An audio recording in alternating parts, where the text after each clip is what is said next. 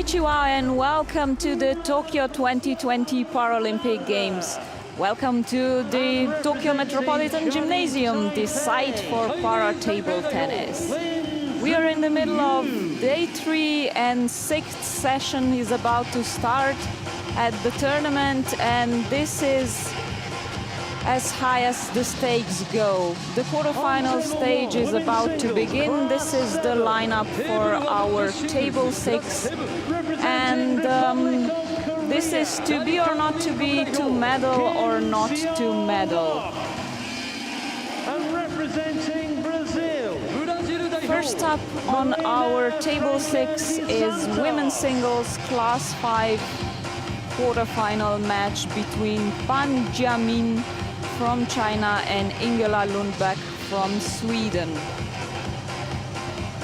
Since the rules changed after the Rio Paralympic Games, and 2 medals will be awarded for bronze for both semi-finalists who will lose their matches. This means that whoever wins this quarterfinal stage already will receive a medal.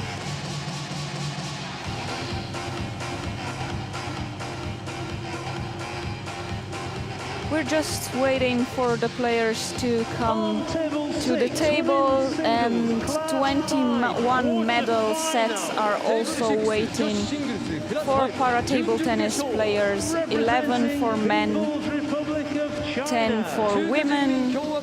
Para-table tennis being played across 11 classes, with classes 1 to 5 featuring wheelchair sitting players, 6 to 10 for standing, and 11 for athletes with intellectual impairments. This is the 2 players who are coming to our table. Table number 6 out of 8 competition tables in this wonderful arena. A bit unusual for table tennis players to have red backgrounds. They're more used to playing against bluish, greenish backgrounds. Nevertheless, Paralympic Games are a competition in a league of their own.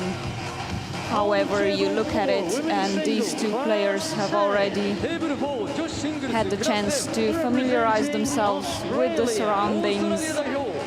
Jiamin played her preliminary stage in Group C, won both her matches, 3-love against Tamara Leonelli, 3-2 against Soo-young. Lundback competed in Group A, was defeated 1-3 against Zhang from China, and won 3-0 against Faiza Mahmoud.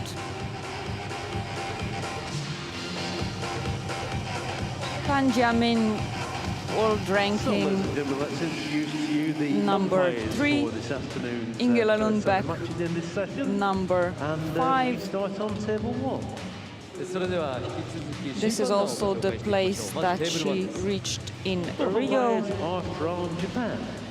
so I'm sure she'll be eager to make this final step to the medals this time. Pan using some straps on her feet. This, of course, is allowed only if so stated in the player's classification card, which has to be cleared by a medic, by a classifier. And from India, Lundback with a bronze singles medal from London 2012 and a silver from the last World Championships in 2018 in Lashko. 46-year-old. From the Russian Federation, Pan, 24 only. Used to play para darts at provincial level in China, but was scouted by a coach to join the table tennis team.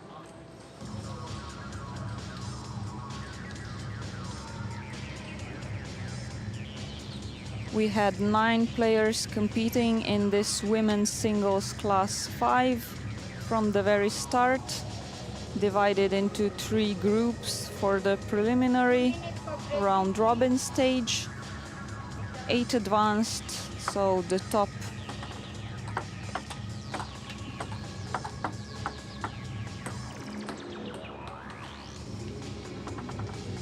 actually only 1 player was knocked out of the competition before this quarterfinal stage, while the winners of groups A and B already proceeded to the semi-finals. 2-minute warm-up now for Ingela Lundback. Here you once again can see her success in the round robin stage.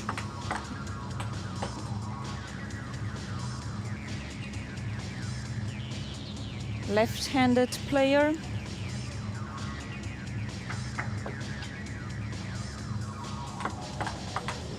And the short presentation of the umpires team. Only the best umpires in the world get to sit at a table at the Paralympic Games. International blue badge umpires.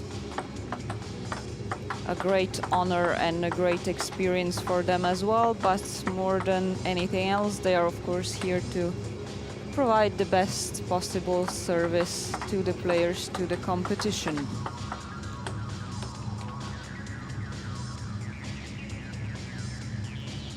Pan right-handed, Lundback left-handed. As in most racket sports, this is considered to be an advantage, merely because most players do not face left-handed players as often, so they're not used to it and are thus forced to kind of turn a 180 on their game strategy. Forehand is on a different side of the table, backhand is on a different side of the table. The elbow is elsewhere. Class 5, the top class in sitting categories. Generally speaking, the lower the number of the class, the higher the impact of the impairment. So in higher classes like class 5, we can expect players to be able to move more quickly, play quickly, come back into the position for the right shot better, also better balance. And Pan now already starts with the first point on her serve. Stretch her out. Lundback successfully. Luck on this attack return.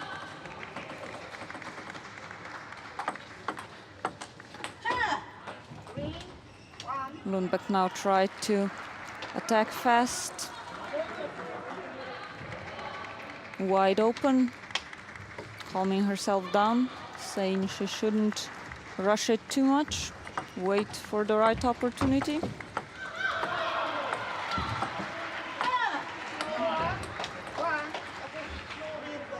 A bit of chop. Pan seen here picking up the ball herself. Para-table tennis athletes do have a chance to have ball pickers help them with that normally. And we see one sitting in Lundback's corner, now assisting. They don't have to, of course, if they don't want to.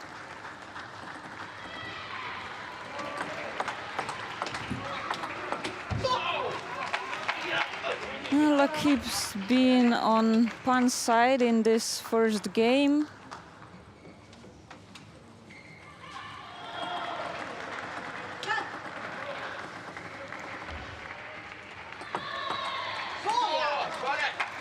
But Lundback managed to close in.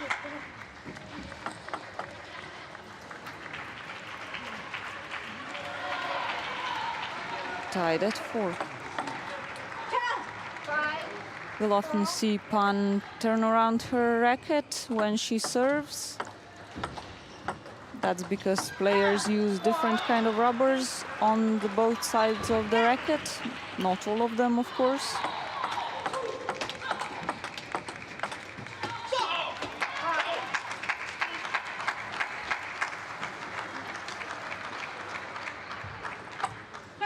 Six, 5.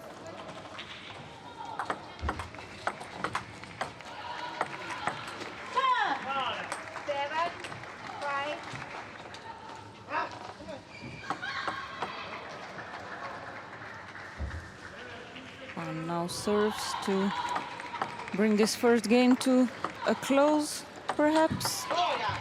She tried to lean to get into the position for this forehand attack, but the ball was too much into her shoulder. This, of course, being one of the sore spots for para-table tennis players sitting in wheelchairs, as they have difficulties positioning themselves. No trouble on this forehand attack, though, down the line.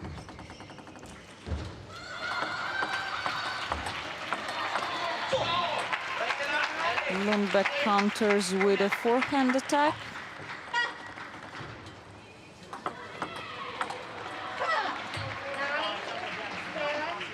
But Pan will now serve at 9-7. Should she take advantage of both of her serves, she will also take home game one. She needs 11 points to win a game and 3 games to win the match.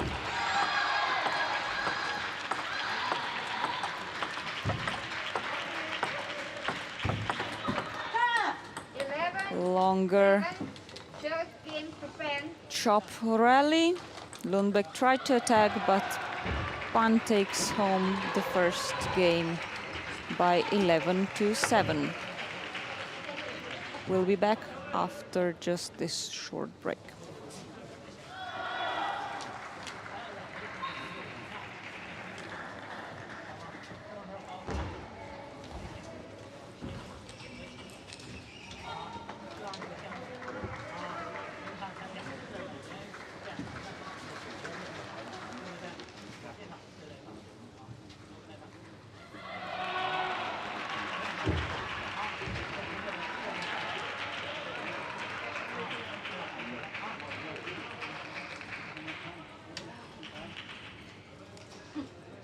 The players are returning to the table, changing sides as they will begin the second game of this women's singles class 5 quarterfinal match between Pan Jiamin of China and Ingela Lundback from Sweden.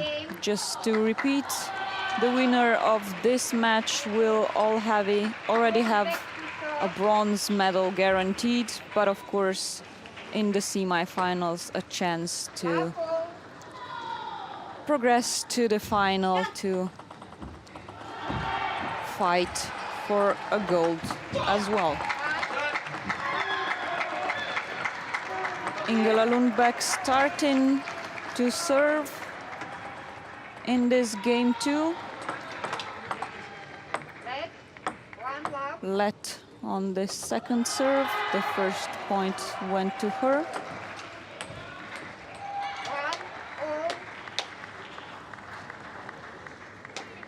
And the gift of the first point to Pan on this missed serve.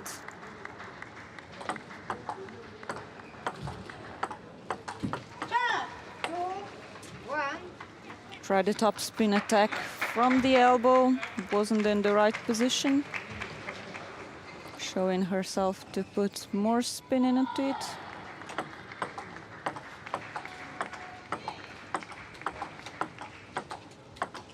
Backhand to backhand pushing. And then shortened to the forehand of Pan. She got to the first one, but not to the second.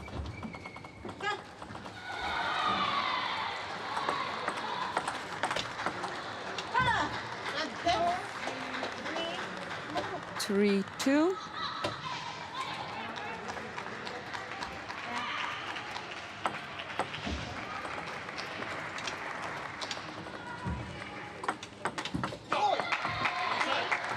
Fast serve this time, managed to surprise Pan, and it's 3-all.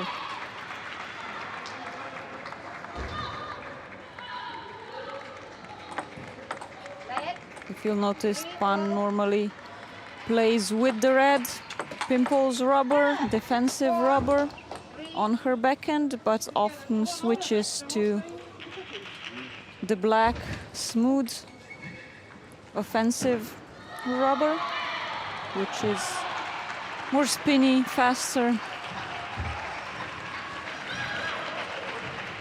Turns the racket around right after she serves. This is, of course, to allow her to put more spin on her serve.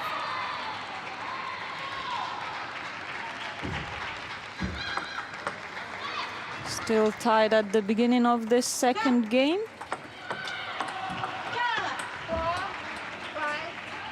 Another attempt at an attack by Lundback. Wrong arm movement, she says. She did it well this time. And they're back to a tie on 5.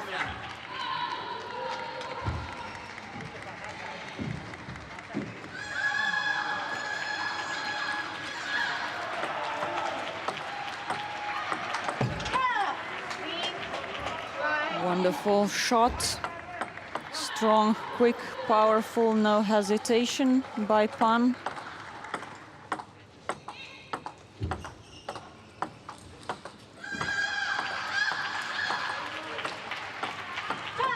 Pan playing to Lundback's elbow area, while Lundback trying to move her Pan left and right on this chop.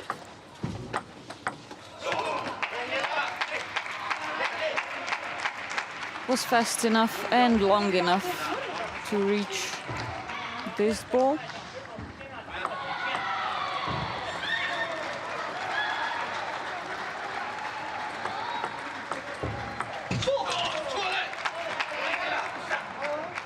Very good wide angle by Ingela Lundback.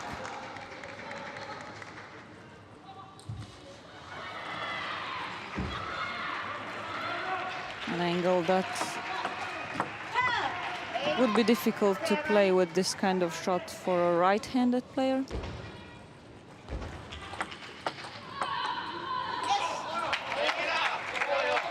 Too long a push. When pushing, of course, the players attempt to either play very long to the very long line of the table or really short and to the corners. The middle of the table is off limits. That is the easier to attack from that area. Lundback now in position to win this game 2 with 2 game points. And she's the one to take it home this time. Game 2 goes to Ingela Lundback. Jiamin won the first one, 1-1, and we'll be right back.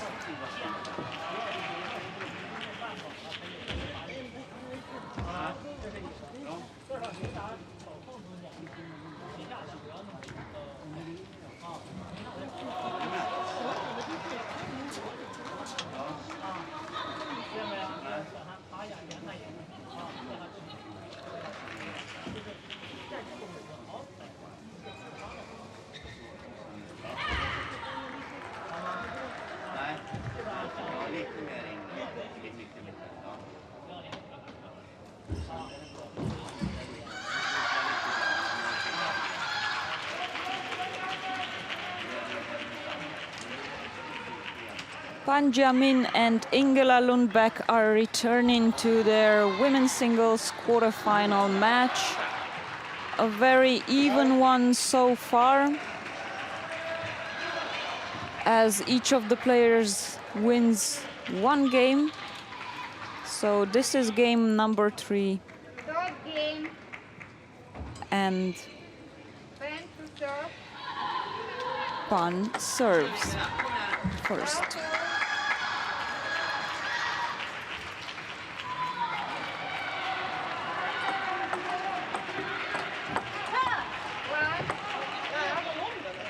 Wins her first point as well.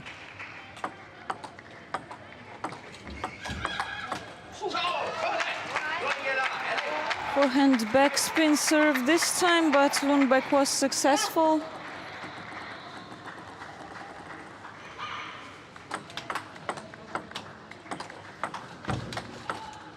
Lundback opening the game from the very start of her serve. Moved Pan from one side of the table to the other and was successful with her forehand down the line, across tables. Some frustration now on Lundback's side.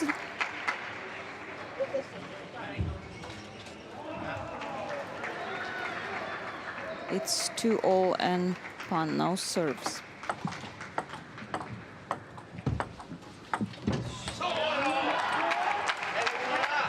Enthusiastic Lundback's coach Daniel Ehlermann for this shortened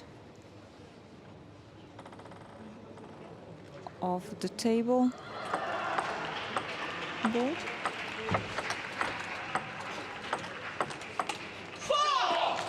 Same tactics as in 2 points before. Attack to the backhand and changed it to the forehand. Lundback.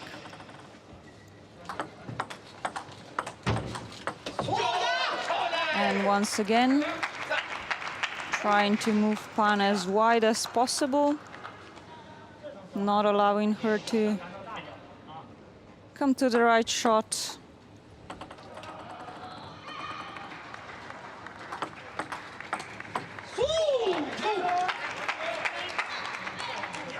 Seems to be working very well in this game 3. Lundback leads 6-2.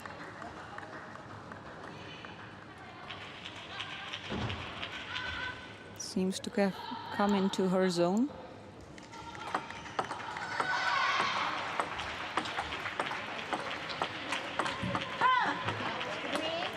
Pan waking up, wanting to be the first one to attack, not allowing Lundback to control the game.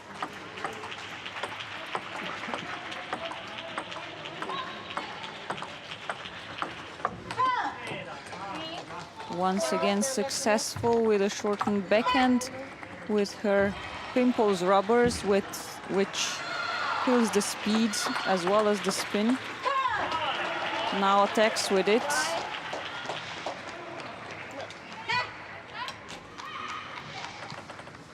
Lundback almost out of her 4-point lead already. There it is.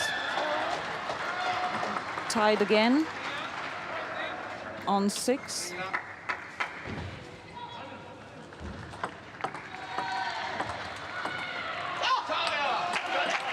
Some body-to-the-body play. Too long for Pan.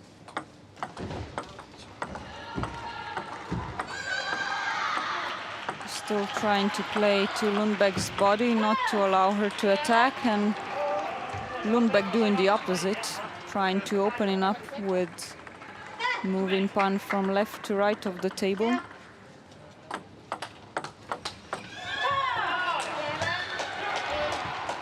Pan very aggressive in this second part of game 3.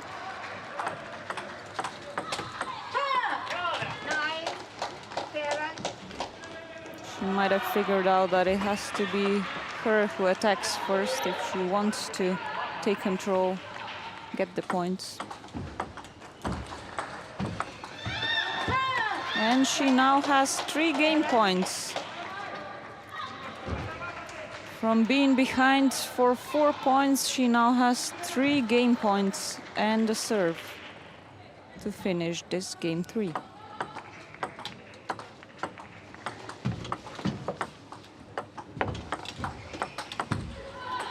And yes, third game goes to Pan, 2-1 in this women's singles class 5 quarterfinal.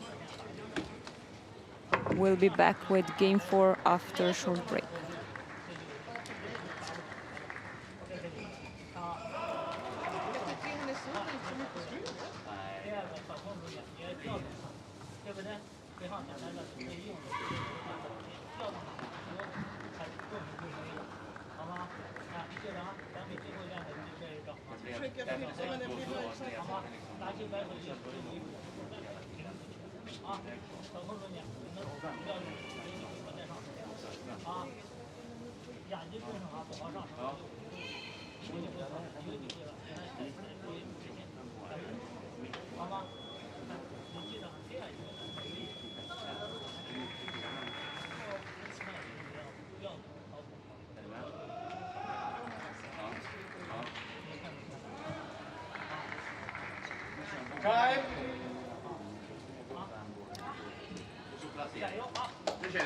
Here we are.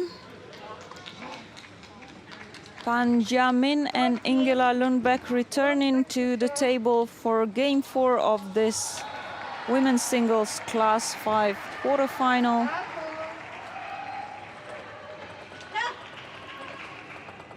The winner gets to take home a medal, at least the bronze one. The defeated party finishes singles competition in this Paralympic tournament, as this is the knockout stage of the tournament. Lundback made good use of her first 2 serve, pointed on both.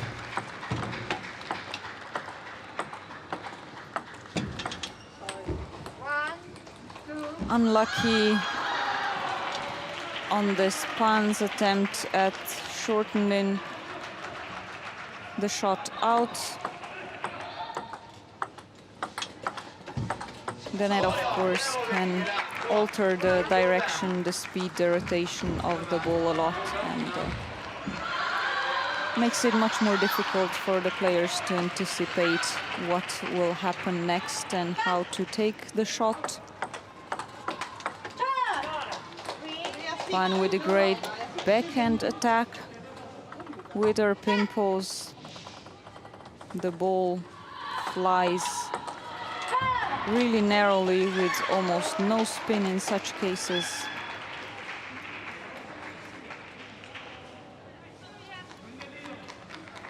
And they're tied once again. Lundback tries with the backhand attack, top spin, not enough in her arm motion, not enough spin to turn it around.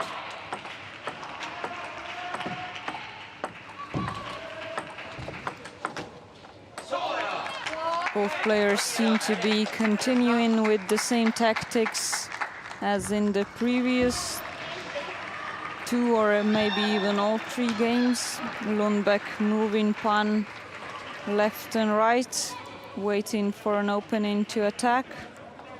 Pan keeping the ball long in Lundback's body area, elbow area, trying to prevent an attack.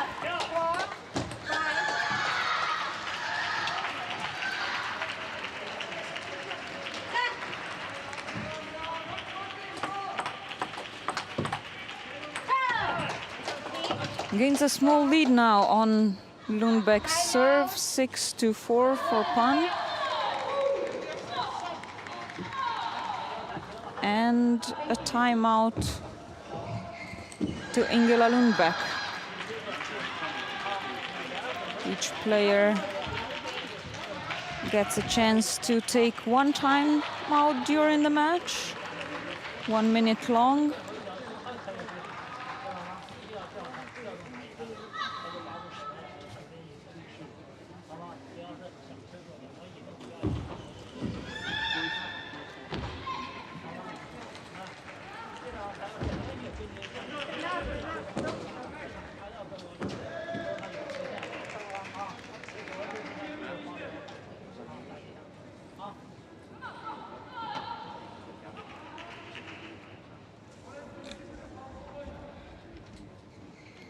Pan now returns to the table, but Lundback has another 5 seconds of her timeout.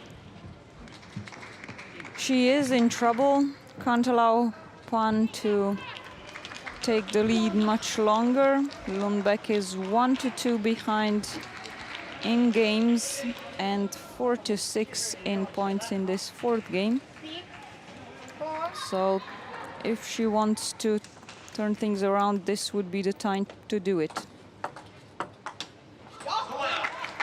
First to win 3 games, remember, is the winner of the match, proceeds to the semifinals and already guarantees themselves a place on the podium of this singles para table tennis tournament.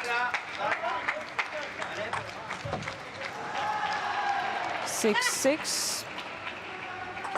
Timeout did do well to Ingela Lundback. 7-6. 3 consecutive points. And now the Chinese coach requests a timeout.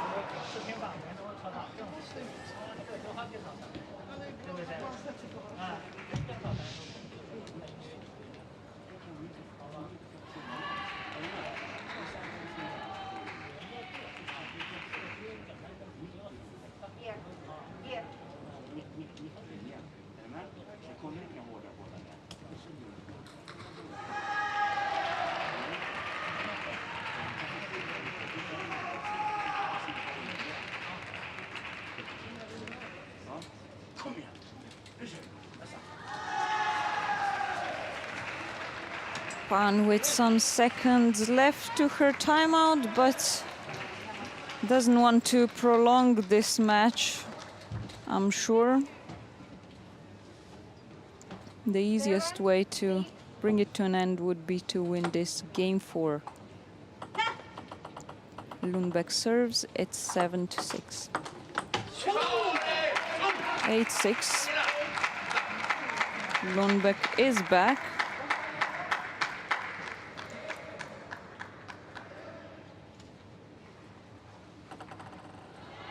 Can Pan be more successful with her serve? She is. This is quite a typically very backspin serve with her forehand, with the smooth rubber, put in a lot of backspin on it. Forced Lundback to return the ball into the net on the first one.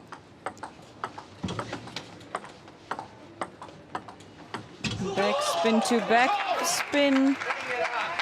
Lundback is the first one to shorten.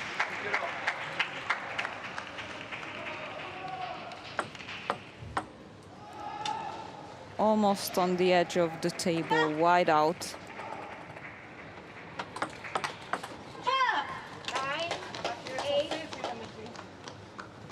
9-8. One more serve for Lundback.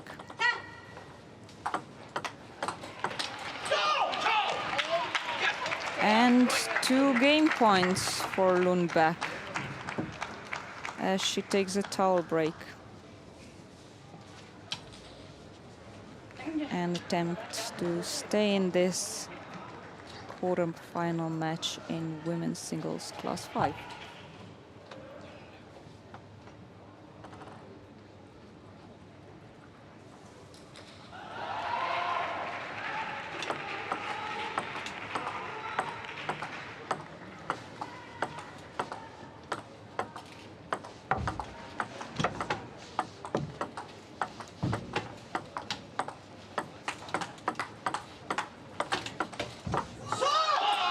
Careful game for the start, and Lundback takes home this 4th game. It's 2-2. Pan versus Lundback will be back for the decisive game 5 in just a few moments.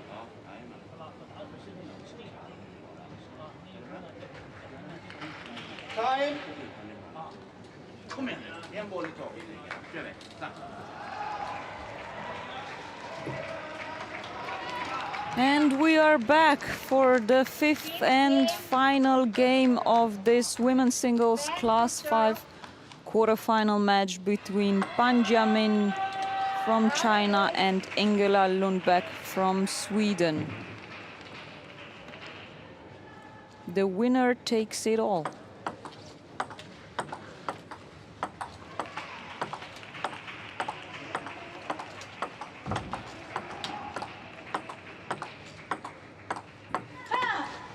Started both of them with careful body-to-body backspin chops.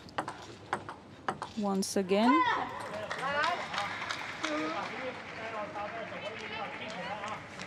Unsuccessful on both of those times. Lundback serves now.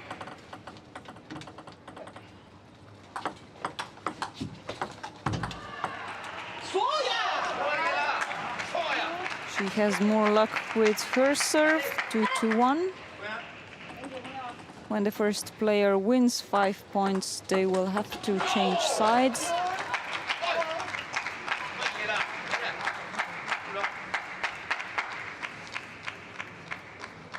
A small specialty of game 5.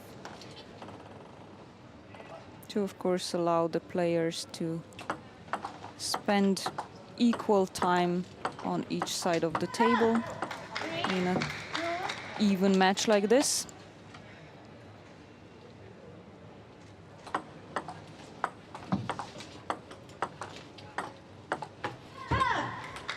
Lundback now trying once again to move Pan across the table from left to right. She missed though, and Pan leads 4-2. She tried with a topspin serve and managed to surprise Pan.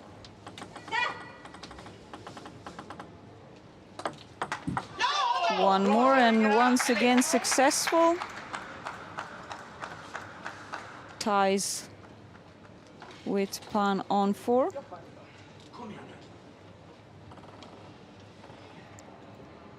So we will be seeing a change of sides after this next point.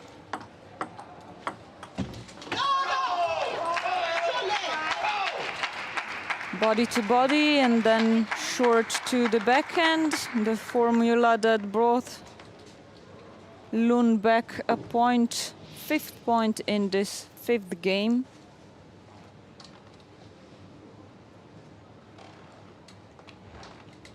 That will decide which one of them will face Abu Awad from Jordan in the semi-finals. Abu Awad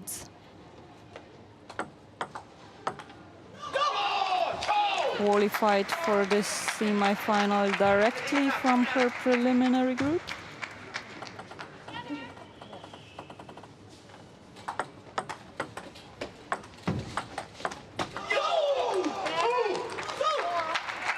Seven, 4.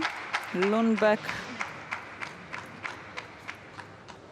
in a lead after she was behind 4-2, so 5 consecutive points at the right time.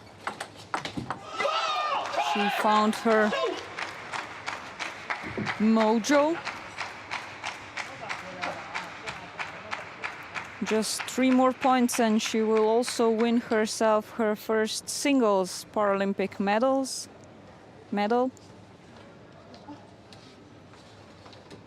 She was 4th 2 times in Rio in singles and in teams.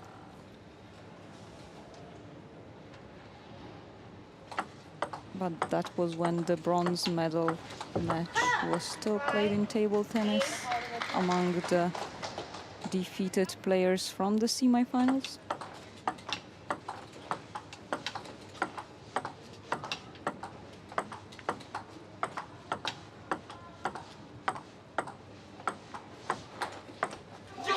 Long rally and the smart, slow topspin attack by Lundback.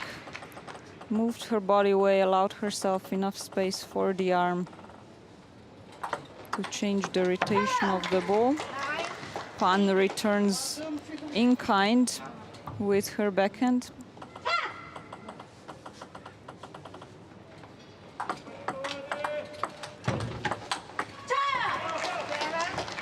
And the forehand now as well. Pan seems to be realizing backspin to backspin wasn't working for her. Trying with more attacks now and is successful.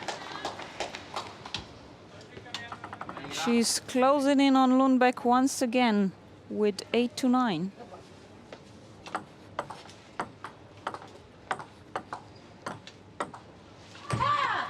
And Lundback misses on this attempt to shorten from body to body push rally.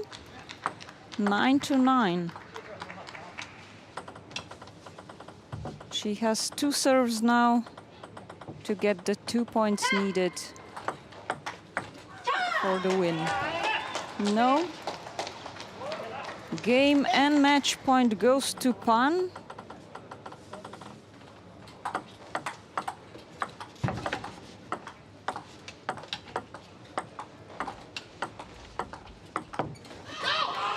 No, and we are in a tie break, 10-10. The first player to now gain a 2-point advantage will win the game and the match. They will alternate the serve after each point. Another attempt to shorten by Lundback, but Pan was waiting for her with a forehand.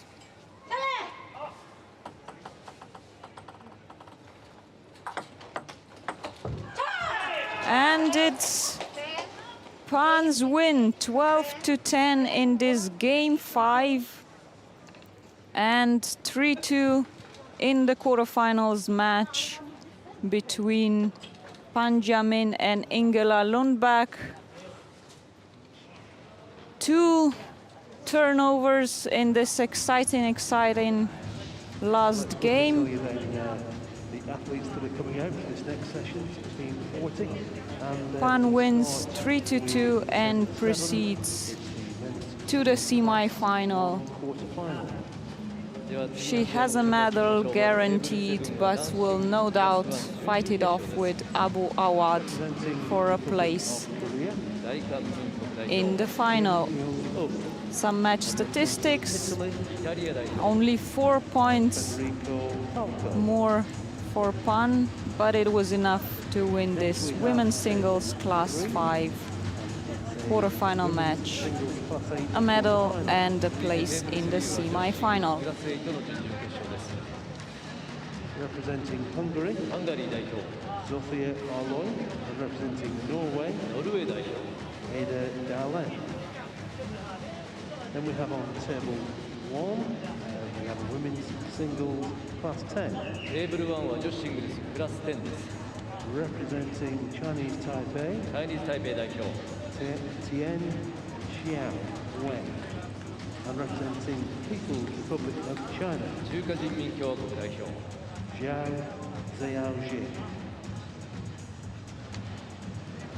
On table 5 is the men's singles class 1 quarter-final. Representing the Republic of Korea, Soo-young. Representing Cuba, it's Julio Fernandez Izquierdo.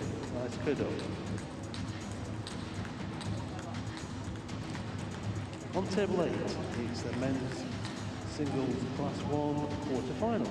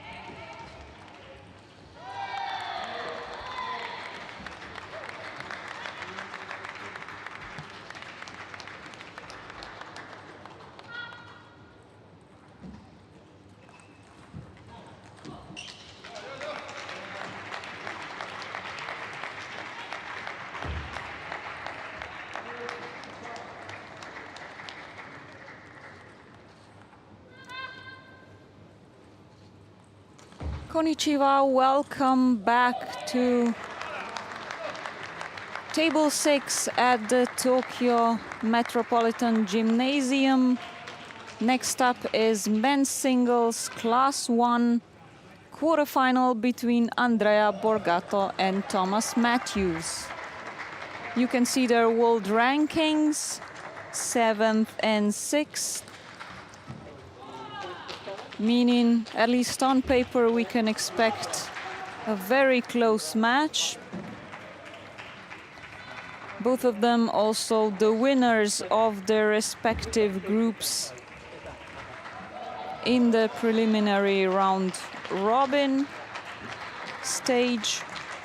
Borgato competed in Group C, won 3-1 against Miao from Hungary and 3-1 against Godfrey from the USA. Matthews, Group B, same scores, 3-1 against Nam Ki-won, 3-1 against Dimitri Lauro.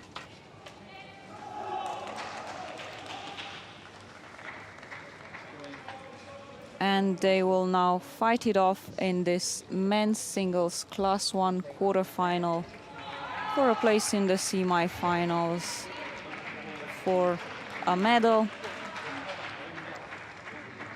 Here Thomas Matthews, the 29-year-old, together with his coach Neil Robinson, himself a 10-time Paralympic participant, 7 times he competed as an athlete, 7 Paralympic medals. And now these are his 10th Paralympic Games where he's accompanying the newcomer Matthews. No doubt a lot of experience he can share with him.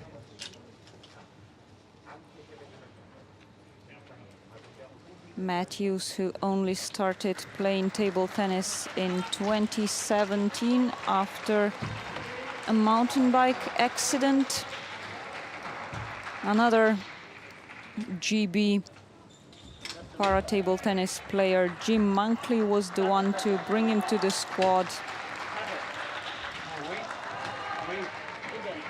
Says he's the one who had the most influence on him. And it's all his fault that he's playing table tennis, as he was very reluctant to do so.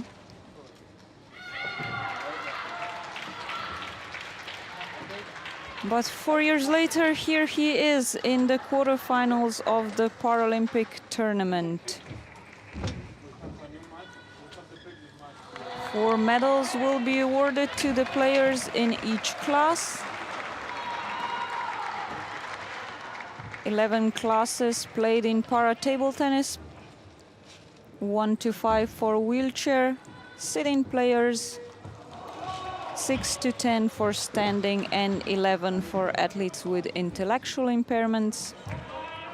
The lower the number of the class, just to repeat for those of us who haven't been with us before.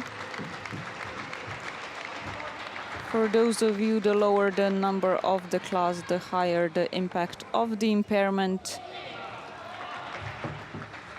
we will be watching a Class 1 match, meaning that this is the lowest class. The players have the most severe impairments on their body: quadriplegics, tetraplegics, reduced mobility of their arms,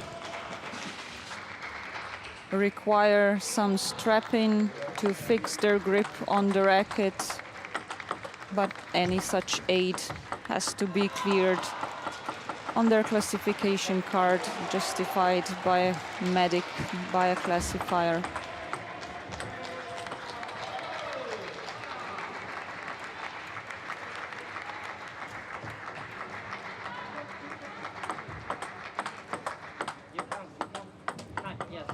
Some warm-up for the both players, although you just saw that they already have played 2 matches each in this arena. A short introduction also of our umpires. Only the best ones make it here, just like only the best players.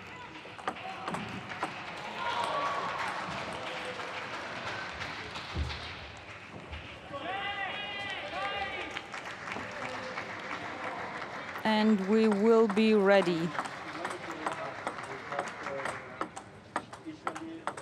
As I've mentioned, there will be 4 medals awarded, 2 bronze medals to the players defeated in their respective semi-finals, which means that whoever succeeds here will already secure themselves a medal, but of course also a chance to still win in the semi-finals and compete for the gold in final.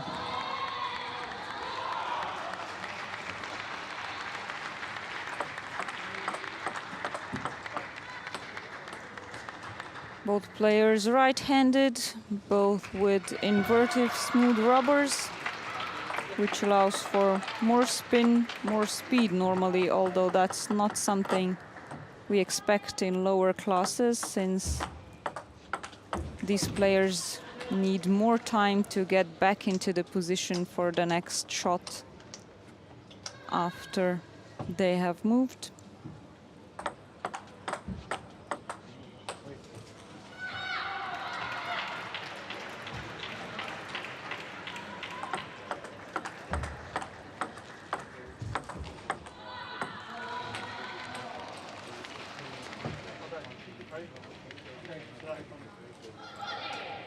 Borgato has been in Paralympic quarterfinal stage 4 times already, twice in singles and in the team event in 2012 in London, and the same in 2016 in Rio. So this is his first chance to advance 1 step further. Says he likes the complexity of table tennis, as it brought him the pleasure of facing different difficult situations. Okay. Just a moment. Every time through it, Tom. Yeah. The coach will be allowed to cool him down a little bit. The lower classes, the quadri and tetraplegics, have difficulty with their body cooling systems, and in a hot environment such as we have in Tokyo, that is of course a big problem. Level. And now we are ready. Matthews to serve, level. 1 plus. Missed just by the width of the net. Borgato on the first return. Forehand to forehand.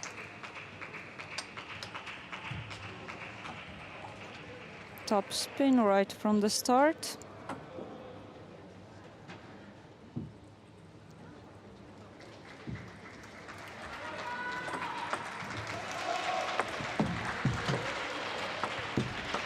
Matthews tries with a loop now, but Borgato is lucky on the net twice this time during the rally. The second one was just too short for Matthews to get a let. 2-1.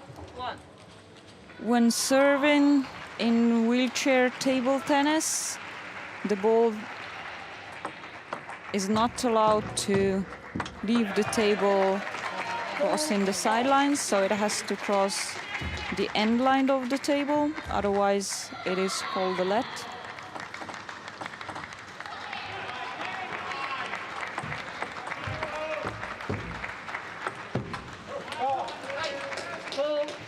Beautifully shortened. Matthews' timing wasn't exact on the return. Once a player in this class 1, which have reduced upper body balance, throws themselves on the ball, in such cases of loops, there's no coming back. So if you miss the timing from the beginning, you can't really correct it.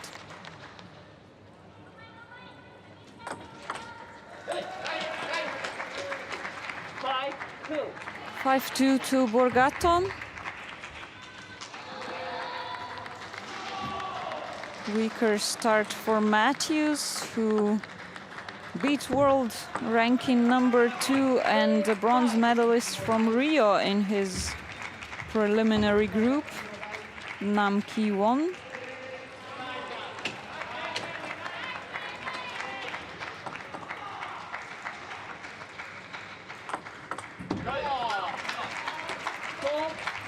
Fast serve, successful in surprising Borgato.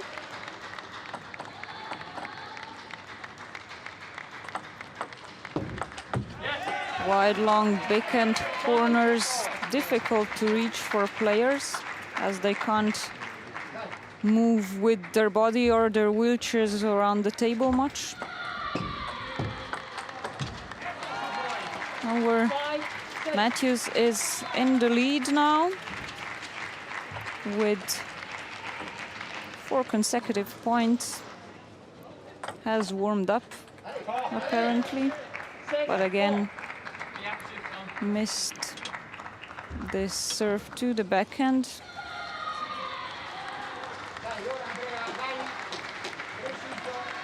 Difficult shot, as I've mentioned, difficult to reach.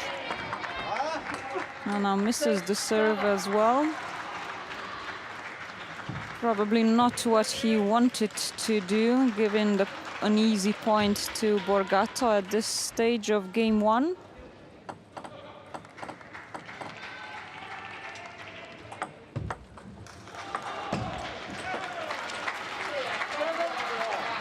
Lots of feeling in this successful backhand top spin. Not necessarily strong or fast, but very well placed.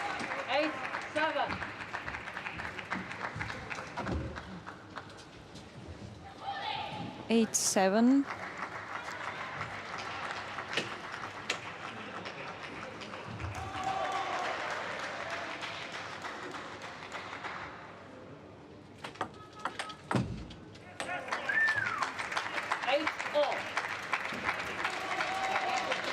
The block unsuccessful, although Borgato was waiting for the attack. 8-8. Another serve missed by Matthews. He's gonna beat himself up for this if he doesn't win the game.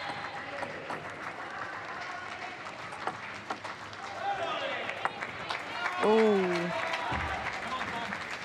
Just a centimeter or two, too short.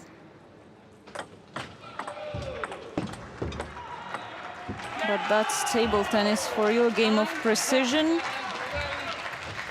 Precise, wide out, shortened ball for Matthews, and 1 game point as Borgato serves.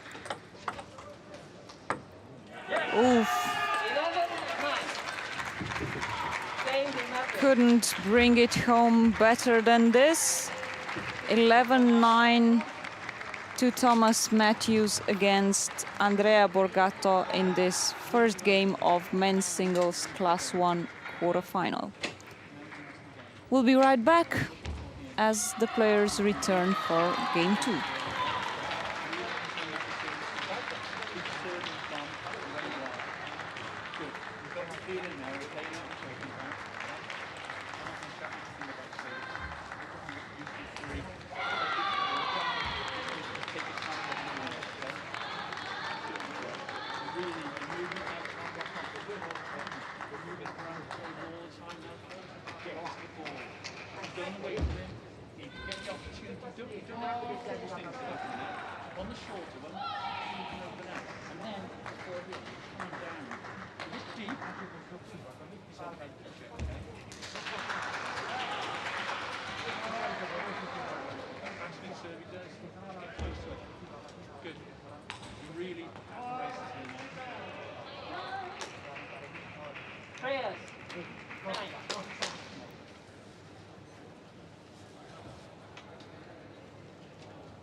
Time's up, and after some refreshment for both players, Borgato tried to cool himself down a bit again with water spray. Matthews get some energy with a banana. They should both be ready now for the second game of this men's singles Class 1 quarterfinal.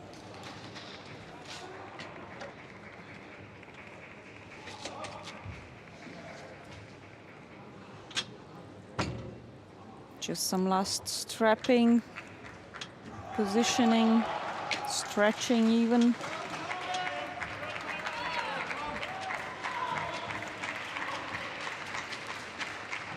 Matthews wipes down his racket to remove the dust, to moisten it a bit, allowing better grip, better traction for the ball. More spin, whichever direction. Second game. Borgato to serve. Love off. And Borgato starts to serve in this game 2. Returns the favor to Matthews by missing his first serve.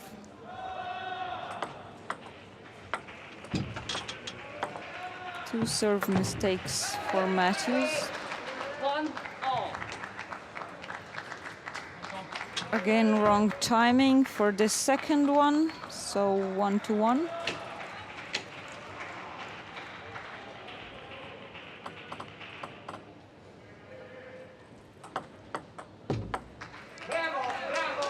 He tried to move away with the body, Matthews, give himself space to do this forehand shot. Didn't work out though.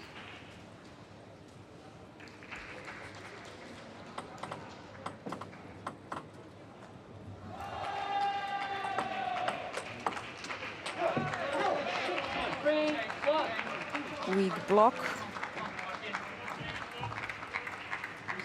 And it's 3-1 to Borgato as he also serves.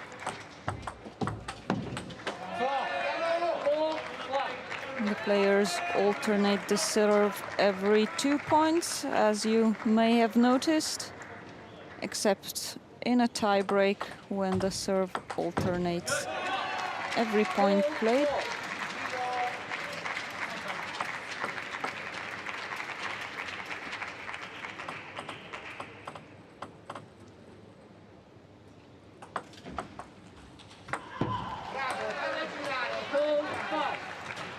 The loop wasn't so short, but Matthews wasn't right on time on this one either.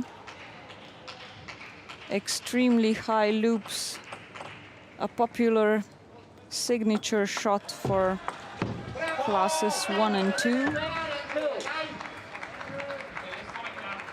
Since these are players with less balance in their upper body, even if they get to the ball, it will be next to impossible for them to recover after making the shot. 7-2.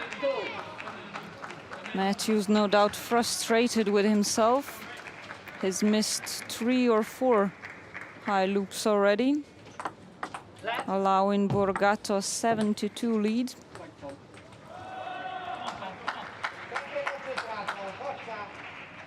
7-2.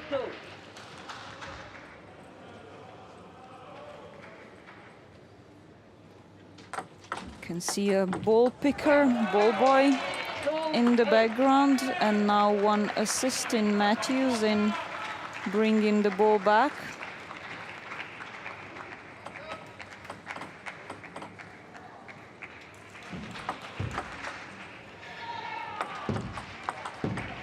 At this time he does it, finally, he's probably thinking. And an excellent forehand down the line shot right after.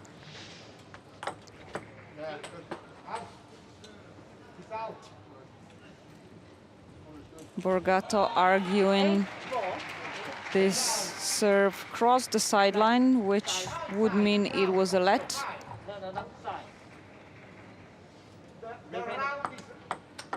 Matthews disagreeing, but the umpire decided to call it a let, I believe. So he serves once again.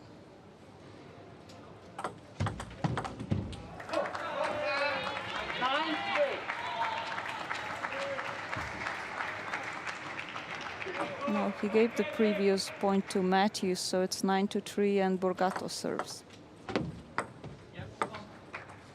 He has a more than comfortable lead, despite not winning that point. It's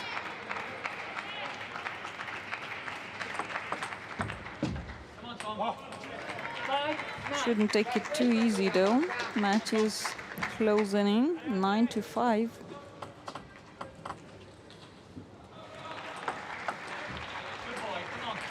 Nine, 6. Misread Matthews' serve, Borgato. Now that one was clearly out, so let.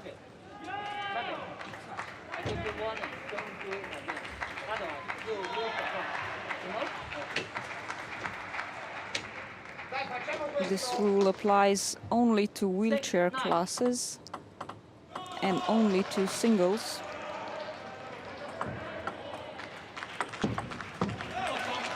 The standing para table tennis players can serve however they want.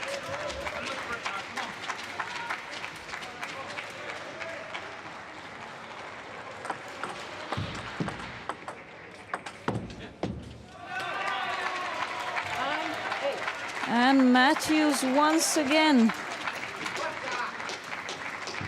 Almost there, 9-8.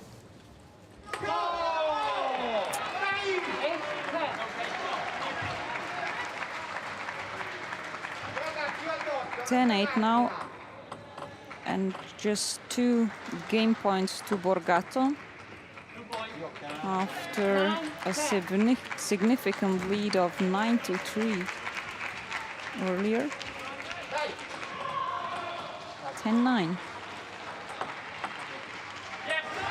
Matthew serves to stay in this game, and he makes it a tie.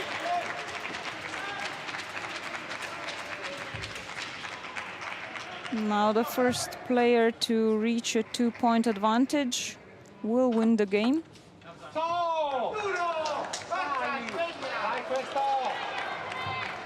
Unsuccessful return on Matthews' side as well, 11-10. Matthews now serves as they alternate serve on each point played.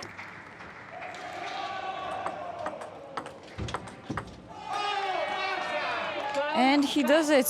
Borgato manages to win this game after all. A huge lead of 9-3 earlier in the game, but let Mi-gyu tie to 9. 12-10 now and 1-1 in this men's singles class 1 quarterfinal between Thomas Matthews and Andrea Borgato. And we're right back for game 3.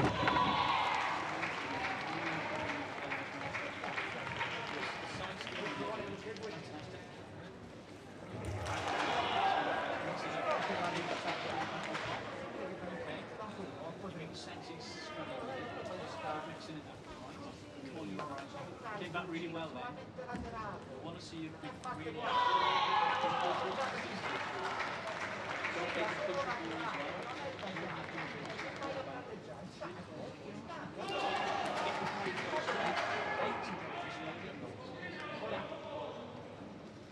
La prima gliela detto, la prima gliela scambia te.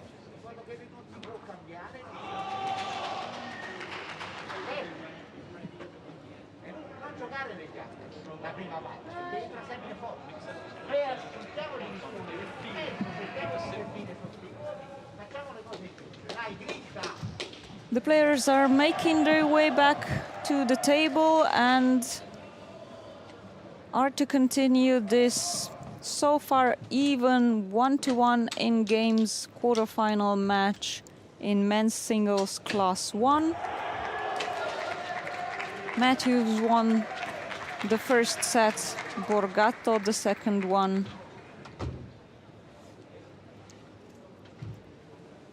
And now after they have set in, strapped the rackets back on,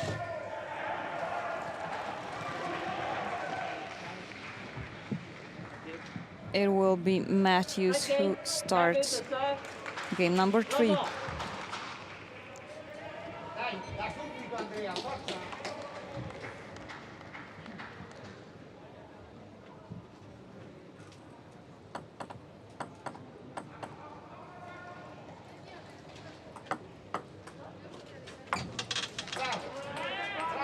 Borgato starting right off with his loop attempts, which were giving so much trouble to Matthews in game 2 and seem to still be doing so in the start of game 3. Great return on this second loop attempt. 1-1.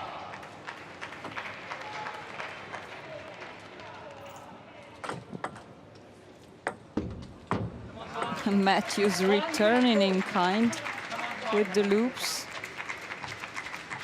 This is, of course, a very difficult shot to make. Risky.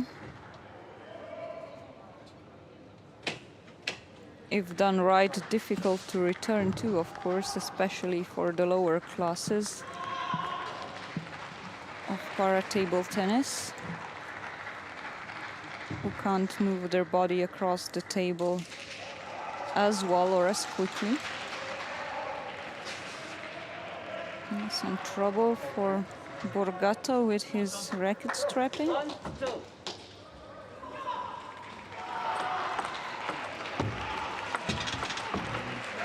And Matthews was right on it this time.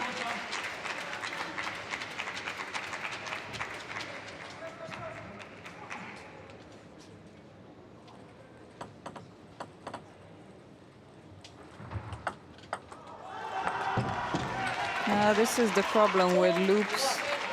If the opponent manages to attack it, the attack will be very fast, very sure. 4-1. Borgato tried to change his attack from Matthews's forehand to the backhand side. Missed it. Successful this time.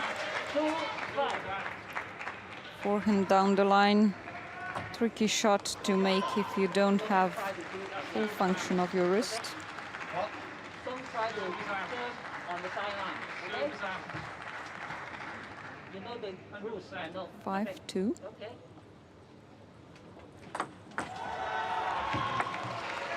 Matthews excellent on his lobs. Looks easy, but it's not. Takes a lot of training, a lot of feeling. 7-2.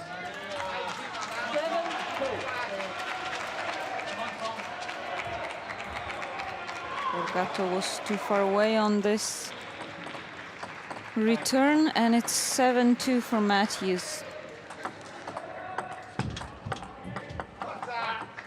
3-7. 7-3.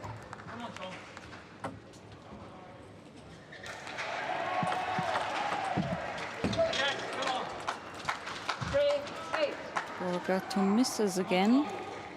8-3.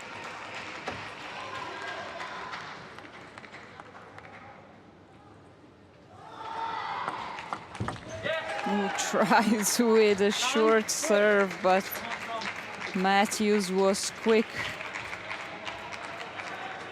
Amazing backhand topspin return.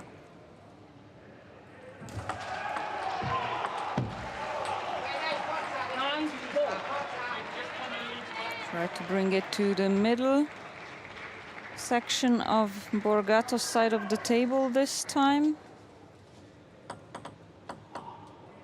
Missed by a bit.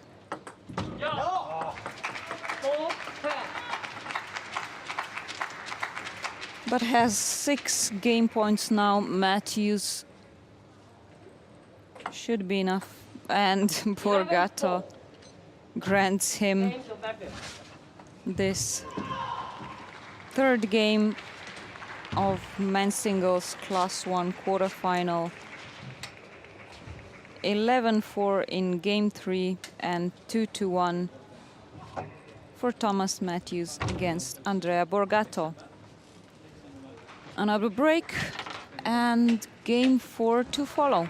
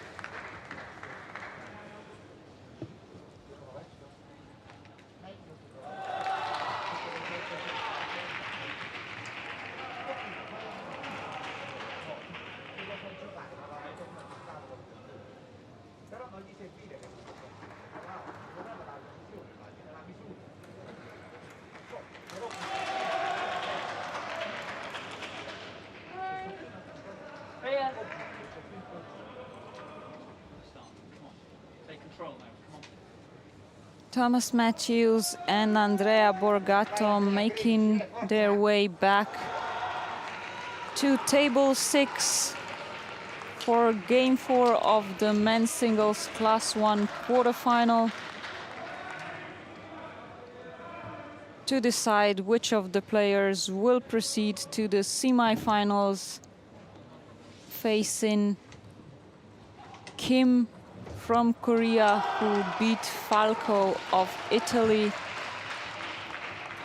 3-0 in the other quarterfinal match.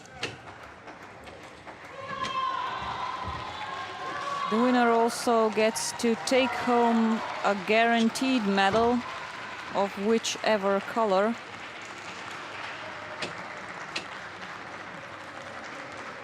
As even the person who loses later in the semi-final receives a bronze medal this year at the para table tennis tournament. A nice change for the players from Rio and the previous games, where they had to battle it off for the third place. Level.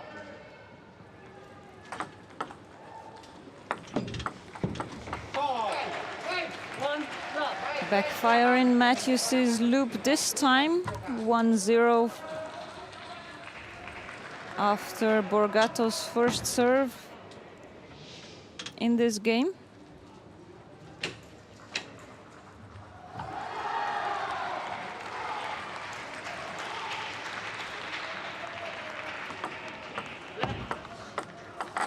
Let.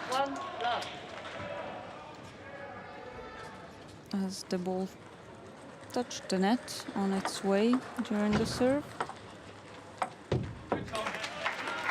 Borgato was on this loop,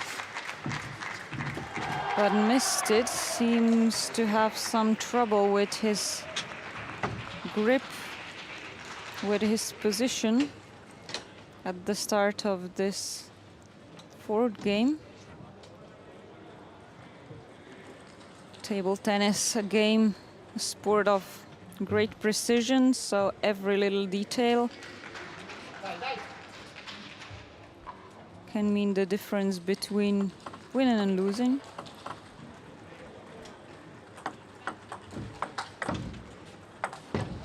Matthews attacks, good defense by Borgato, but first with the forehand and then with the backhand was fast enough to finish this rally.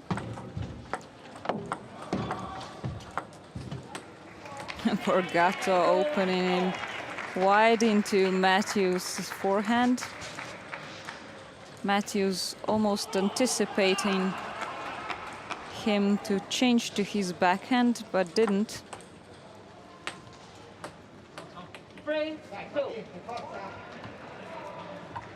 Serve touch the edge of the table. Giving point. No, it didn't. Giving point number 3 to Matthews, so it seems.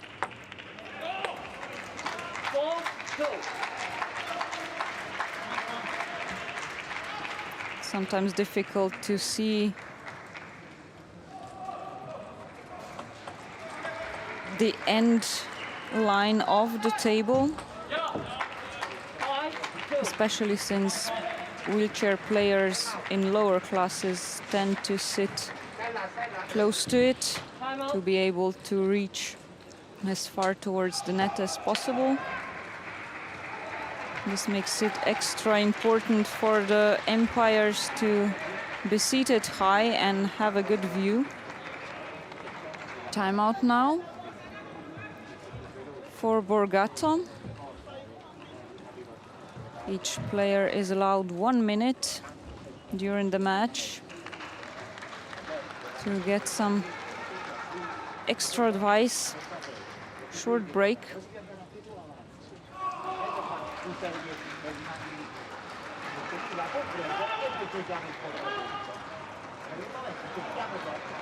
One minute, and here the coach approaches the player.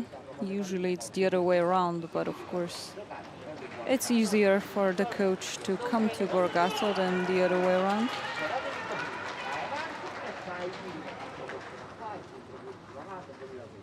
Time. 1 minute is up, and Borgato will have to make do with that if he wants to turn the match around. 5-2, Matthews in the lead in game 4, as well as in a 2-1 game lead. So as para-table tennis matches are played in the best of 5 format, the first one to win 3 games wins the match, and Matthews at the moment is in a good position to do so.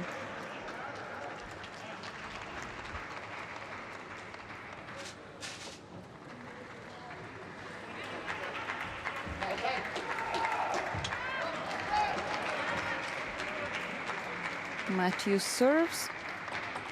5-2.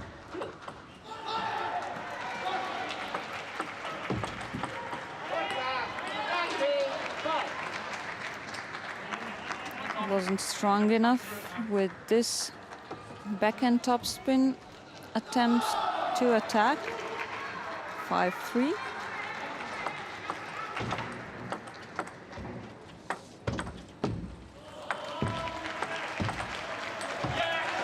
Better this time, 3 shots in a row. Borgato attempted to switch sides, play to Matthews's forehand, but missed it.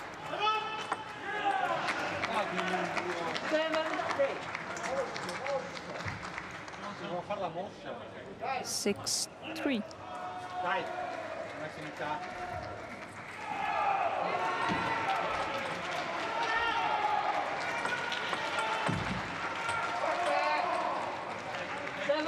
Net forced the ball off the table, winning Borgato's point number 4 in this game.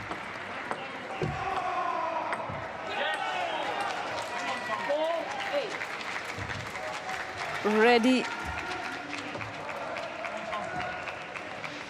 and fast and accurate Matthews on this shortened ball to Borgato's forehand, attempted the same shot once again, but this time Borgato was there. 8-5.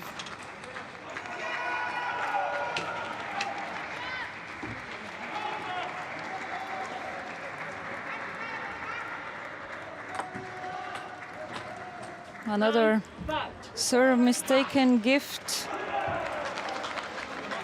by Borgato, 9-5.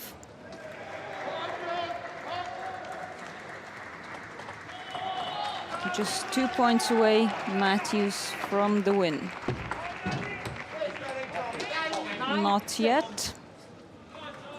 Borgato shortens with the forehand to Matthews's forehand. Too far out to reach.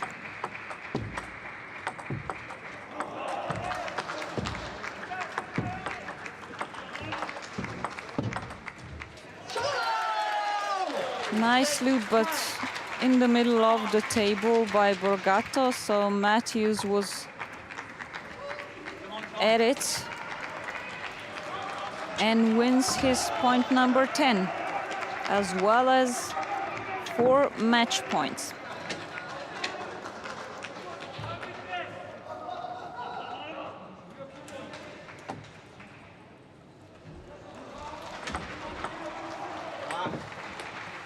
The first one goes out.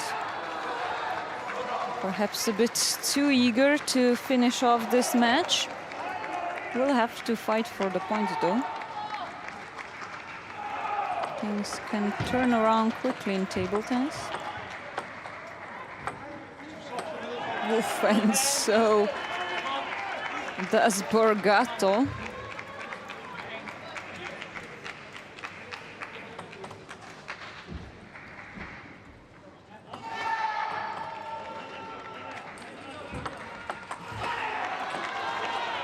Here we are, 10-9, 3 match points already defended.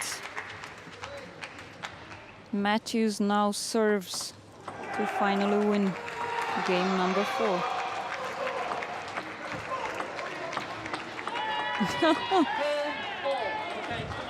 Told you so, I could say. We have a deuce, 10-10, and are going into another tiebreak in this men's singles class 1 quarterfinal.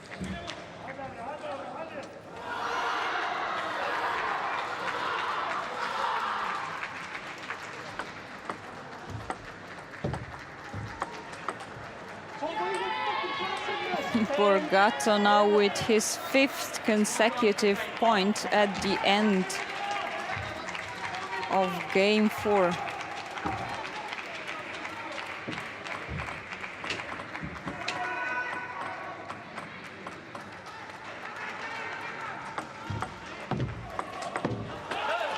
Matthews now finally coming back. Must be frustrated with himself for letting it come so far.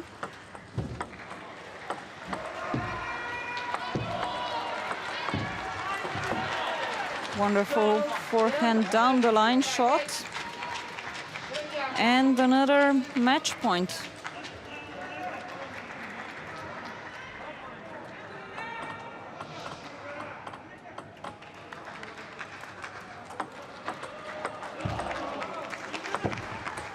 No, he was anticipating it. He was expecting it, but it was too short to make the right angle with his racket. 12-12. Borgato still holding on tight to stay in this match.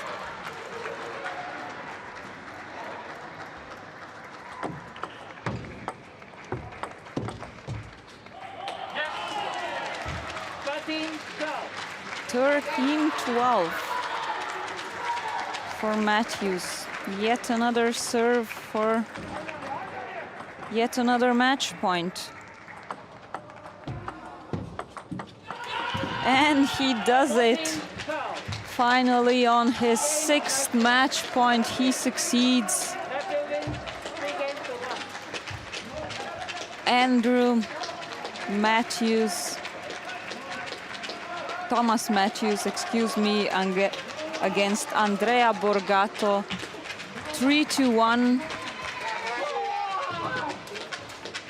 Won the second tie-break game and wins a medal, secures a place in the semi-finals. Except for game number 3, it was a tie match, close match. But now Thomas Matthews will face Kim from Korea in the semi-final in the battle for a place in the finals.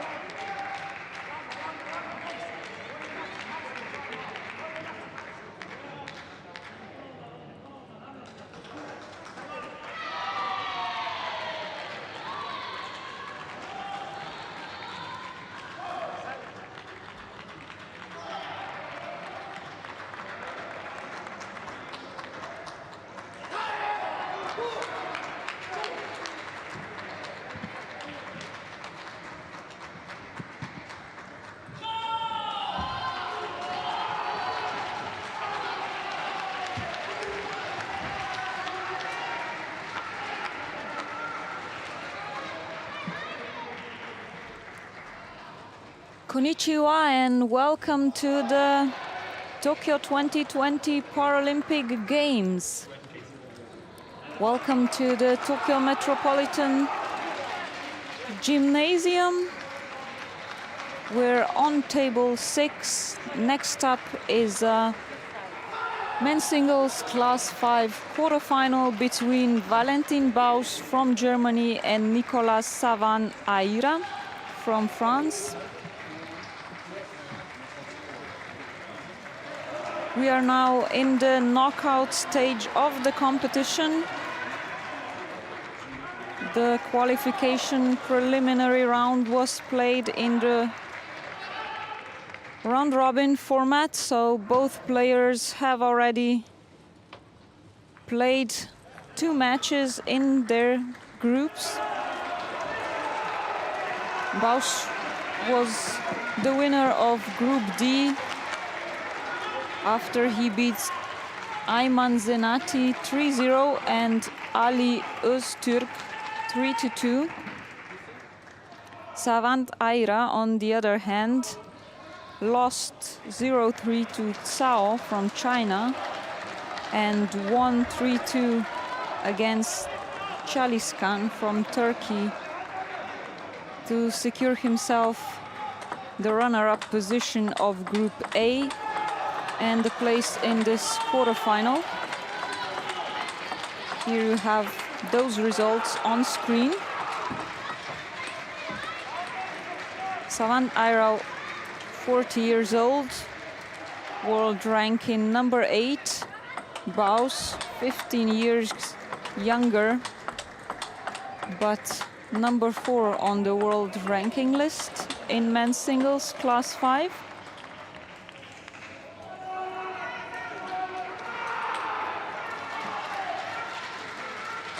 The winner of this match will proceed into the semi-finals and will have already won a medal in this competition, as for the first time since Atlanta '96, 2 bronze medals will be awarded to the players defeated in the semi-finals in para-table tennis.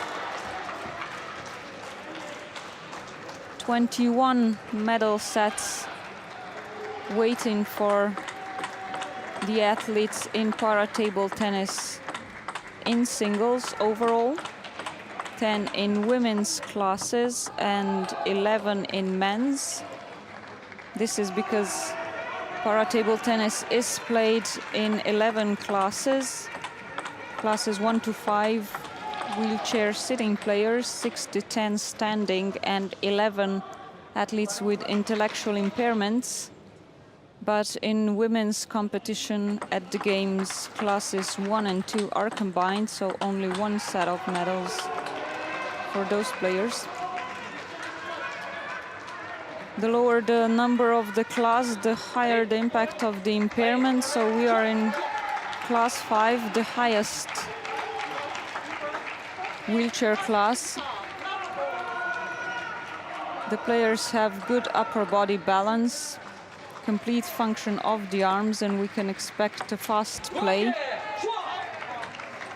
agility around the table, a lot more movement left and right as well as forward and backwards with the wheelchair as in lower classes.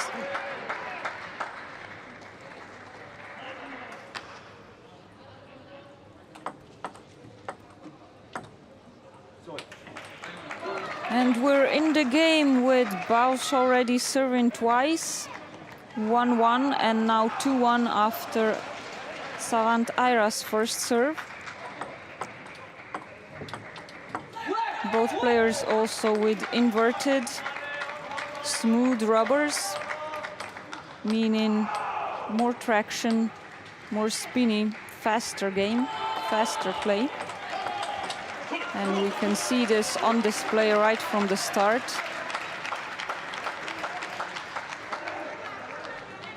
(3-2) as Baus serves.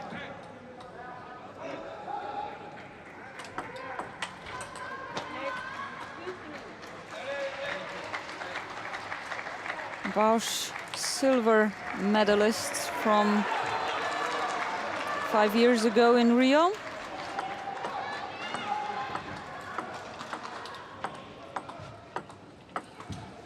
Savant Aira only has 4 team medals from major competitions, but a silver in singles from the 2017 European Championships.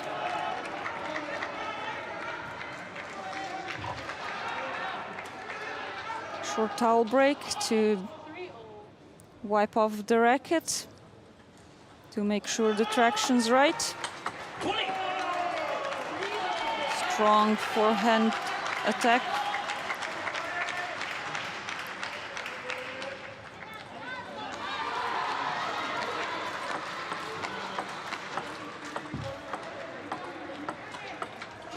And now from the backhand, body-to-body chopping, and Baus saw an opening with his backhand. Aira was already moved to his backhand side.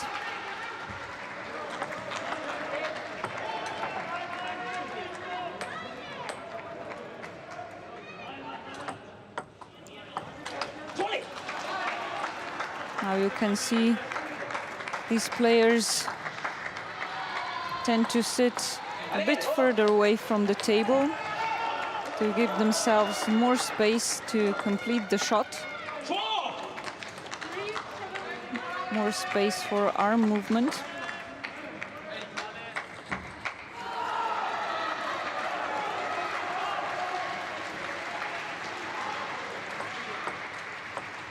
Tomahawk serve by Aira. But Baus points with 2 consecutive strong backhand top spins across the table. Again, the start off with body to body. Long body area being the most difficult one to open up the play from.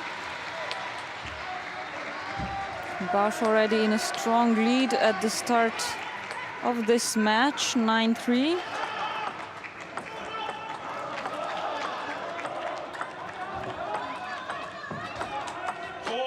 Showing off his dominance with 10-3.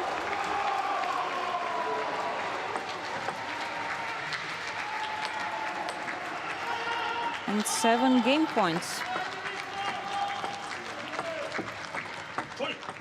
This was a very fast win in game 1 for Valentin Baus. 11-3 against Nicolas Savant Aira at the start of men's singles class 5 quarterfinal. And game 2 to follow after a short break.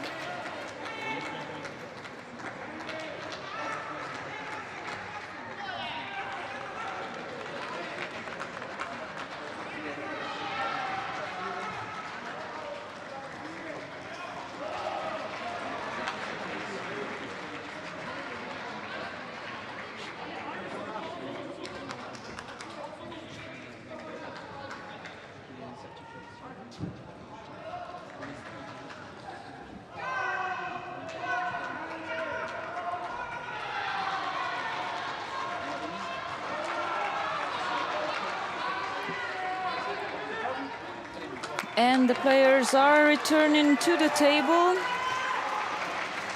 for game 2 in men's singles class 5 match between Nicolas Savant Aira and Valentin Baus, the German in the lead.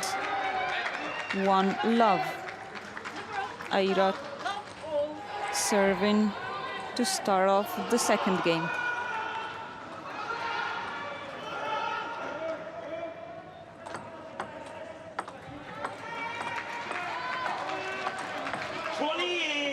From the body, very nice wrist movement, almost from the forehand side across the table to wide forehand of Aira, and Aira gave too much space to Valentin Baus for his forehand attack here. As soon as he gets the chance, he opens up. He does so with the backhand as well.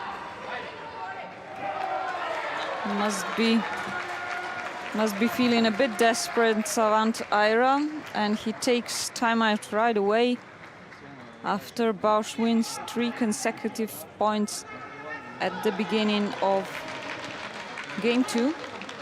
1 minute to make some changes.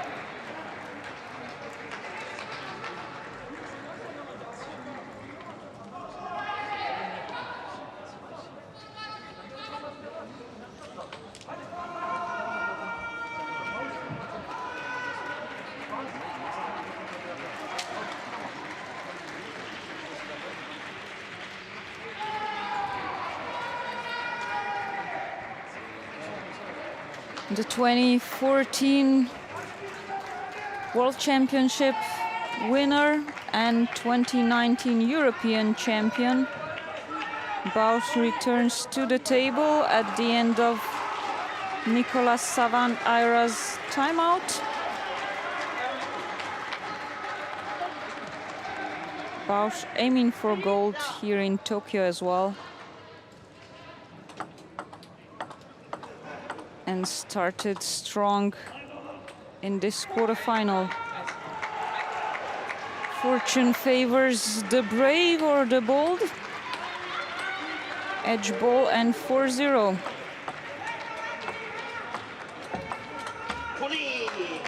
Knew where to wait for it. You can see how far out he traveled with his wheelchair, Valentin Baus, to make this forehand shot. First draw Aira on the other side of the table. And with the backhand equally strong. Some very fast play in this men's singles class 5, as is expected. Towel break allowed every 6 points played. To both players, of course. First point for Aira in this game 2.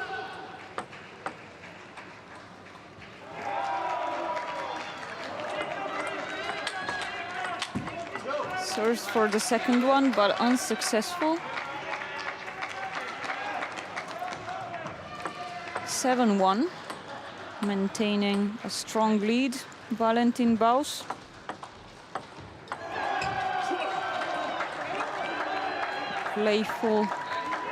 Playfully shortened to Aira's forehand.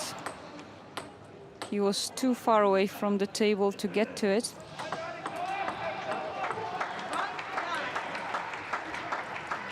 And Baus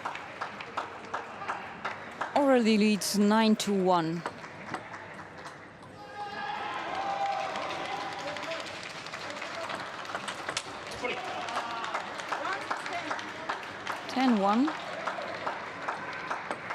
Huge 9 game points. And a slow motion study of his previous shot. Missed on this one, but still has 8 game points.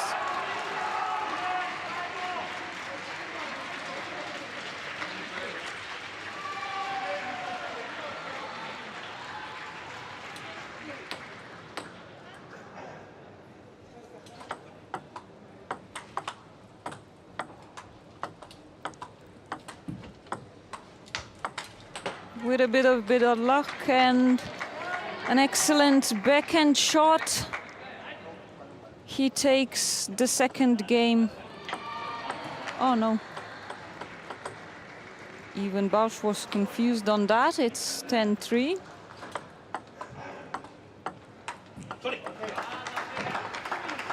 Well, now he's there. 11-3 and a very fast 2-love lead in men's singles class 5 quarterfinal match between Valentin Baus and Nicolas Savant Aira. We'll be right back with the two players for game 3.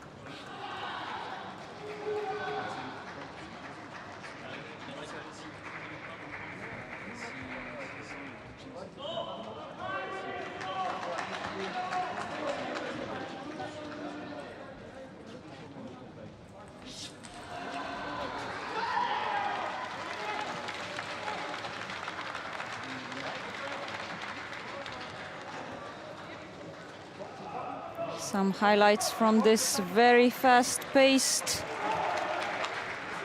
game 2.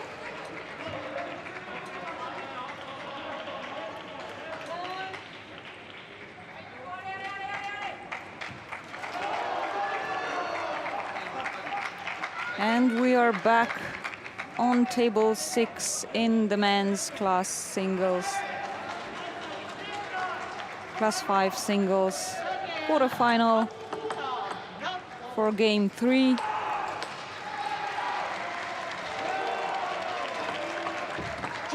No doubt Valentin Baus of Germany will try to make it the last one in this match. He needs 3 games to win. And once again starts strongly with his serve 2-0.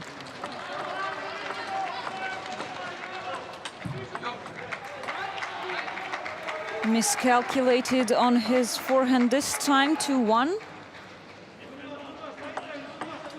And another exhibition of a tomahawk serve by Savant Aira. Didn't do much good as Valentin Baus takes another point and leads 3-1.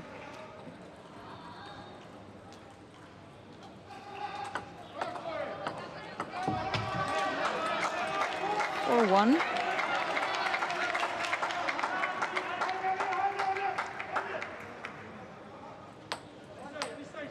Seems to be out of options, Nicolas Savant Aira. And that's what he's saying. He doesn't know what to do.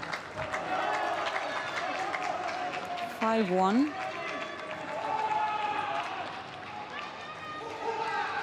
Towel break quickly for the student of industrial engineering, Nicolas Valentin Baus.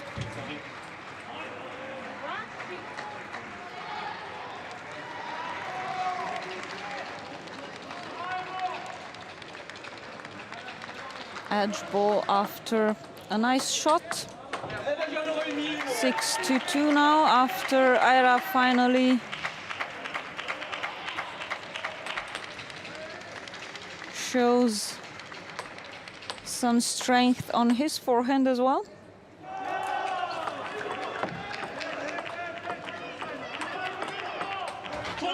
Once again, body-to-body push. Savant Aira opens up with the forehand, but not too much speed, so not much trouble for Baus to counter either.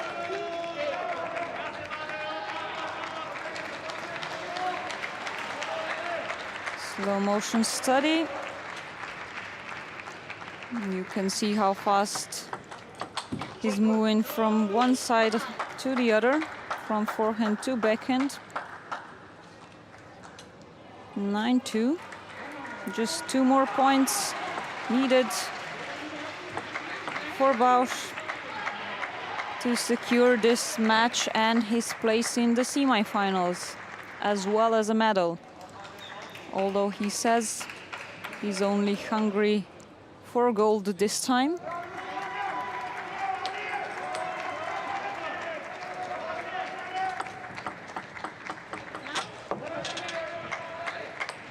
Needs to keep up concentration till the very end, though.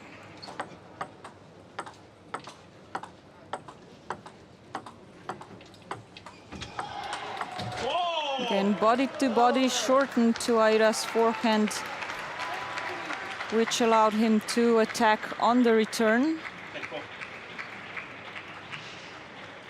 And it's 10-3, so 10-4, excuse me, and it's 6 match balls for Valentin Baus, Germany. This is it. Valentin Baus, world ranking number 4 in men's singles, class 5, quickly steps over Nicolas Savant Aira in this men's singles class 5 quarterfinal with 11-3, 11-3 and 11-4, 3-0, receiving congratulations from his coach Volker Ziegler, that's the national team coach, and will now proceed to the semi-finals where he'll be facing the winner between Tommy Urhaug and Jack Hunter's Privy. The match is still going on. So for now, after a quick win, Valentin Baus can await his place in the semi-finals.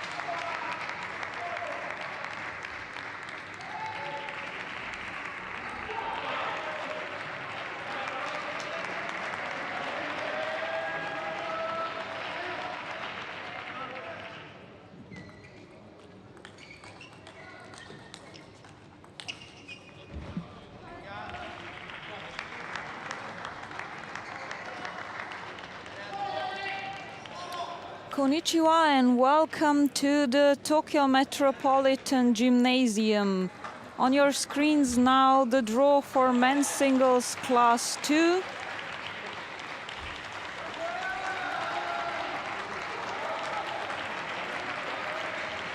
We are in the middle of day 3 and 6th session of para-table tennis singles events. In the quarterfinal stage now across all 11 classes, classes 1 to 5 in para-table tennis played by wheelchair sitting players, 6 to 10 for standing, and class 11 for athletes with intellectual impairments. Here on table 6 we will see the men's singles class 2 quarterfinal match between Alexander Yezik from Ukraine and Soo-young from South Korea. The players now doing the toss to decide who starts to serve, which side on the table the players will start playing on.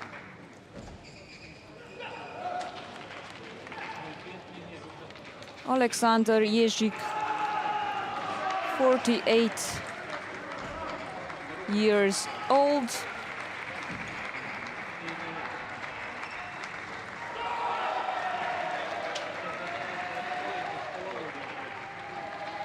His opponent, Soo-young, 8 years younger. Both of them already had the chance to get used to the arena, the surroundings, the feel of the Paralympic Games in the preliminary qualification stage of this competition, in which the 18 players who participate in this class at the Games were divided into 6 groups of 3. Each player played against the other 2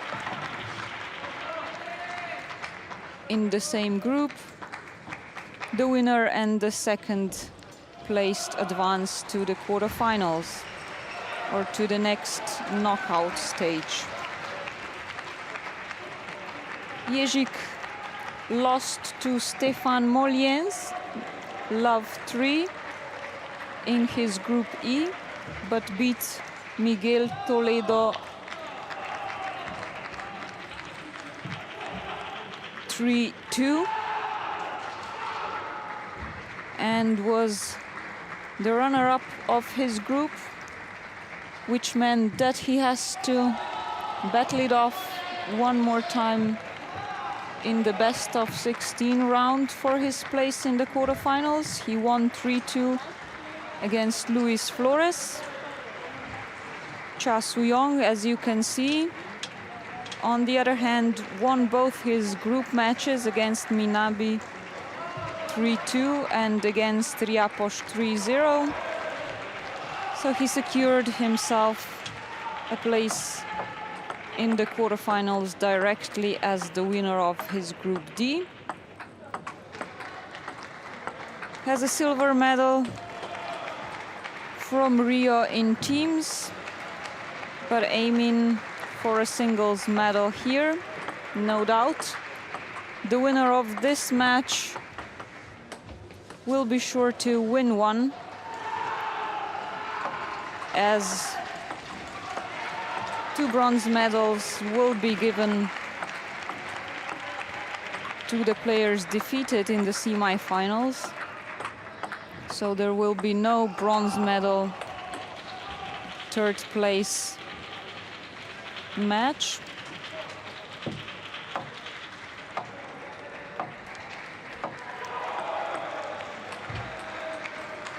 Good news also for Yezik, who reached the quarterfinal stage in singles and in teams in Rio. Would no doubt like to make the next step now here.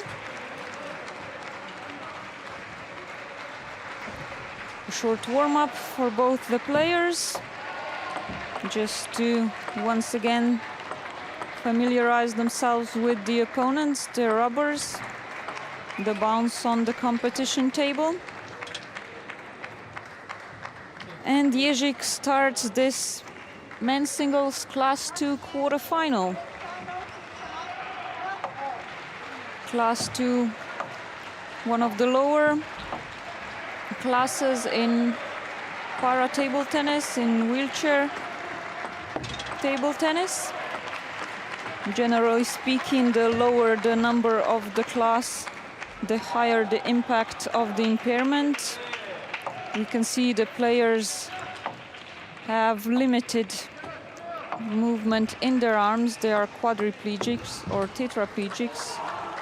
Also weak core body balance. That's why some of them also need strapping on their palms to secure the grip on the racket. This needs to be cleared on the classification card, of course, for each player.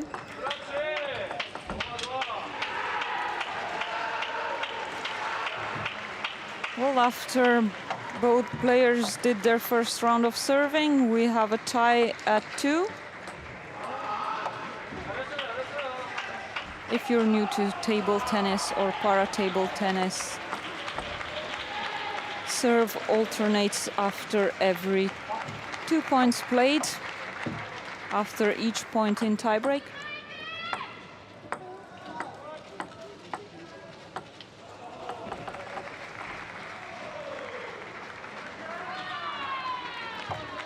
Yezik managed to get into the lead with his serve, 4-2, 4-3.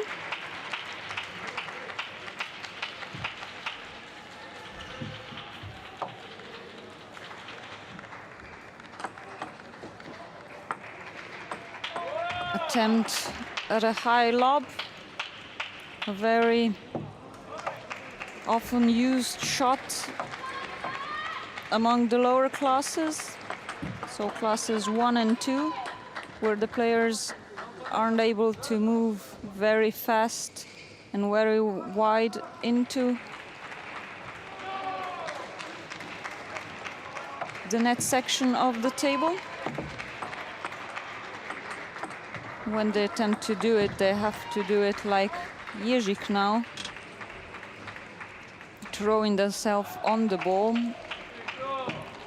trying to make it a winner, the shot, since they have little chances of recovering their position to make the next one. 7-4.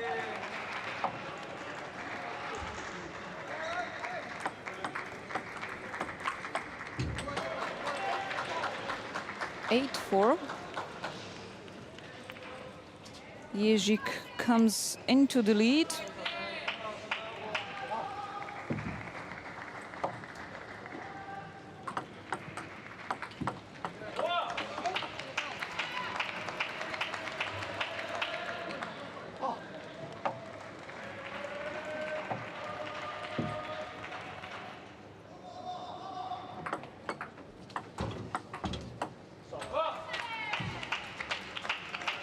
Wonderfully positioned, right on the end line of the table, especially as Yezik was stretched out on his forehand.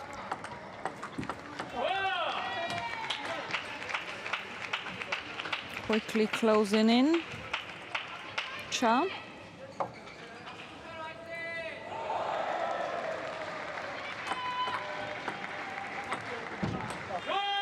And too short, Yezik on this wide out to his backhand. Shortened ball. Tie at 8.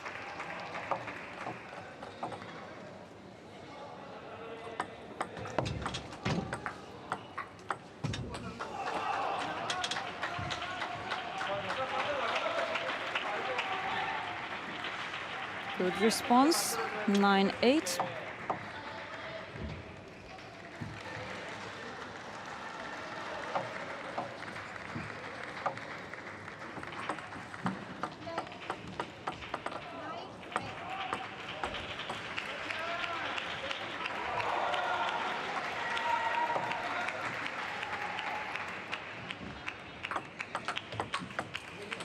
Oof.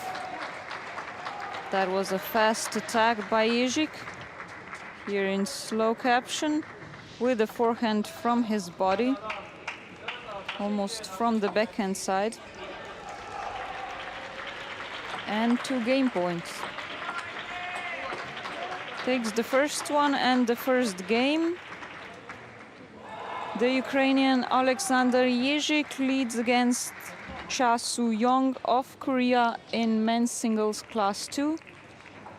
And after a break, we'll be back with the second game.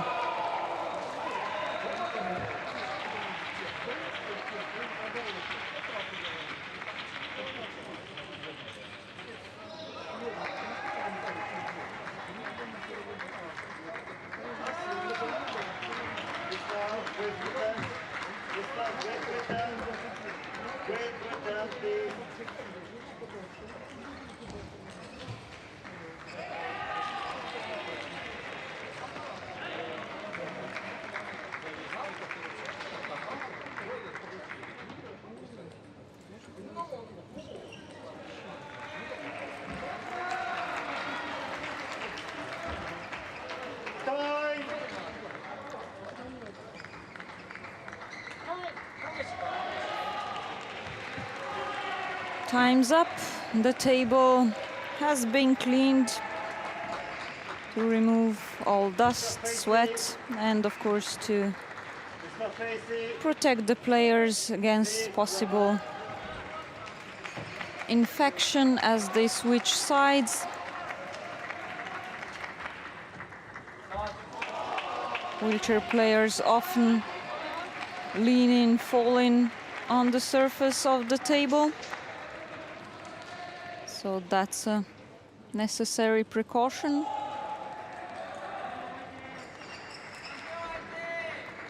Some last strapping on.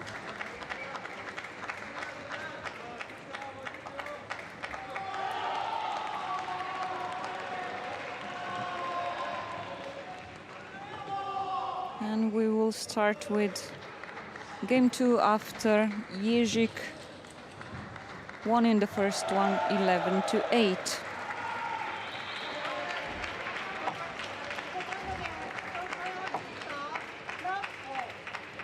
Cha's turn to serve. Quick winner.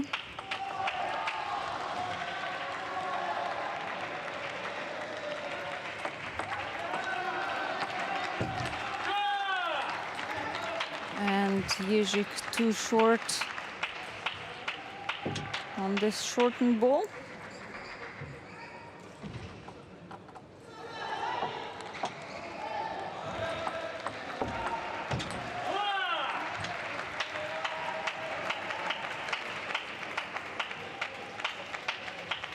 Quick successful start for Cha in this second game.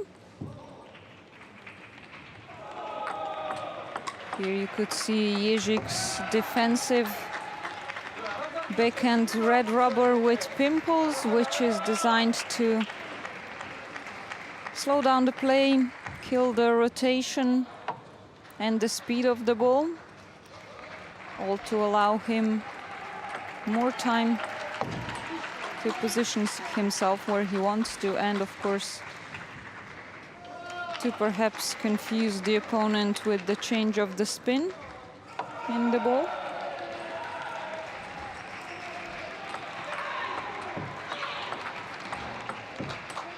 Cha, from what I can make out, plays with smooth rubbers on both sides of his racket though. So that's a more spinny, fast type of rubber.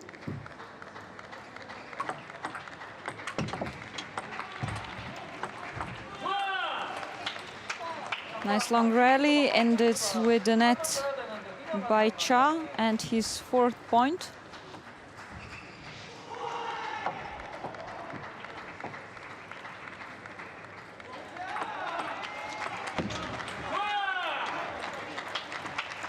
Yezik closer this time, but not close enough. 5-3.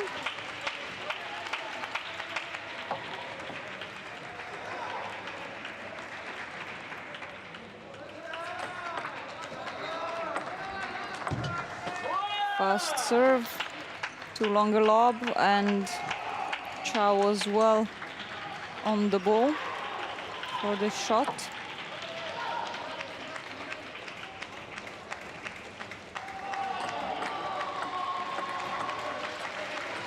Backhand to backhand until Cha's too late.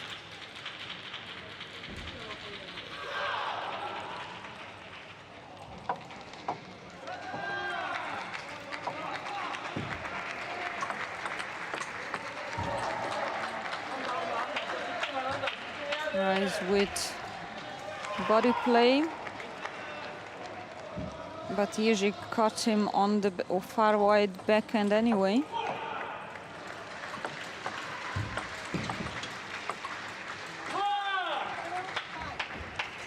Six.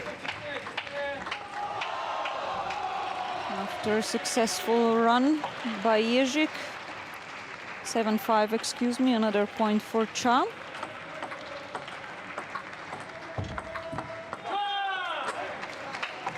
8-5, increasing his lead once again. Cha.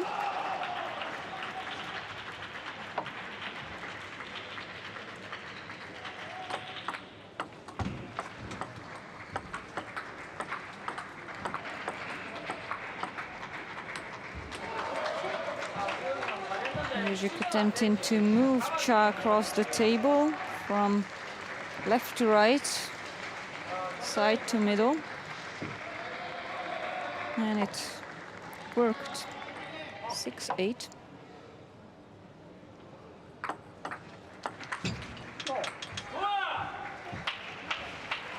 These players have limited wrist movement, of course, so it's that much more important to be in the right position with the entire arm to make the shot. Wonderful, almost too accurate shot by Cha down the line. 9-6. 10-6 and 4 game points to Cha, who actually has already won. The scoreboard was wrong, excuse me. So Cha wins 11-6 against Alexander Yezik in this second game of men's singles class 2 quarterfinal, and ties the match at 1-1.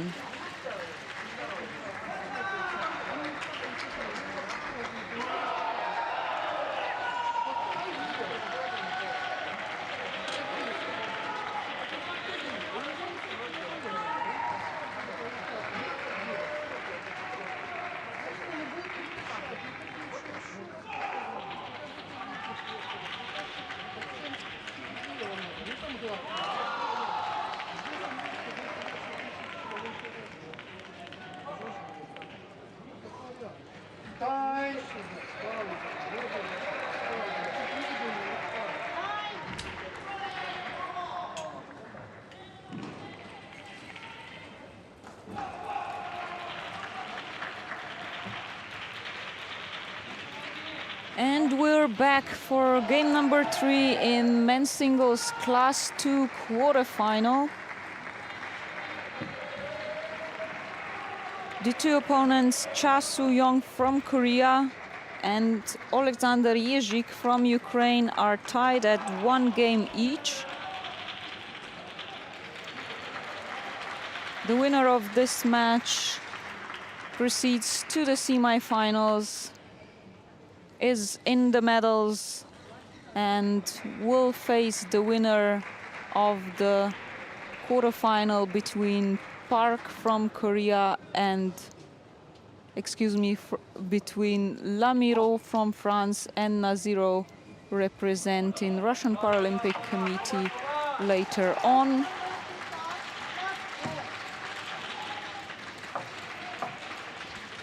But first, game 3 and Yezik serve. And the first point right away.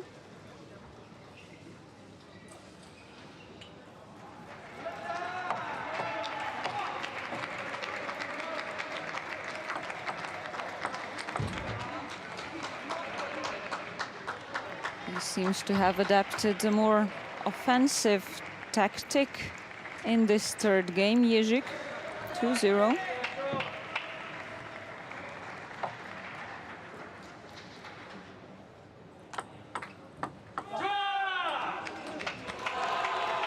Counters with a winner, deep into the backhand.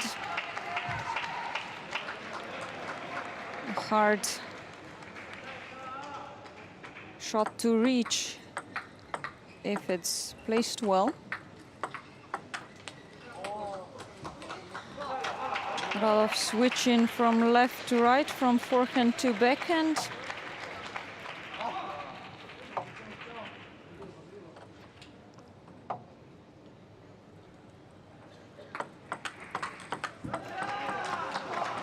Yezik continuing with his aggressive play from the very serve on, 4-1. Seems to be working for him now.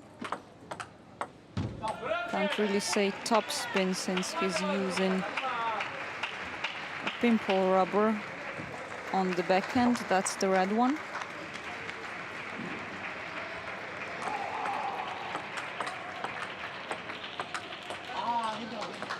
Zhao, on the other hand, did attempt a topspin with his backhand. That's a smooth rubber. Unsuccessful, and it's 5-2.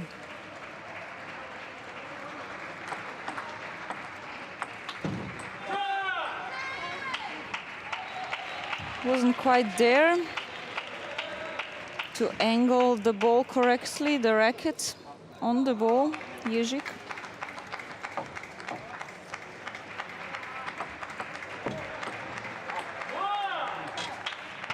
And the Korean closes in, 5-4.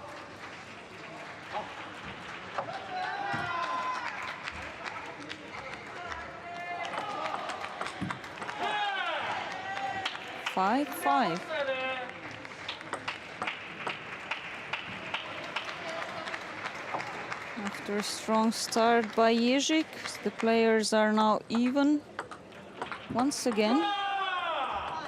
And Cha takes over the lead. Successful with his serve. Serve, of course, is an advantage. There's the element of surprise and the chance to have some control over what happens on the table from the start of the point, the rally. 7-5.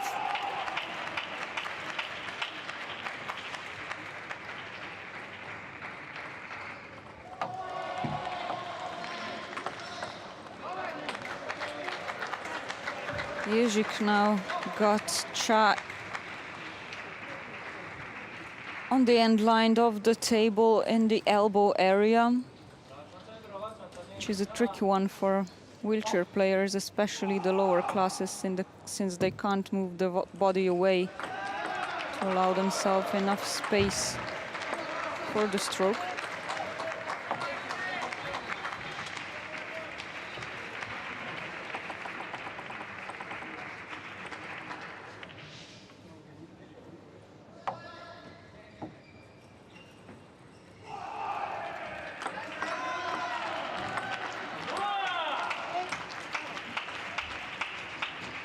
Cha shortens once again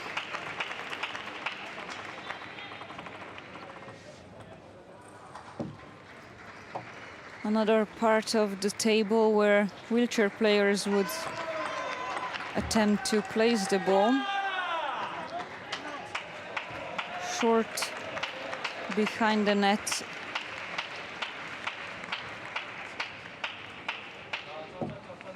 And off the table, possibly.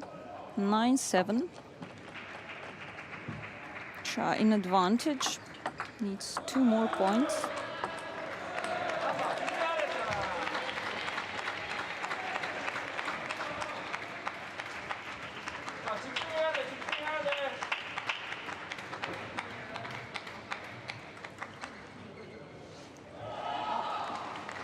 Now this really is a serve game here between these two.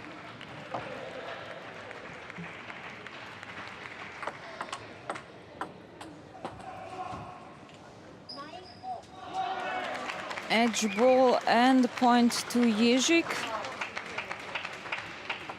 With some luck.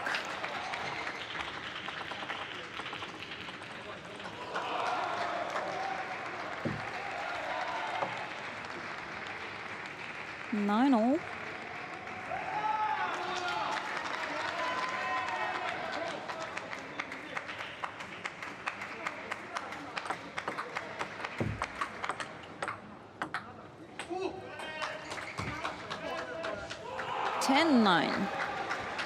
Player now needs a 2-point advantage to win the game.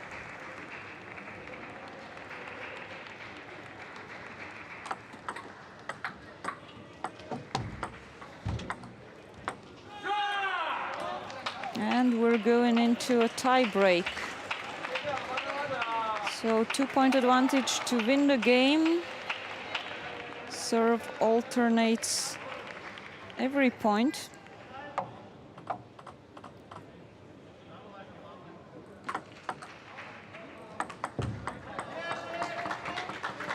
Wonderfully anticipated and great use of his serve, Yezik, although with a little bit of help of the net once again. And the player who loses their serve now will be in trouble.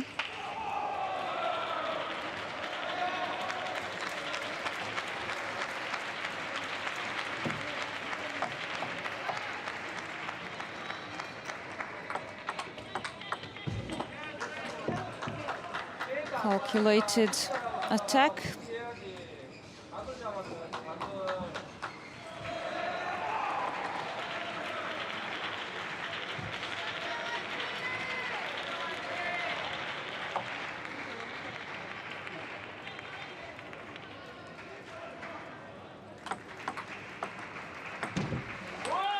Same for Cha.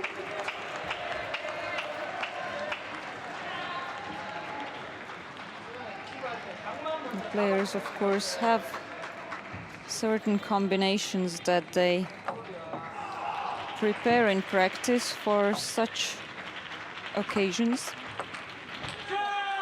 And they need a point.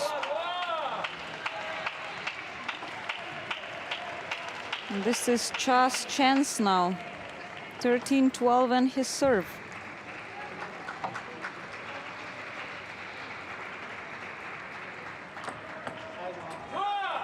That was a let. When served, the ball cannot leave the table across the sideline, but has to cross the end line of the table in wheelchair table tennis.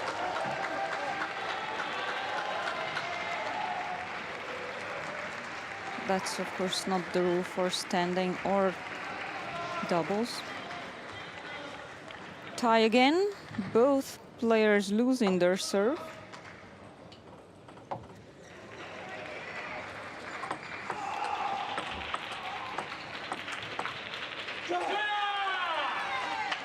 And again, 14-13.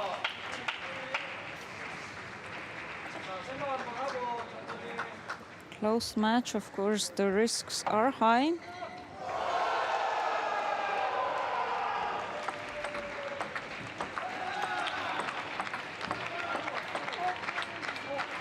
But so are the stakes.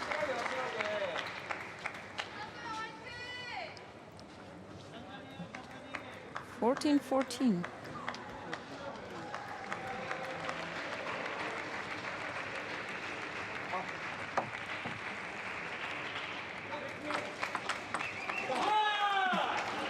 Very decisively, Cha with his return on this serve.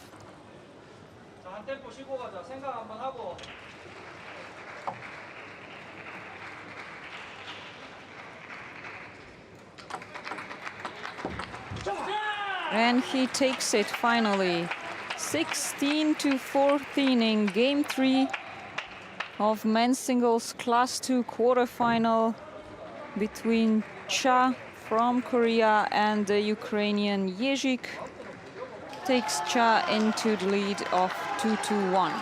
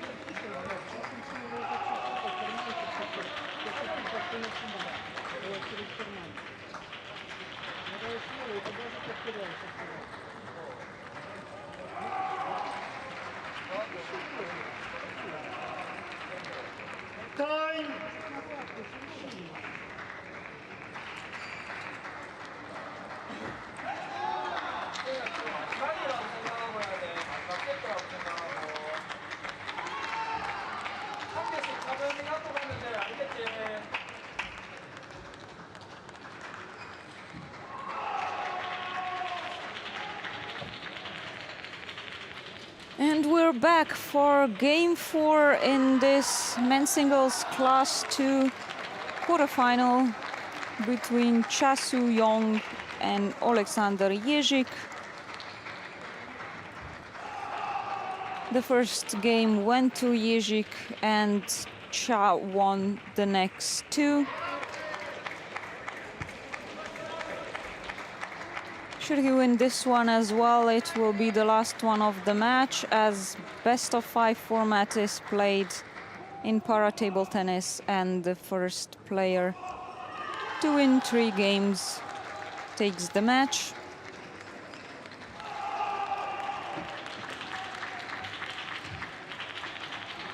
We often, however, see very long, very even matches, especially in the lower classes, like this class 2.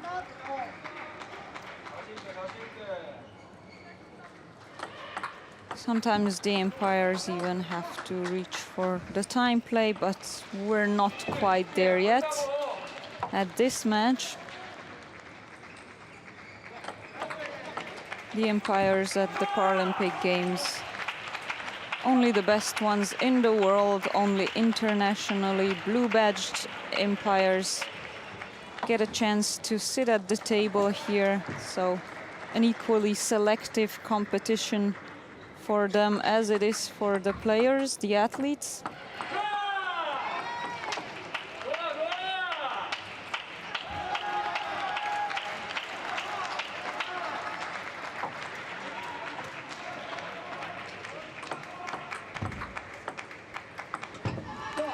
First 2-point lead for Cha in this 4th game. His coach encouraging him.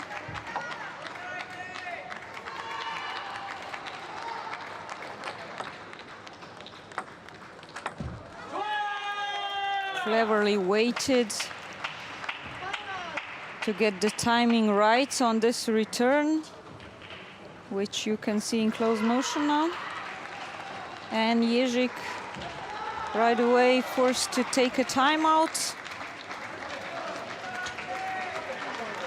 Each player gets 1 timeout of 1 minute during the match.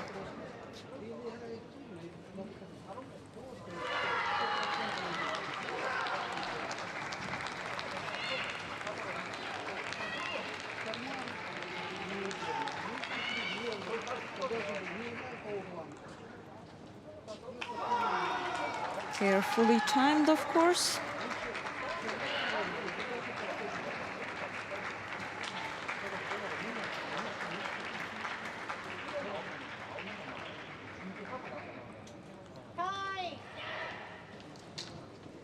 And it's back to the table for Yezik. His timeout time ran out, and this is high time he tries to turn things around here in this quarterfinal in men's singles class 2 against Soo-young, who leads 2-1 in games and 4-1 in points in this game 4.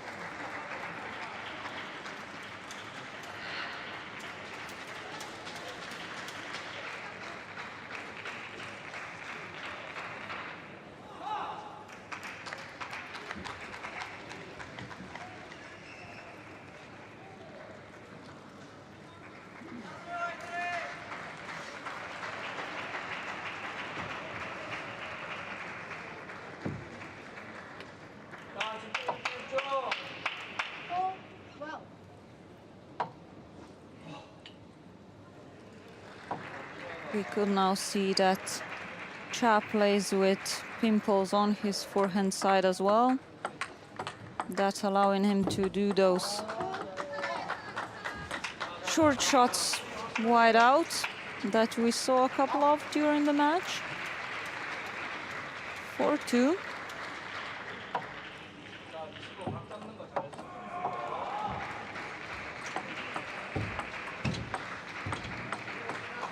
Didn't make it this time.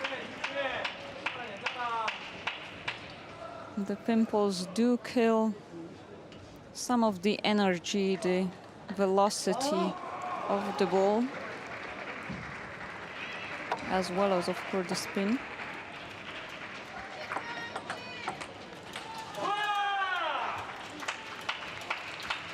Fast, aggressive attempt by Yezik.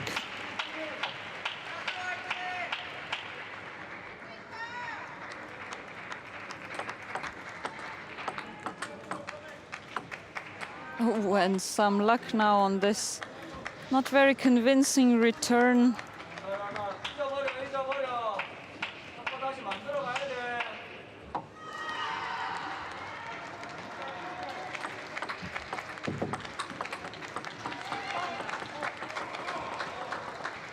Proper attack now, and Yezik ties to 5. His timeout does seem to have been useful.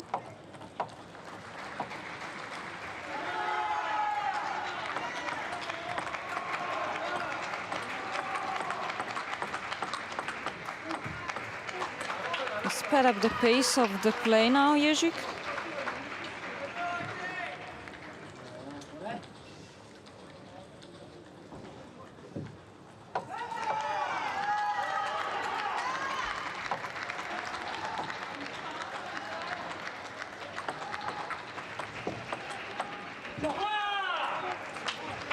Amazing backhand down the line and even outwards by Cha.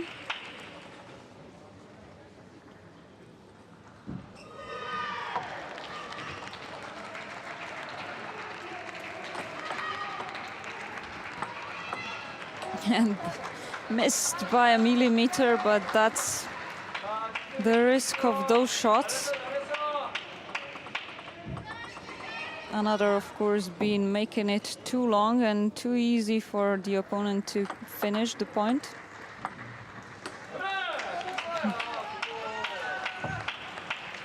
Better luck now. 7-7.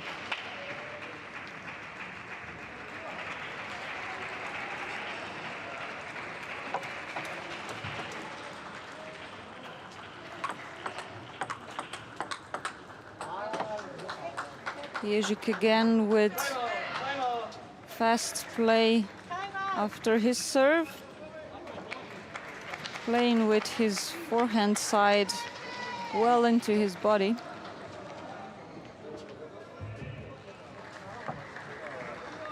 And we have another timeout, this time for Cha.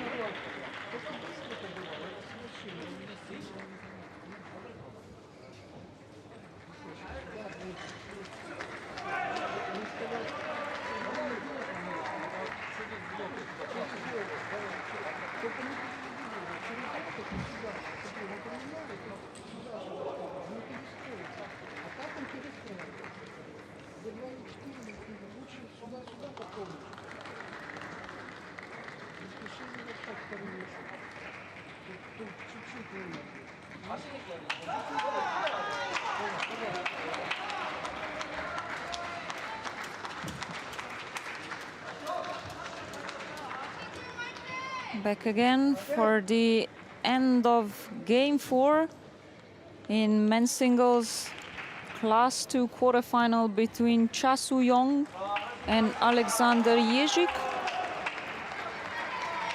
So as long Zhao was in the lead at the start of this game, seeing a chance to finish the match to his advantage, but now Yezik not only managed to catch up, but also took up the lead. Small one, 7-8 though.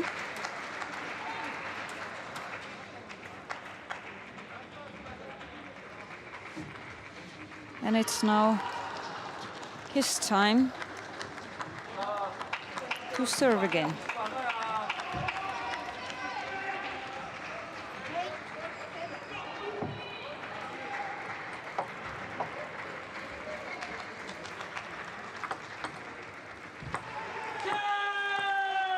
He did it. Yes, this signature loops, high lobs, all in, tries.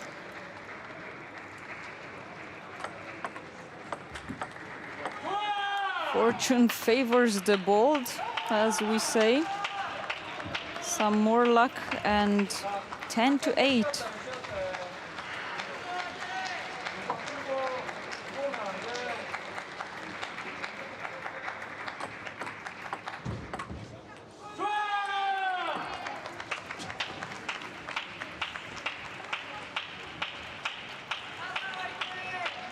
Only now it's 10-8, so 2 match balls for Zhang, but Yezik serve, which, not unlike now, turned out to be quite the advantage for the player who was serving. 10-9, first match ball defended. And the second one. Once more we are in a tie.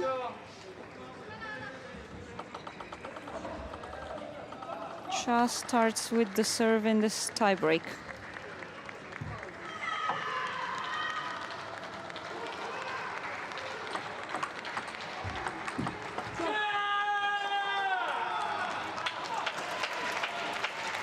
Takes the first one, but now he will have to win a point to Yezik's serve if he wants to take this match home.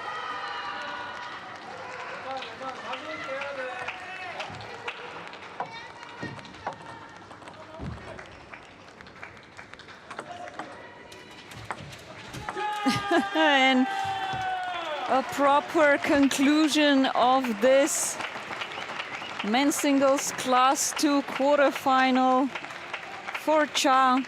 High loop, high stakes, high risk and high reward. 11-8, 6-11, 14-16 and 10-12. 3-1 for Soo-young as he beats Alexander Yezik from Ukraine for his place in the semi-finals of men's singles class 2, where he will face Mi-gyu from France for a fight to secure a place in the finals and a chance to win gold. However, he's sure to take home a medal in each case, as for the first time since Atlanta 96, we will see 2 bronze medals in all para table tennis events. Some statistics: close match by all accounts, 39 minutes long, and it's Soo-young who proceeds in the semi-finals into the semi-finals. Your graphics for that draw are on the screen.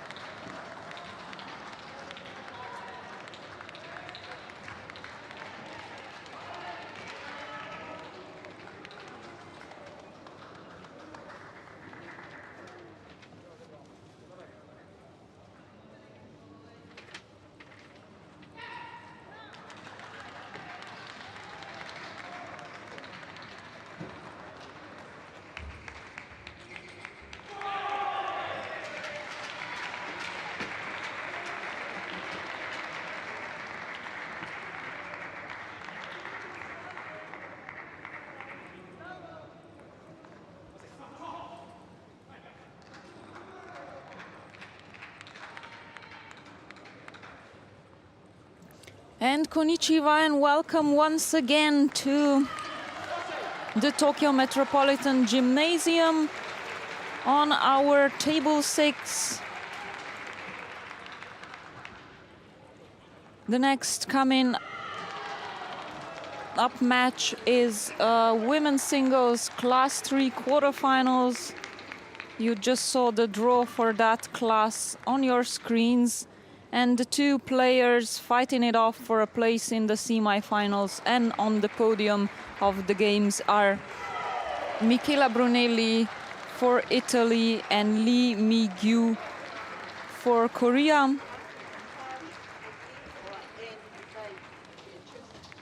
Brunelli, 15 years the senior of the 32-year-old Lee.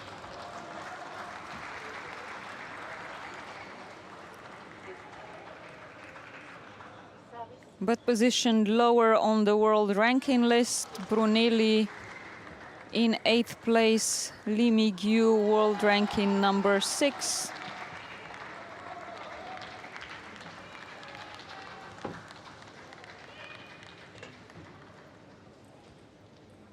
Both directly qualified for this quarterfinals after winning their respective groups in the round robin.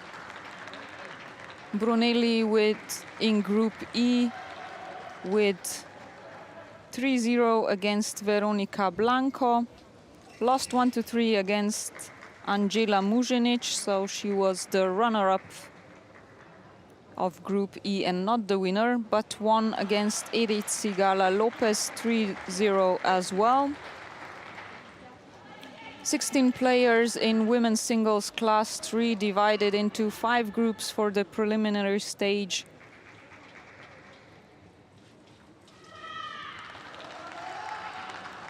And in Group D, Mi-gyu was the winner, won 3-0 to Li Qian from China and 3-0 against Patel from India.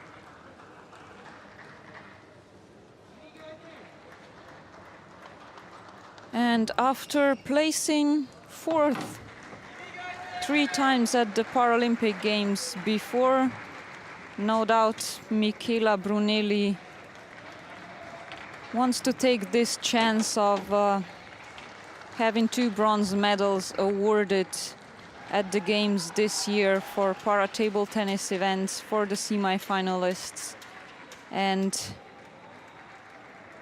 make this final step towards a singles medal.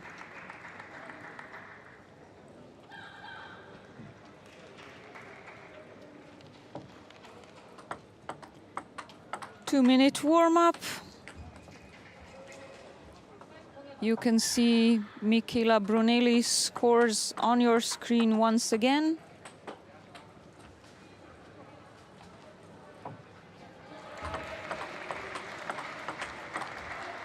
And here Mi-gyu results. The winner of this match will face either Anna-Karin Ahlqvist or Alena Kanova, the winner of the first quarterfinal that is also taking place at the moment.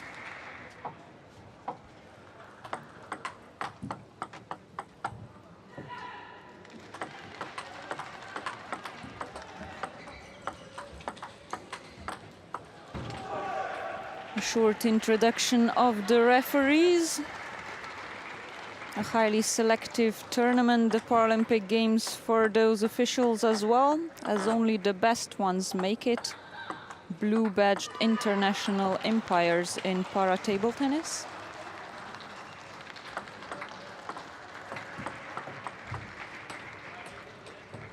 "21 medal sets will be presented in para-table tennis at this Paralympic Games. 11 in men's categories, 10 in women's. If you just joined us, para-table tennis is played along 11 classes, 1 to 5 for wheelchair players and 6 to 10 for standing, class 11 for athletes with intellectual impairments. And generally, the lower the number of the class, the higher the impact of the injury, of the impairment. We're in class 3 on this match and ready to start women's singles class 3 quarterfinal between Michela Brunelli, Italy, and Mi-gyu, Korea.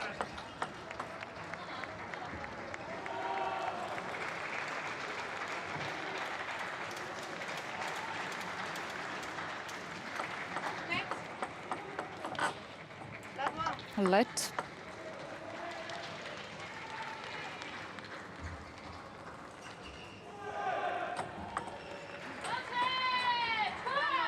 And the first point for the Korean as well, 1-1.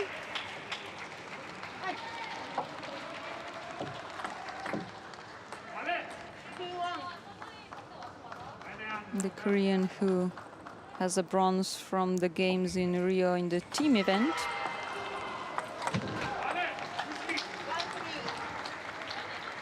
Too short on that smash attempt.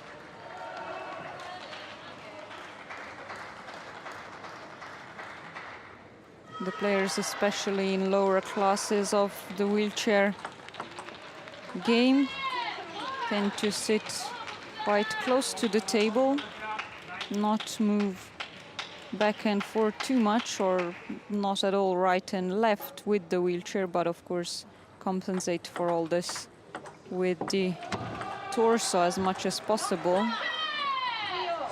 Here you could see some nice movements by Lee now.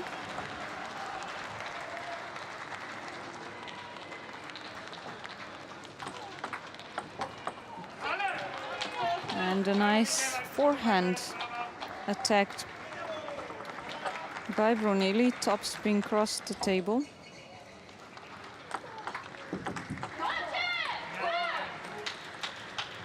Both players right-handed. Brunelli plays with inverted smooth rubbers on both sides of the racket, usually bringing along faster, more spinny game.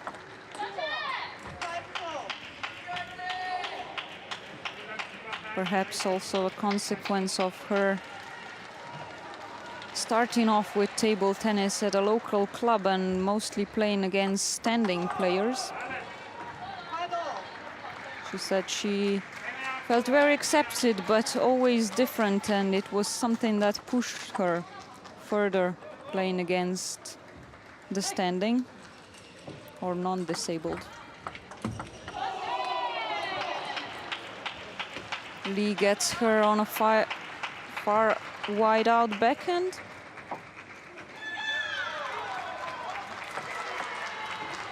Side tomahawk serve and winner for Brunelli. 6-6.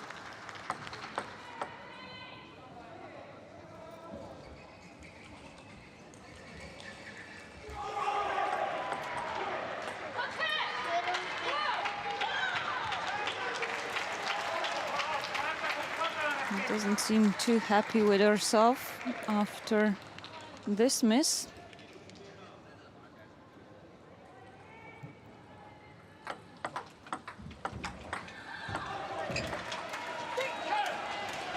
Body to body pushing and waiting for an opening to attack. Quite a common tactics in wheelchair game, since the body area is where the arm has the least space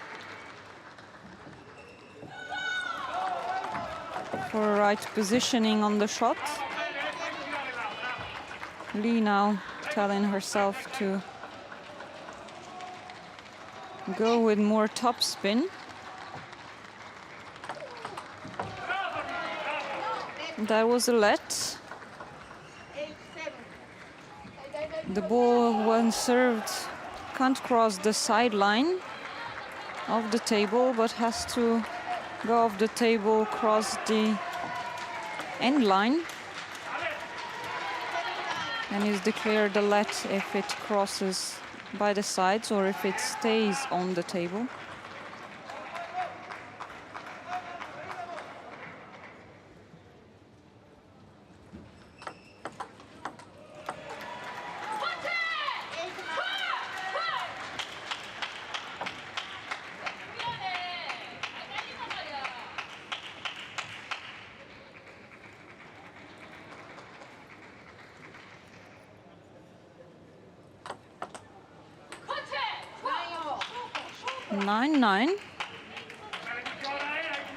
Still an even end of this first game. Brunelli now serves. Has a chance to win this one. But no, she didn't lean far enough. It's too short.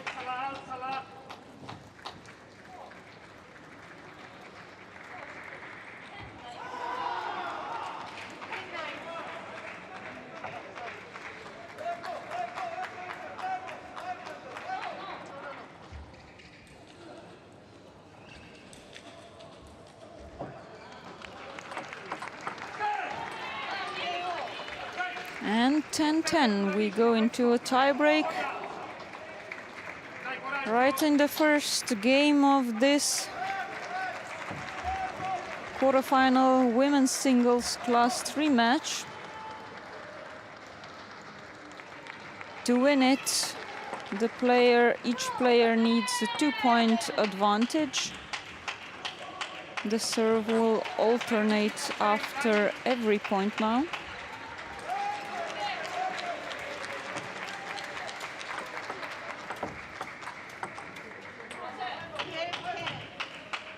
And Lee does it, 12-10 in this women's singles class 3 quarterfinal match between Mi-gyu and Michela Brunelli. Short break and game 2 to follow.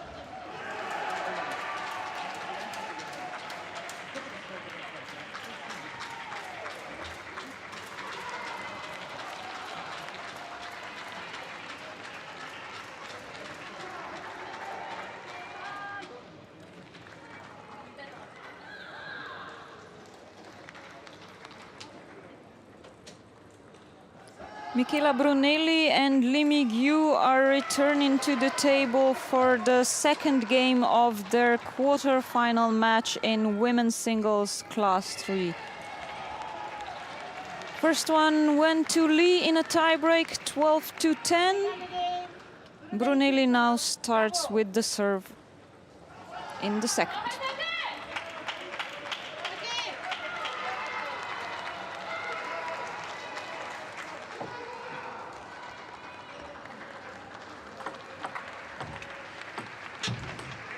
And starts strongly. A lot of ball filling in this shortened shot.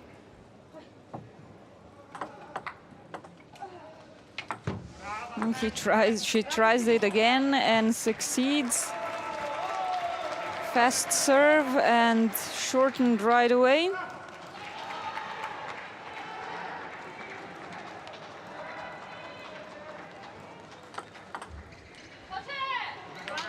These high loop balls are something that we tend to see more of in classes 1 and 2.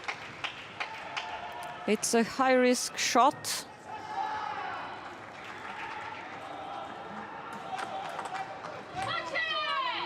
Because it's easy for the opponent to finish it off if it's too long, and of course it lands behind the net on your side if it's too short. Yeah, this is a nice example of what I was trying to say by Lee. Too long a loop by Brunelli and easy finish for Lee. Great timing, of course, as well.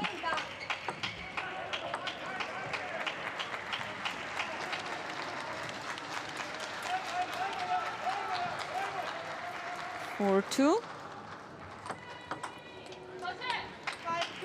5-2.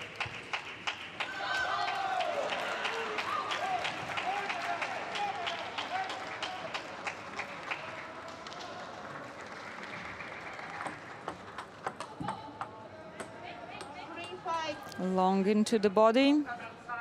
Return. Sore spots by wheelchair players.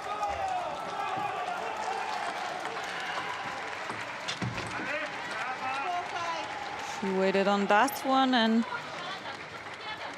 with her short pimples that she uses on the forehand, shortened the ball.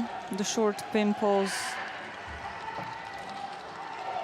killing some of the spin, some of the energy, some of the speed, velocity of the ball. So it's much easier to make these short shots with pimples than with a smooth rubber. Brunelli brings it to 5-5, but misses a return again.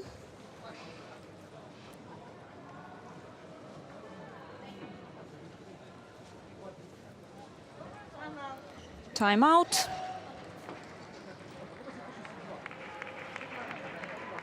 1 minute allowed to each player once in a game for a timeout.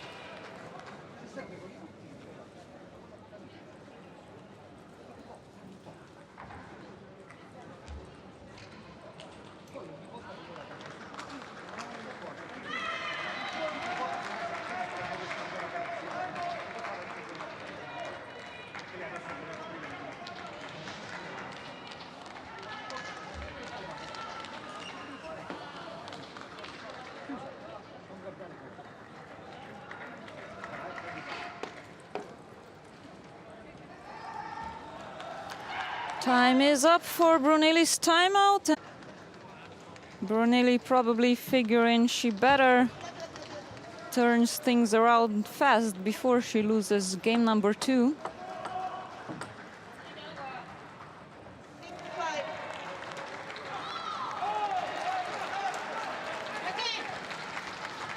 But it's Lee who serves. And is in the lead 6-5. 7-5, successful serve.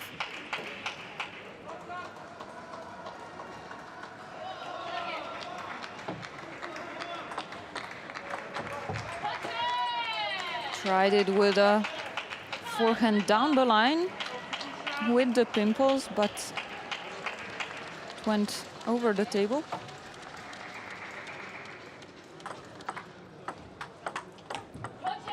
Fast serve and attack with the same side more successful.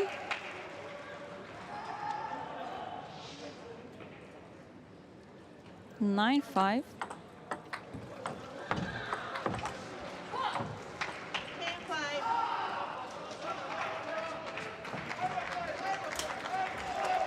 Ten, 5. And 5 game balls for Lee.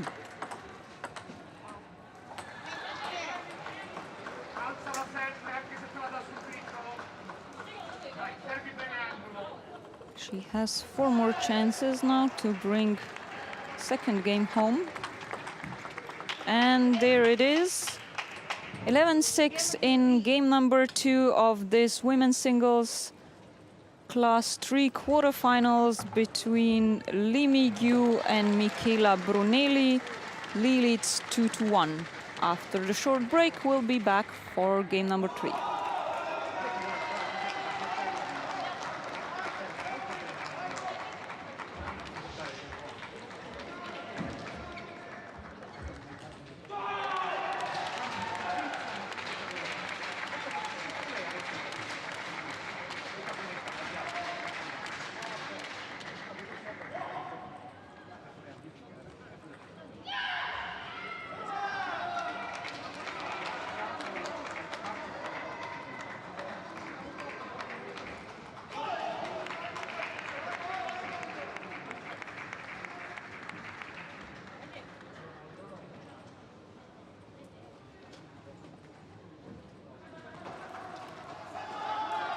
Brunelli and Mi-gyu are making their ways back to the table 6 in the Metropolitan Gymnasium in Tokyo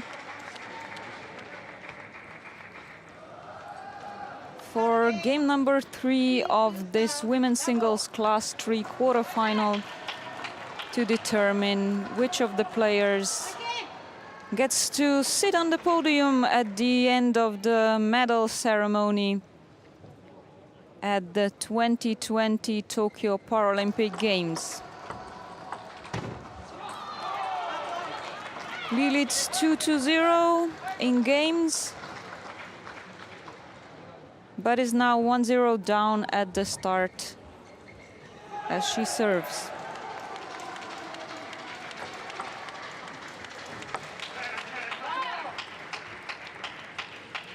It's difficult to pull off this high lobs on every point, but Brunelli seems to think it's all she has left to do.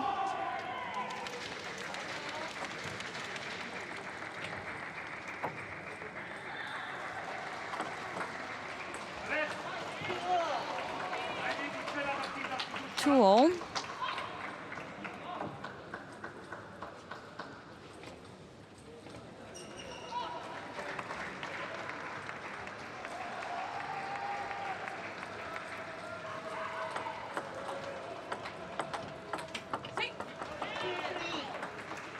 Played it with her backhand well into the forehand side in this elbow difficult area, Lee,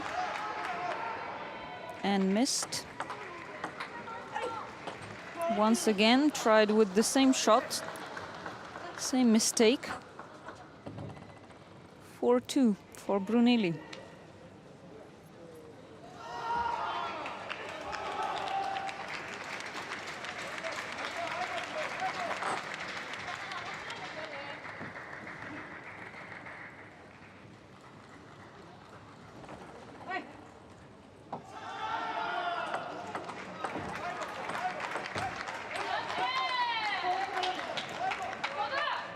Not happy with her forehand attempt, Brunelli. No wonder it cost her a point.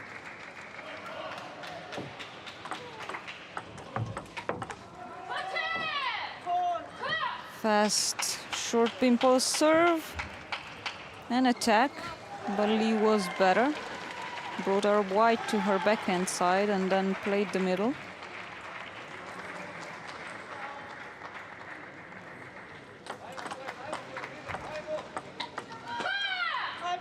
Didn't risk too much here.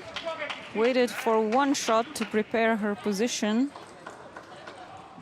Excellent backhand finish.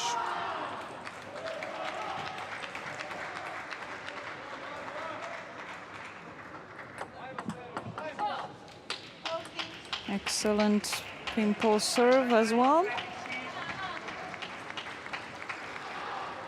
So both players with pimple rubbers, but Brunelli on her forehand and Lee on her backhand.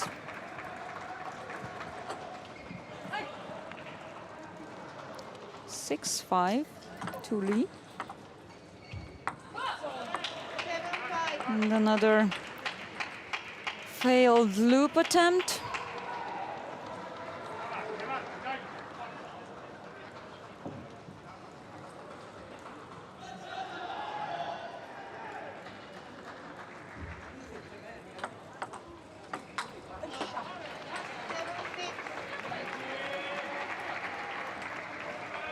Too high with the arm on the start of this stroke, Lee. But remains in the lead by 7-6 in this game 3, which she's hoping to be the last one of the match, of course, as players do need 3 games to win.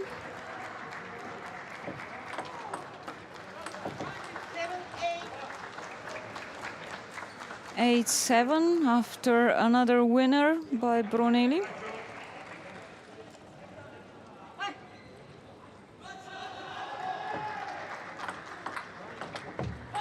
Oh, Lee does much better. Right into the white corner of Brunelli. 9-7. And Lee now serves as she's only 2 points away from her win. One more point. Apologizes for the edge ball, but she's no doubt happy she pointed. 3 match balls now for Mi-gyu.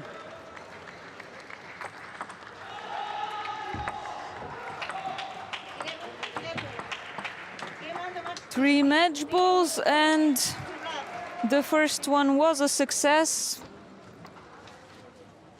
11-7 for the Korean against the Italian, and 3-0. 10-12, 6-11 and 7-11 in this women's singles quarterfinal in class 3 between Michaela Brunelli and Mi-gyu, who will now face off Alena Kanova from Slovakia in the semi-final for a chance to fight for gold.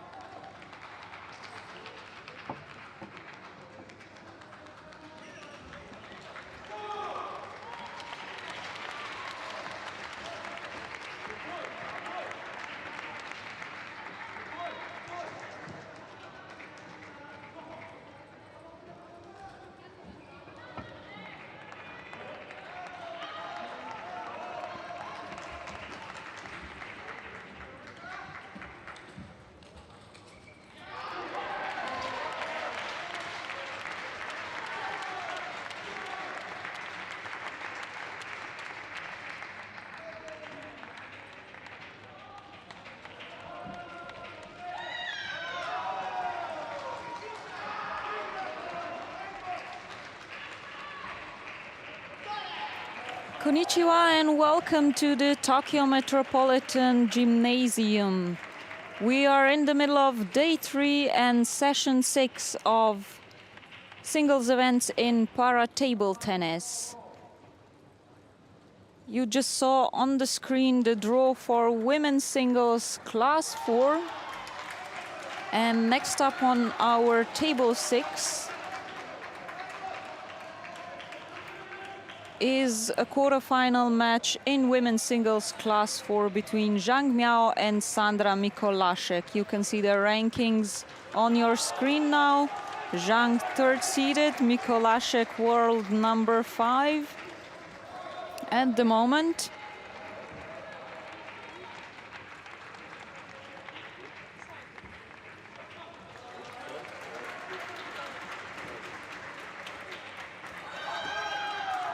This is the second round of the knockouts stage of the Paralympic tournament for women's singles class 4. 15 players divided into 5 groups started off in the qualification stage in the round robin format. Zhang Miao competed in Group C and won 3-0 against Alexandra Vasilyeva, 3-2 against Vitra Jiamin. Sandra Mikolashek, on the other hand, from Group E, the winner of Group E with 3-love and 3-love against both Lisa Danila Di Toro and Nada Matic.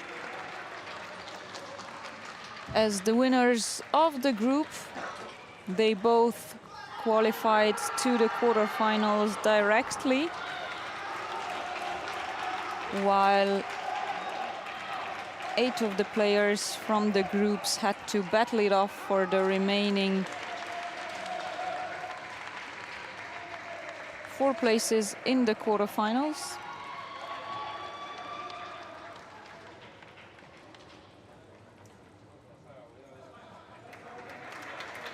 Mikolashek, 24 years old, seen here with her coach, Hannes Dösseler.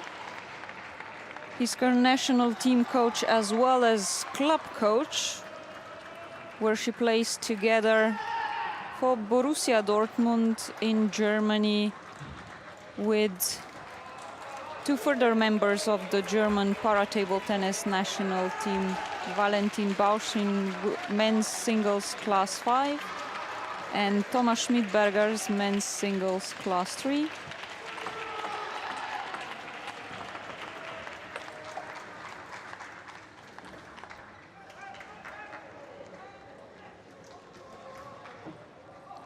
Two-minute warm-up now for the both players.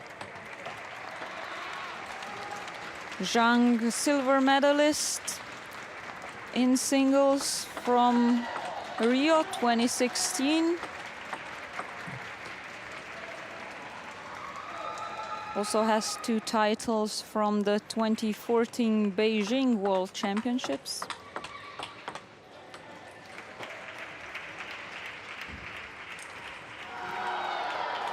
You could see the players' group results once again.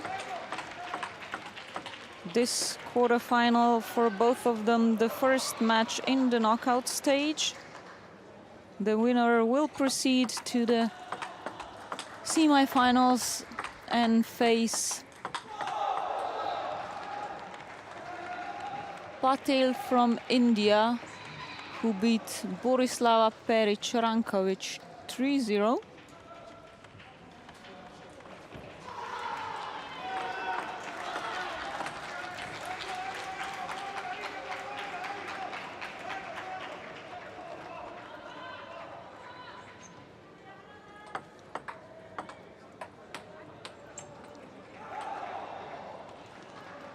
A few moments to familiarize themselves with the opponent's racket, with the rubbers.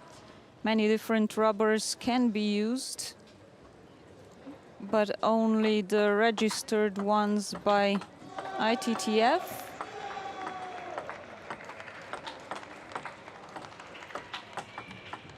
That's International Table Tennis Federation, for those of you who are new to us.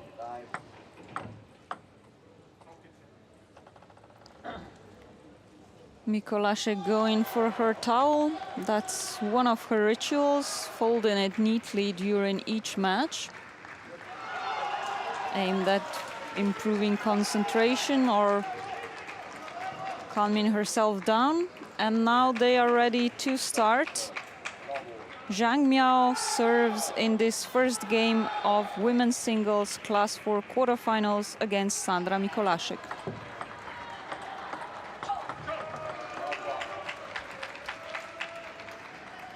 First point goes to Mikolashek for her backhand topspin attack.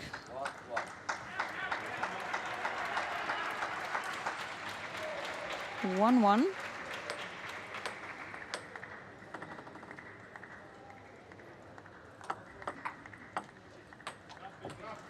Missed on this forehand. Waited for the ball to come to her, but it didn't.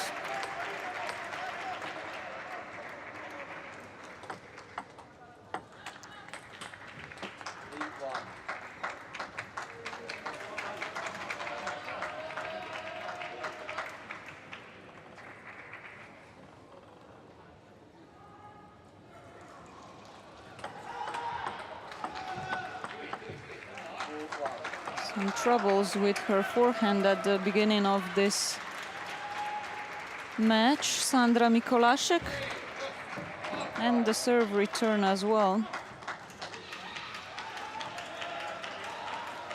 She's headed back to her towel right away. Every 6 points played, the players are allowed to go dry up, take a moment. 5-1 to Zhang.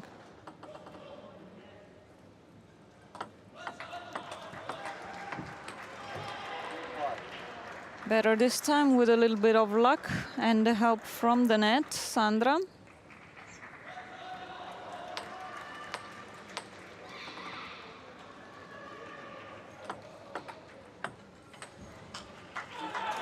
You can see the lean of both of the players' wheelchairs coming really low down their backs. That's because we are in class 4. The players have good upper body balance and complete function of the arms, use of the back and stomach muscles. Classes 1 to 5 for wheelchair players in para table tennis. The lower the number, the highest the impairment, or the impact of the impairment, if you will.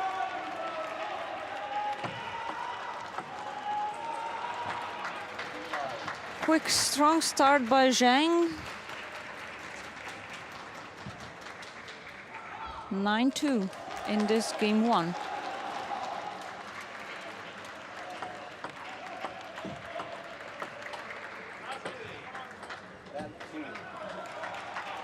(10-2) and 8 game balls.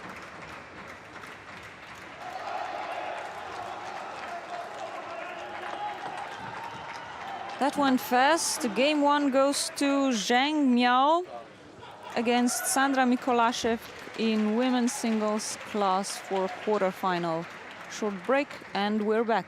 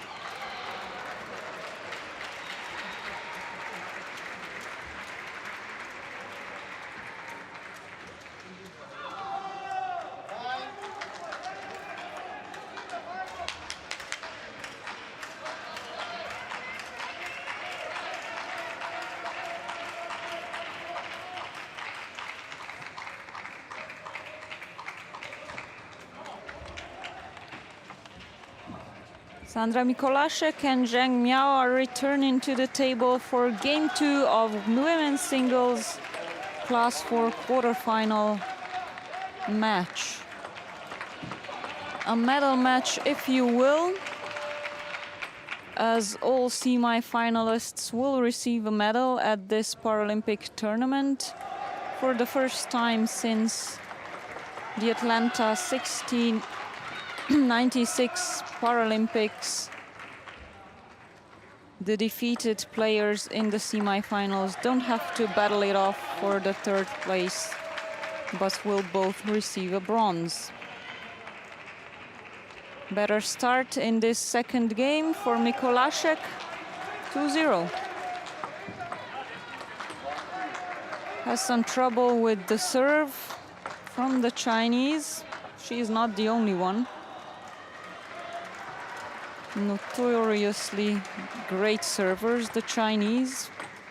That's something, of course, that a player can practice and practice and practice by themselves, no matter if they have a sparring partner or not.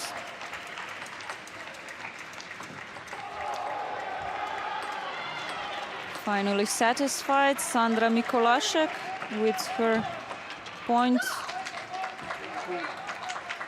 for 3-1 lead. Got too excited on this last shot. 3-2.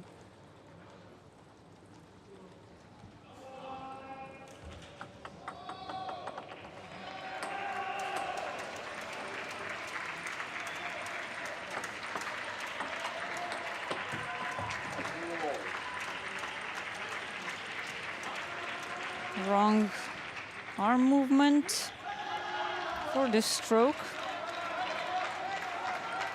as if she wanted to go over the ball and not under it with the racket.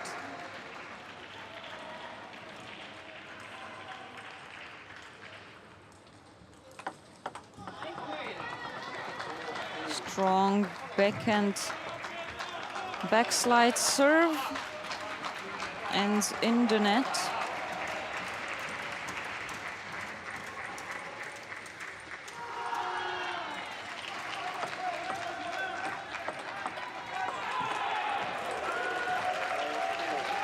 Some luck for Mikolashek now. Finally, she's probably thinking she needs it. Twice in a row, the ball hit the net when traveling to Zhang's side.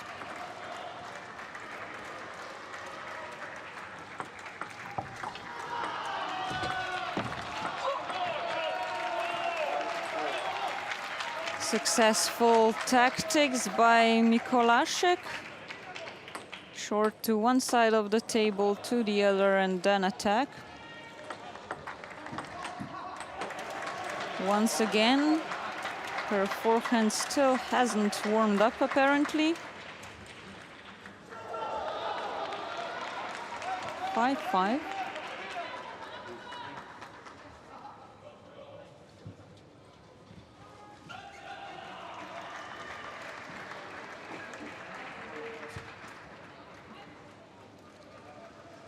Some cleaning of the table required. Shouldn't be any dust, any sweat on it, to make sure the traction, the bounce is right.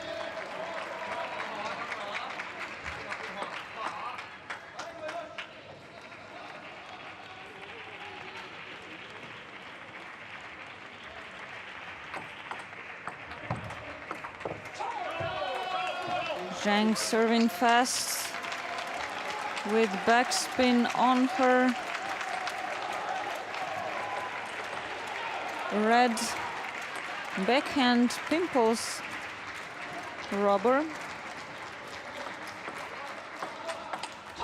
And finally, Mikolashek makes that forehand shot, and she goes into the lead, 7-6.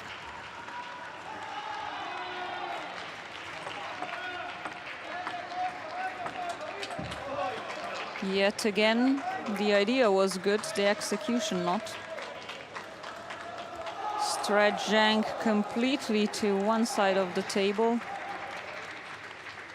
Forced her to lift the ball.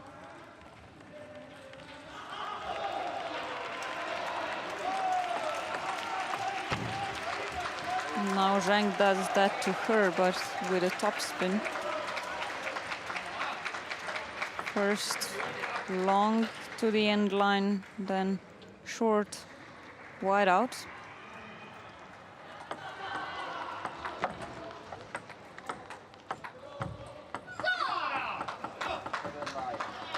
Good movement in torso and arm positioning here. Kind of tomahawk shot by Mikolashek. Wasn't enough, 9-7. It goes there again, 10-7. Another missed forehand shot. 3 game balls from Zhang, for Zhang.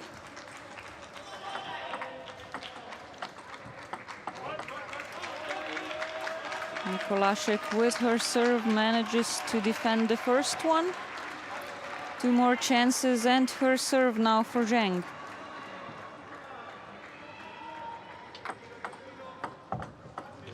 Successful with a fast backhand serve with the short pimples, and it's 11-8 in game 2 between Sandra Mikolashek and Zhang Miao in women's singles quarterfinal in class 4. We'll be back right after this.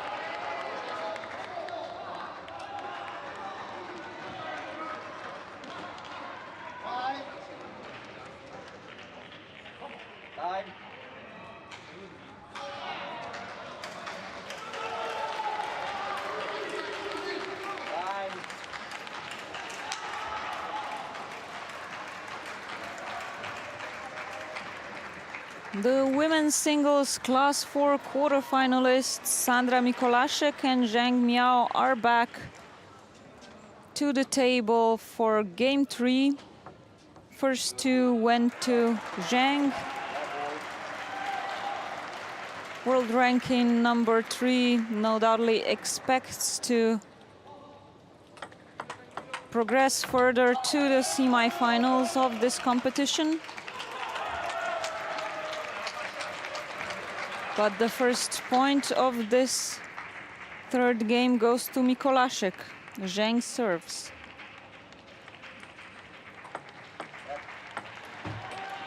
Let, strong backspin serve, touch the net. And exchanging it right away with a fast backhand across the table, long with short pimples. Very easy to reach with the wide backhand.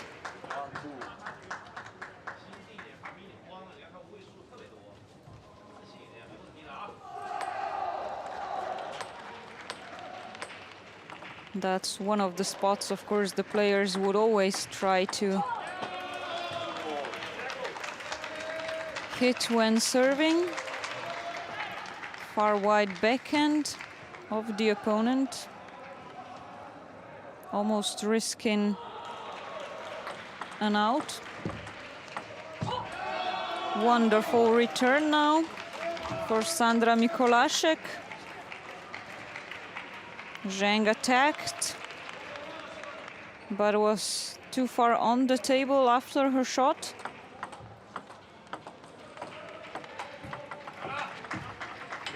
Yeah, that's one of the long, difficult balls.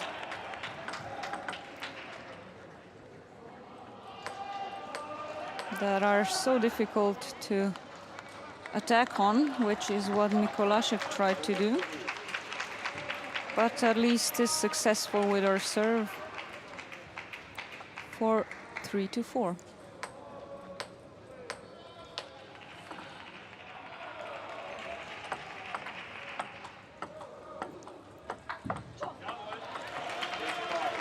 Push in, backspin to backspin.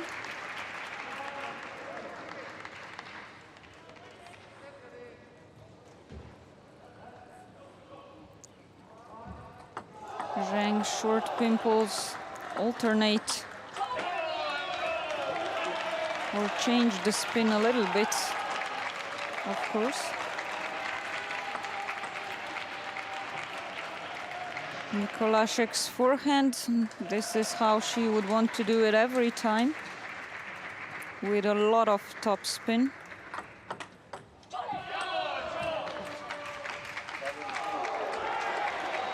Seven to 3. Nice lead for Mikolashek in this game 3. She needs it if she wants to stay in this game, in this match. Should Zhang win, it would be game over. 8-3. Some arguing whether Zhang could call a let after she's touched the ball. 4-8.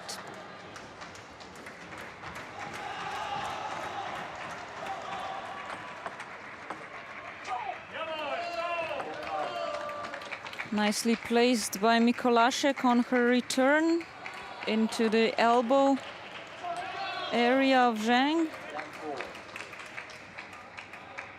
Misses once again and is 10-4 behind. Mikolashek now in position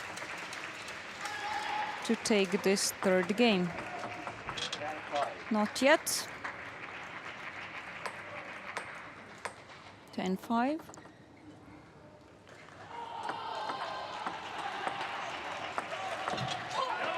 Forehands working the way they should be. She's probably thinking, as Sandra Mikolashek wins games 3 against Zhang Miao, closing the results, closing in on the result of this women's singles class 4 quarterfinal. Short break and we'll be back with game number 4.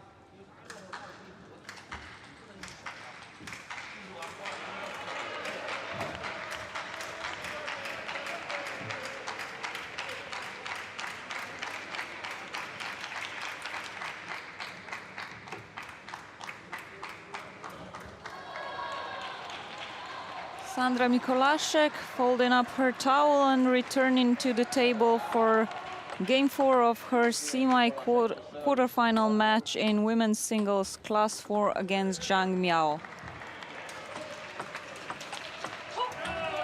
The first 2 games went to Zhang and Mikolashek comfortably won the third one, as she also makes a strong start with her serve and wins the first point.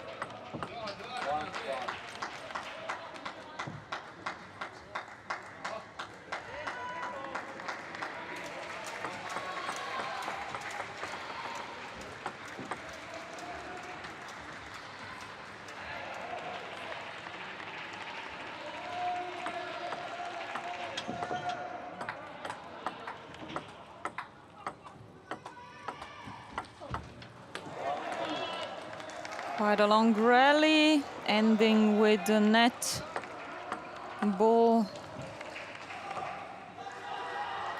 for Mikolashek.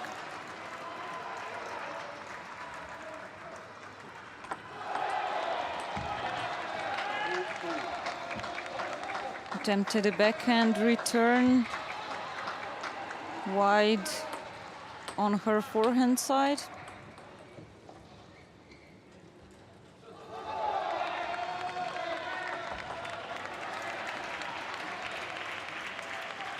Always a tricky decision for wheelchair players with which side to take the shot when it's played around the elbow area of the upper body. Also why it's an area that the opponent is always trying to reach, trying to hit.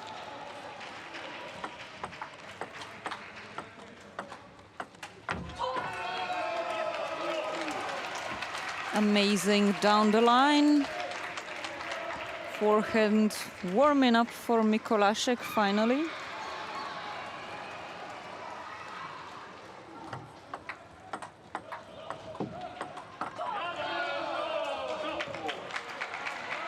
She's playing much better in this games 3 and 4.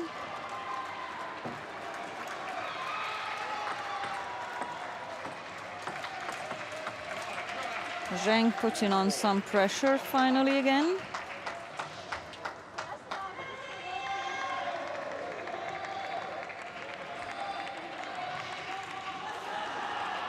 It seemed for a while she kind of fell asleep after her 2-game lead.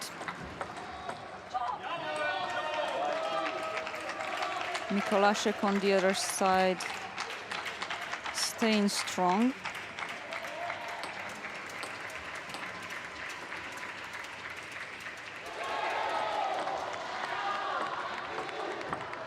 A student of psychology, which no doubt comes in very useful at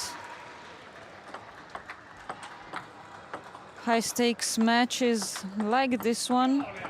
The Paralympic tournament, of course, being an event in its own league anyway.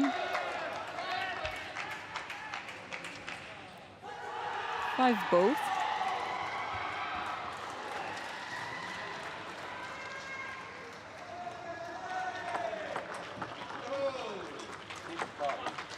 Another well-placed serve, or badly received by Mikolashek.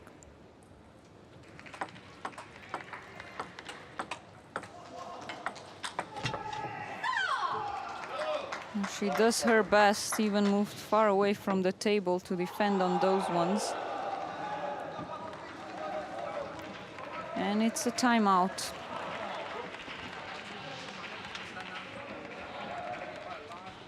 At 7-5 and 2-1.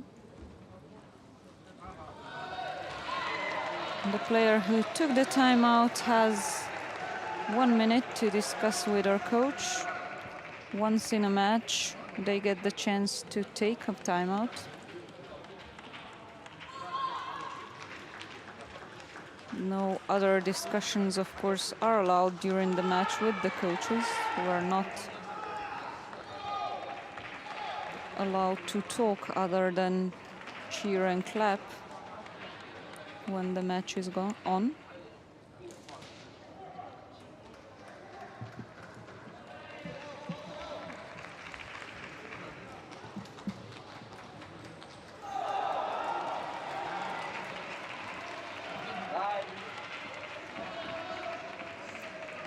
Look like Zhang will have no problems setting herself up for the semi-finals, but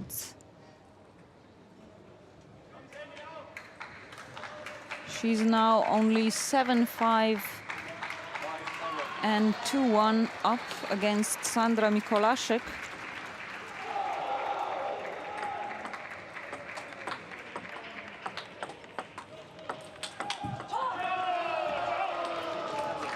Who's staying strong, 7-6.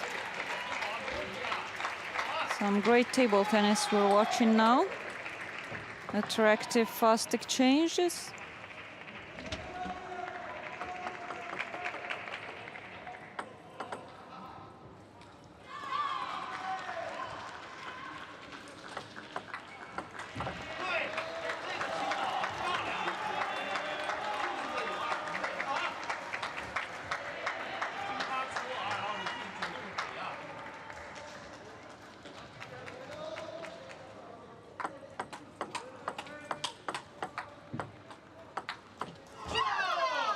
And 9-6. What a rally. Zhang, after all, only 2 points away from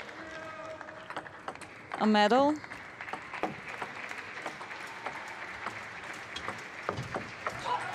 Body to body, shortened wide into the forehand, forcing Zhang to move far out, and was nowhere to be found on her backhand, which is where Mikolashek aimed. 10-7 now. 3 match and medal points for Zhang, but Mikolashek serves. Defended the first one, but now Zhang also has 2 serves to get to that point, to take that match point.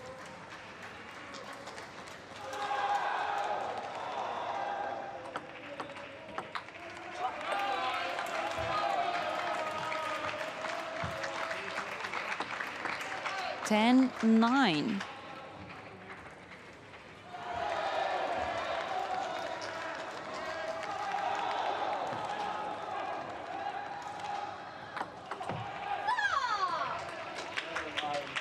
And the winner, an ace, and the win and the medal, a place in the semi-finals for Zhang Miao, who wins against Sandra Mikolashek 3-1 in this women's singles class 4 quarterfinal. 11-2, 11-8, 11-5, and 11-9.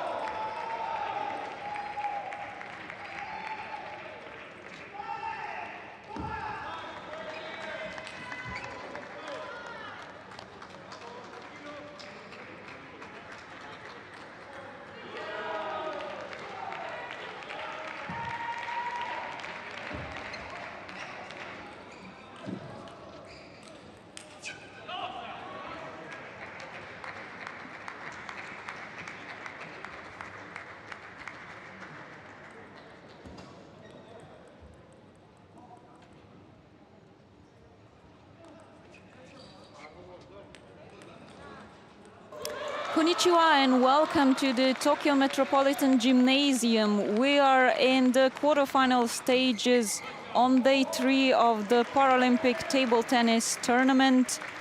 Next on table 6 is men's singles class 3 quarterfinal. The draw for that class you already saw on the screen.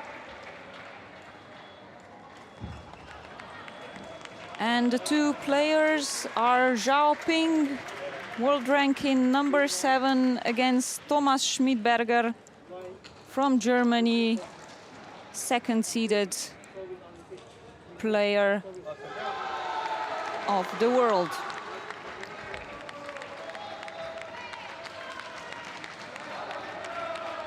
A quick toss and introduction to decide which side on the table the players will start, who serves first. And then they will battle it off for a medal in this quarterfinals match, as semifinals is the stage where all the players, all the 4 players, will have a medal guaranteed. 2 bronzes for the ones who lose their matches and do not have to battle it off for a place, for the bronze medal place anymore. Both of them get a medal.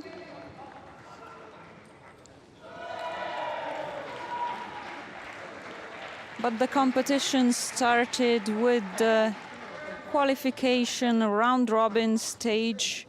21 players in men's singles class 3, the strongest of all para-table tennis classes here in Tokyo. Classes 1 to 5 for wheelchair players, 1 and 2 for quadriplegics, tetraplegics, and 3, 4, 5 players with lesser impact of their impairment. So in class 3, somewhere in the middle, we can see players with, well, completely functioning arms, but some difficulty in the upper torso, balance movement. Here Thomas Schmidberger's results from Group B. He won both his matches, 3-0 to Vladimir Toporkov and 3-0 to Baekhyong-bok. As the first seeded of Group B, he was free in the best of 16 round. Zhao Ping, on the other hand, competed in Group G, also won both his matches, 3-1 to Judge from Ireland and 3-0 to Knaf from Brazil, but had to fight for his place in the quarterfinals against Kole Osho from Nigeria. He won in the best of 16 knockout round, 3-1.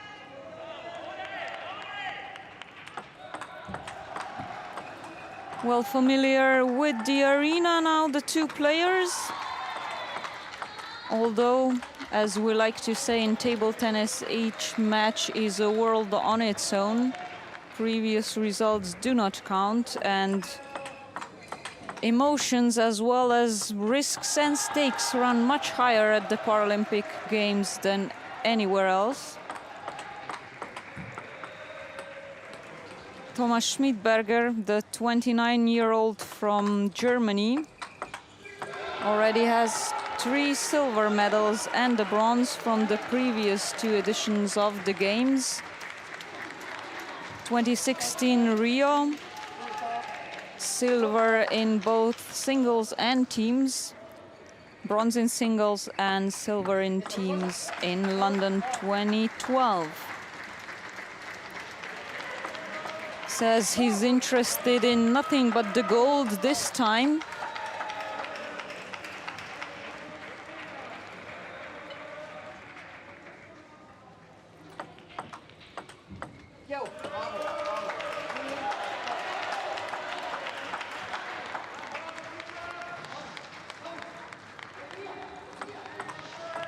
Slow motion caption of this Great backhand down the line shot by Schmidberger, but he stays behind 1-3.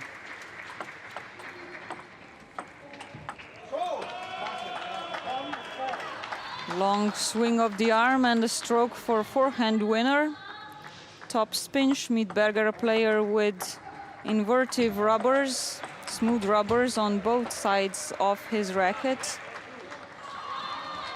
indicating he likes to play fast attacks, spinny.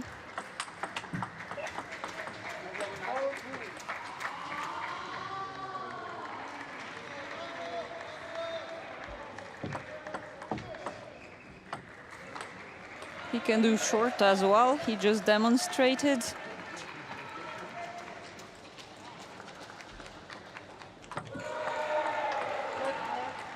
Tomahawk serve for Zhang ends in the net. 5-4, 5-3.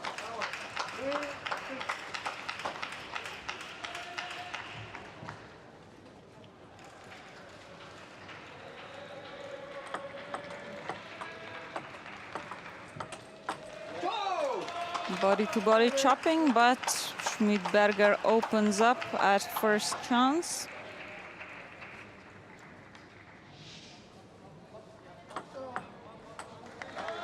Let, which is called when the ball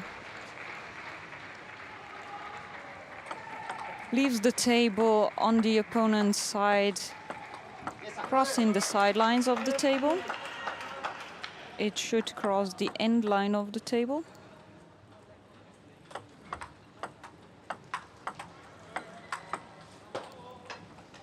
Got him on the wrong foot with a forehand down the line here. And then Schmidberger was in no position to get the forehand back as well.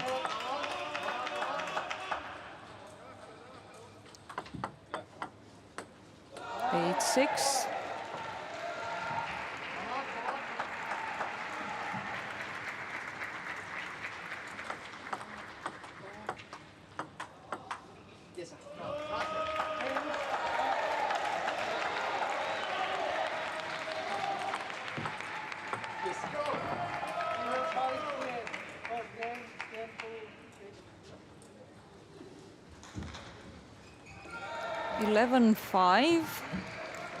We're a little bit behind on the scoring board. Well, table tennis is a fast game, too fast even for technology sometimes.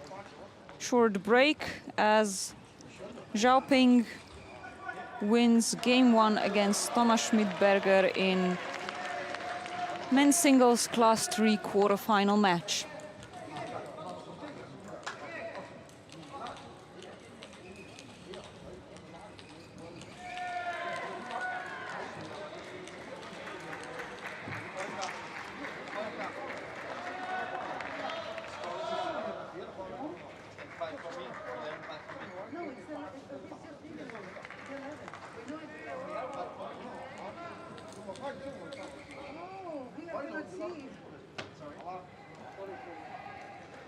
Returning to the table, both players,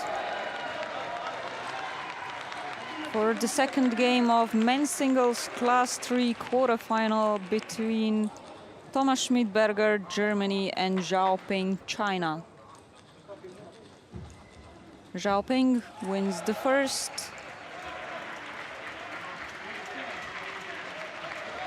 (11-5).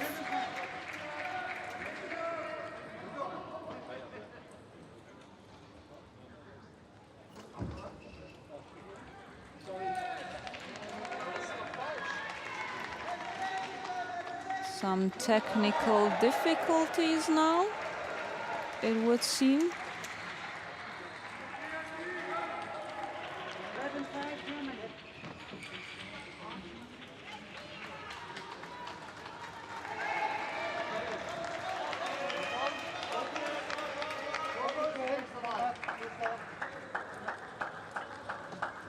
This looks right now, I would say. 11-5 to Schmidberger in game 1 and not to Zhao Ping. We do apologize for that.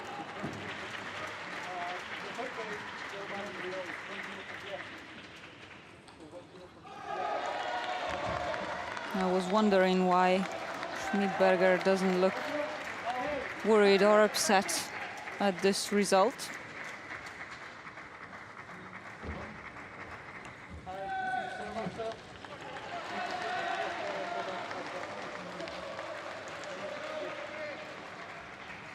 But apparently the umpire was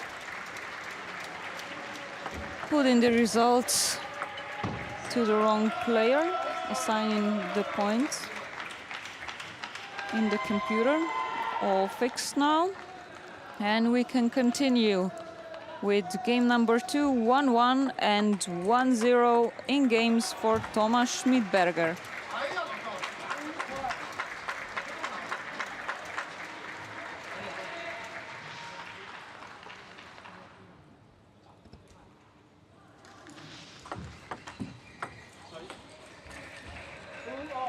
Schmidberger, of course, is the favorite here as the world ranking number 2.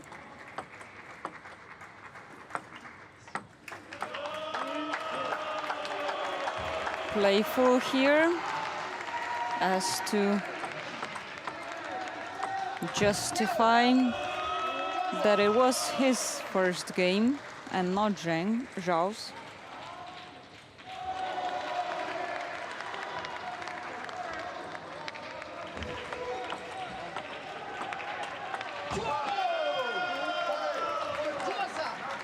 Fired up at his forehand topspin and 5-2.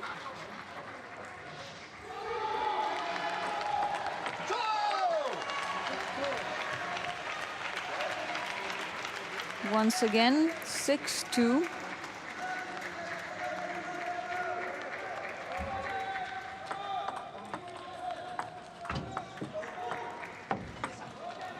Zhang attempts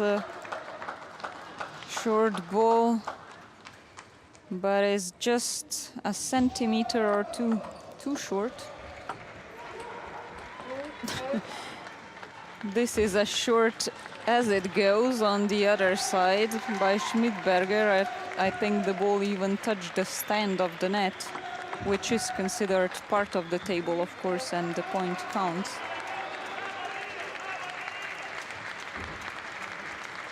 Eight-3.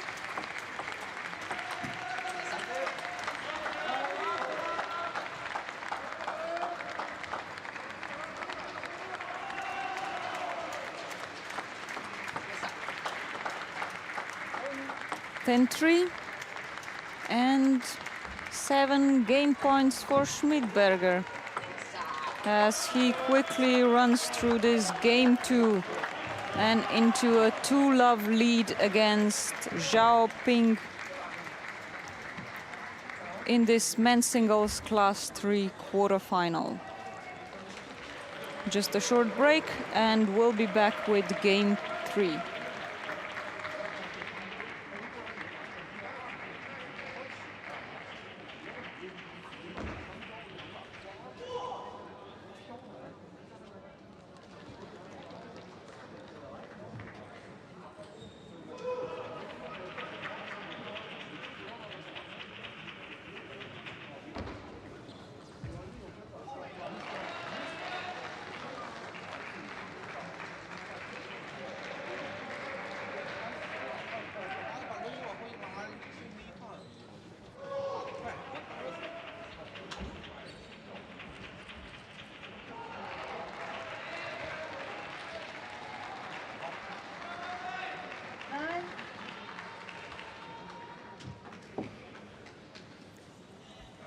And we're coming back for game number 3 in this men's singles class 3 quarterfinal match between Thomas Schmidberger and Zhao Ping.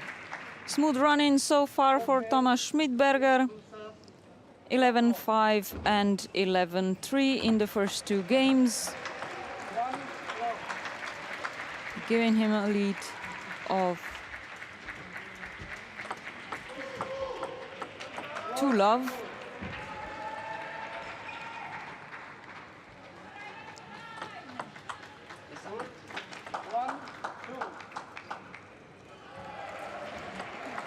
Best of 5 format played in para table tennis matches, so should Schmidberger win this third game as well, it's game over and match over. He proceeds to the semifinals. The loser of the match finishes his singles competitions.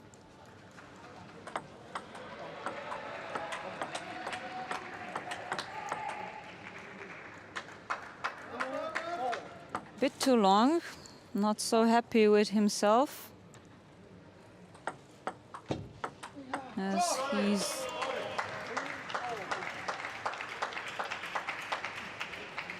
one point behind.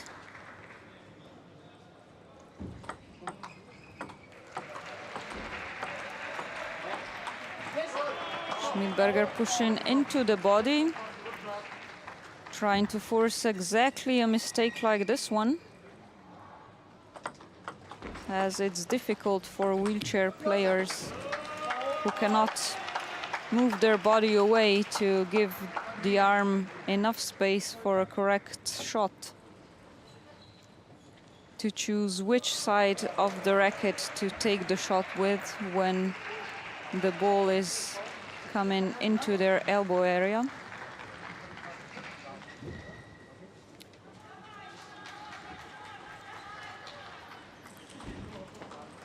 Timeout and 1 minute break.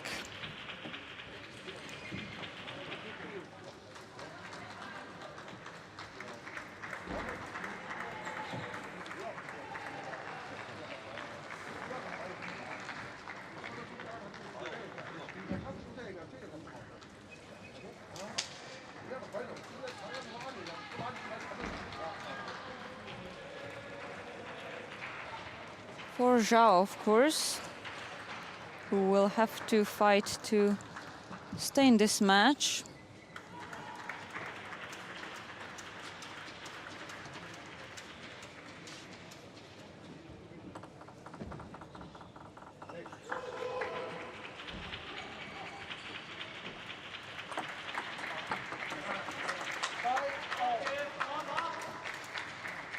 Takes his first point after the break, but misses on the second one, keeping Schmidberger 6-5 in the lead. Just a touch too short. 6-6 and let Zhao now serves.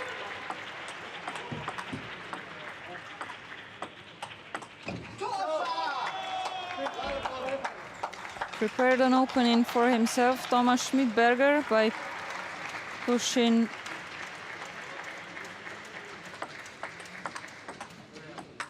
into Zhao's body forehand side. 7-6, 7-7.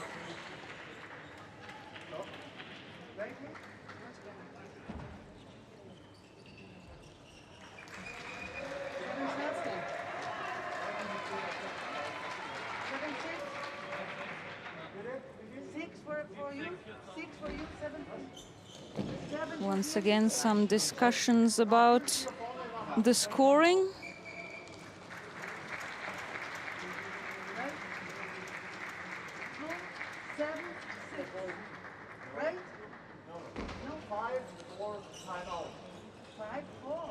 An absolutely unwelcome disturbance in the match, of course.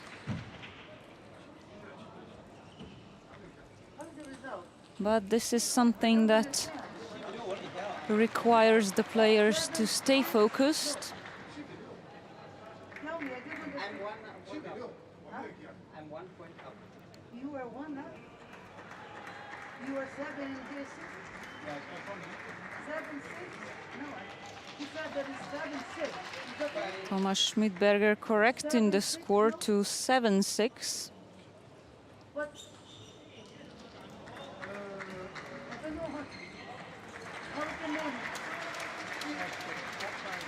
Or not. It says 7-7 on the Empire's board.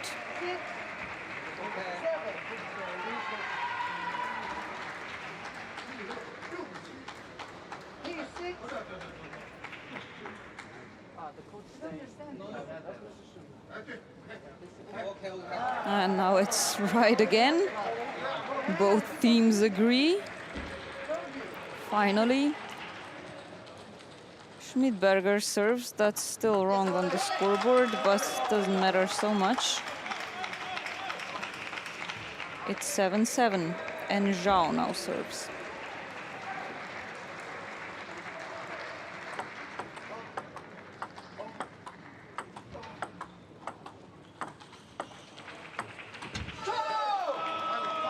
Too short on the short ball, Zhao.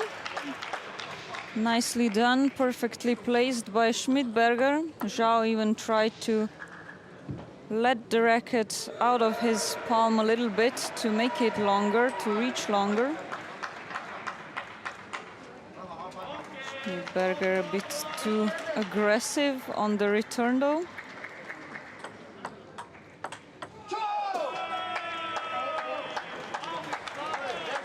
The German team clapping him on. 9-8.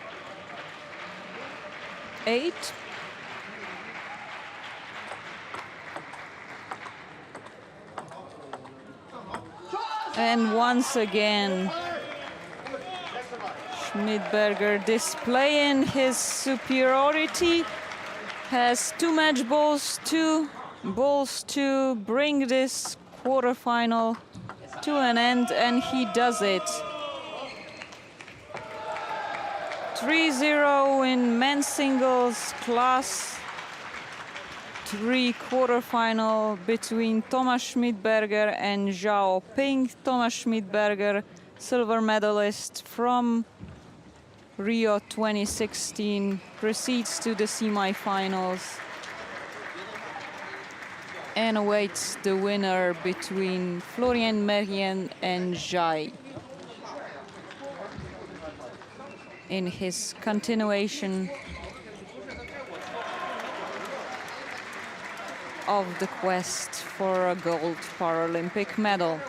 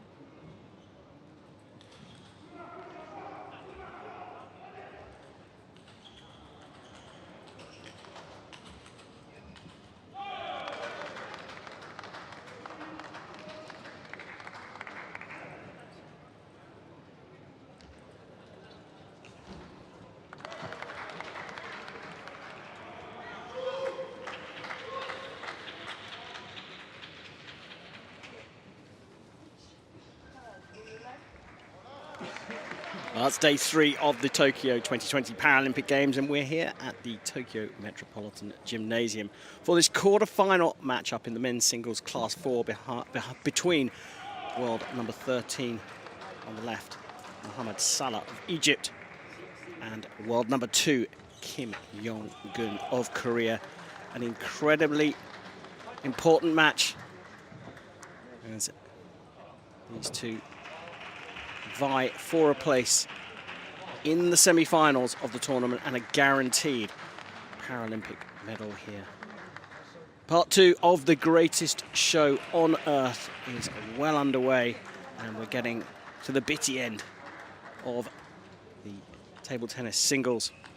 Mohamed Salah is at his 5th Paralympic Games. Got a bronze in the singles at London 2012, agonisingly finishing 4th in Beijing. Kim is also at his 5th Paralympic Games, and he has 4 gold medals.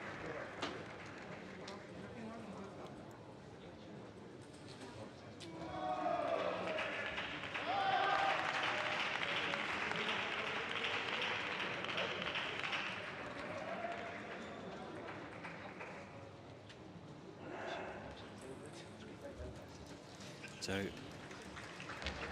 yeah, Eid is actually one of Mohamed Salah's, was part of his family name, Eid Salah. That's why we're seeing Eid on his shirt here at these Paralympic Games. He is the first African para-table tennis player to compete at 4 Paralympic Games. Great honour. He's now here at his 6th.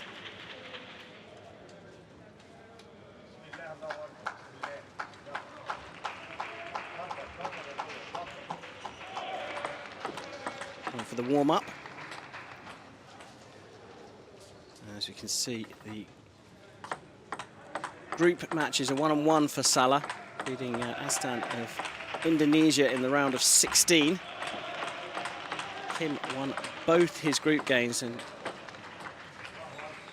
his ranking meant he came straight into the quarterfinals here.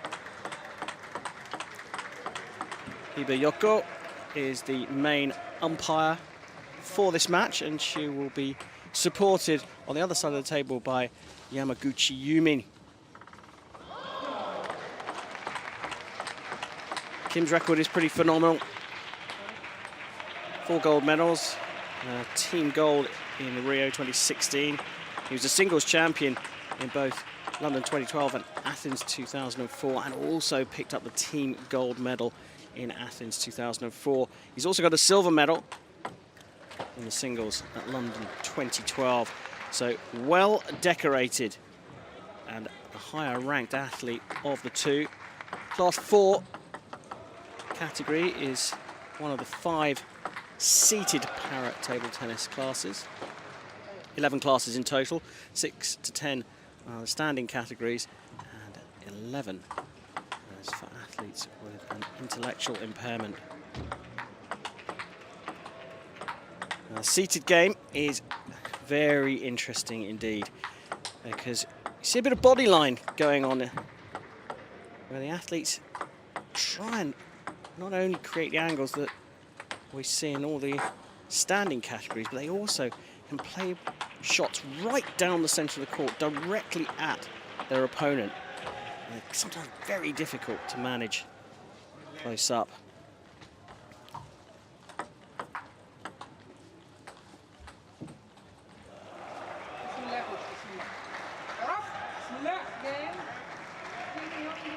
So, time for this quarter-final match to get underway between Salah of Egypt and Kim of Korea.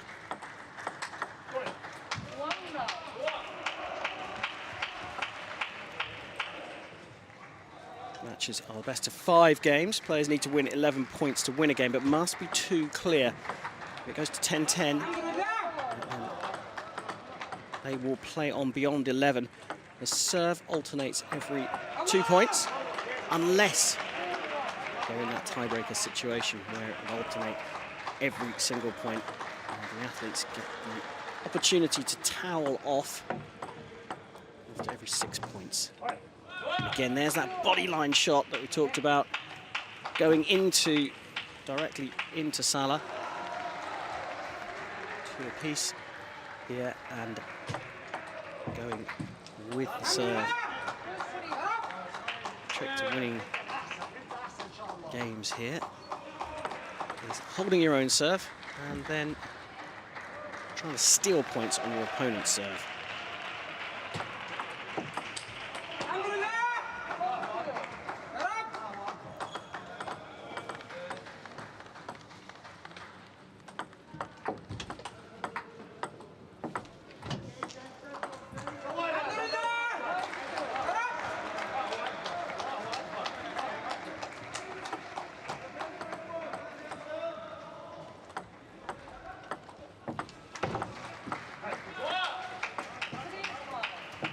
Salah going on a 3-point run there to open lead up.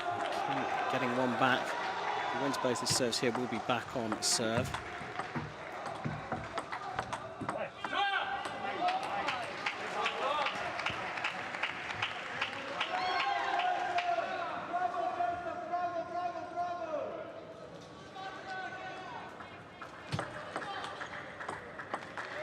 Spin on the serve there.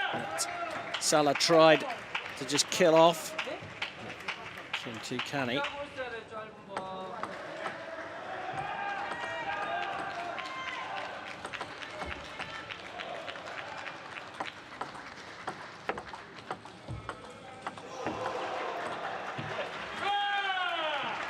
Just going long that time. It did hit Kim's bat, but he had his bat behind the table.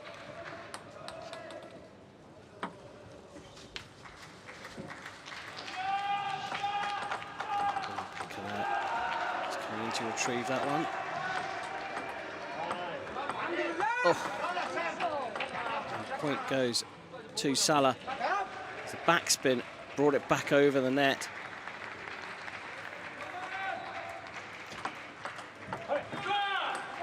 Great serve.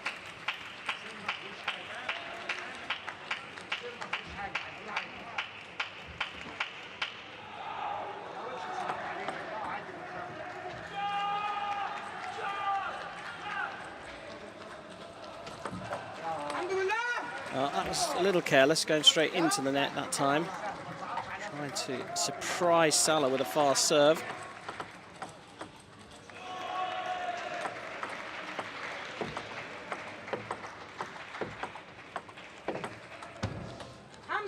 Reach for that one.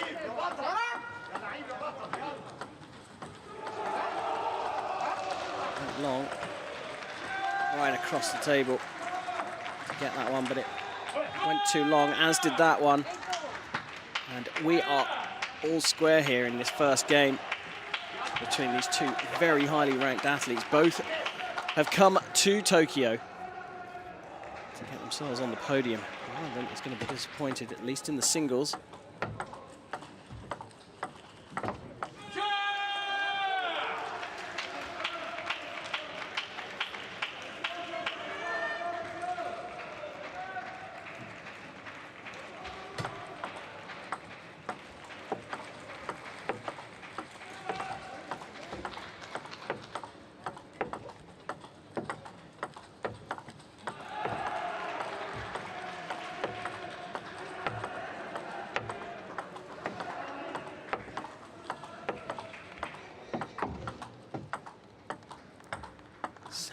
To move back and forth and that, and in the end, the percentage game played by Kim. That was the longest rally of the tournament so far. Longest rally of the match, I should say.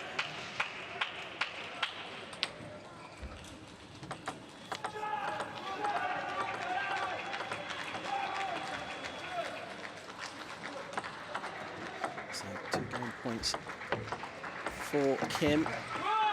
Takes the very first one. 11-8.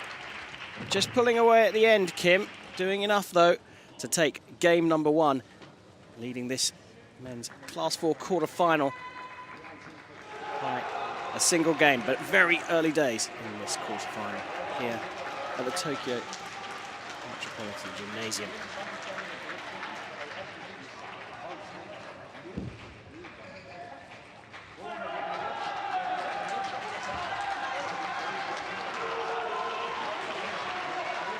On the break, athletes get a chance to take on some water and speak to their coaches.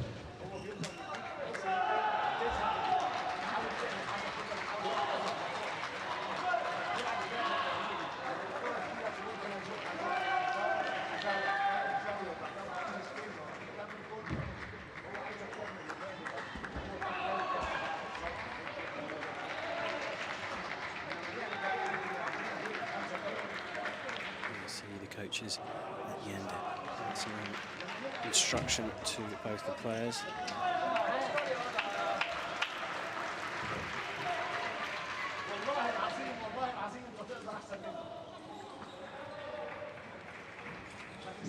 It's been a very hot day again here in Tokyo, and things are hotting up.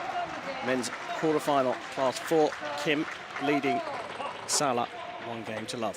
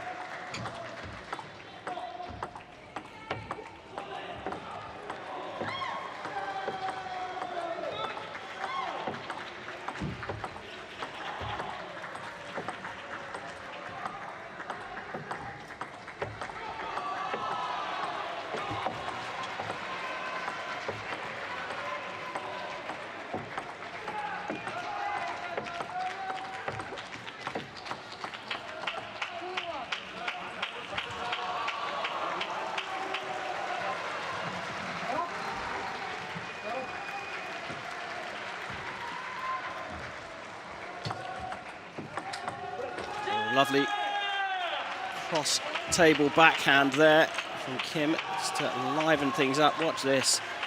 Spin serve. Created the opportunity there. A defensive return from Salah opened up the table.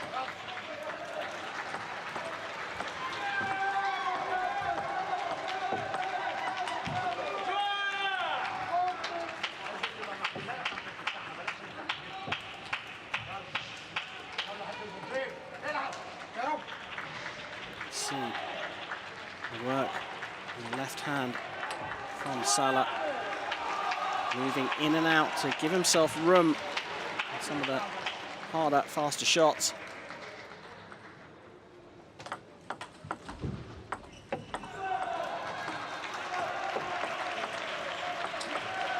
And again, that backhand cross table presents itself. Kim's all over it, the world number 2. In control in this match, leading by a 1-1 and now 6-2 up. And that one just skipped over the net for another point for the Korean. Now, even though that was hit back by Salah, it was beyond the end of the table, so Salah gets the point, stops the rot.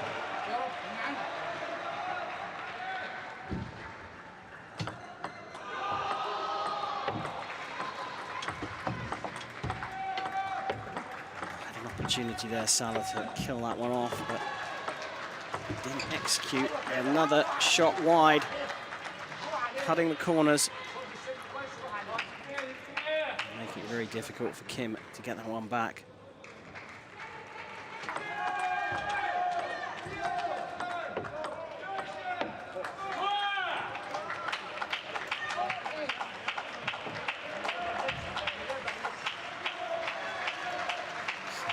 Taking the opportunity to towel off.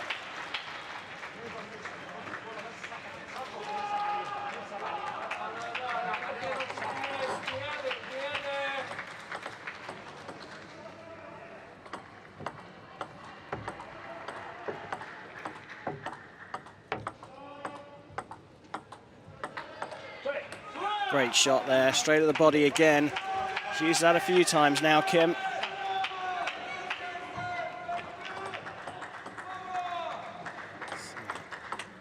There's a mountain to climb here. Goes long with that one.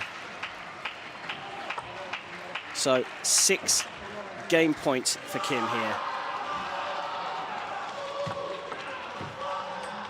And does it with the first one again. That's 2 games to 0 for Kim Young-gun. The world number 2 Korean is looking good for another Paralympic medal. 5 to his name across 5 Olympic Games. And he's here at his 6th on target for his 6th Paralympic medal.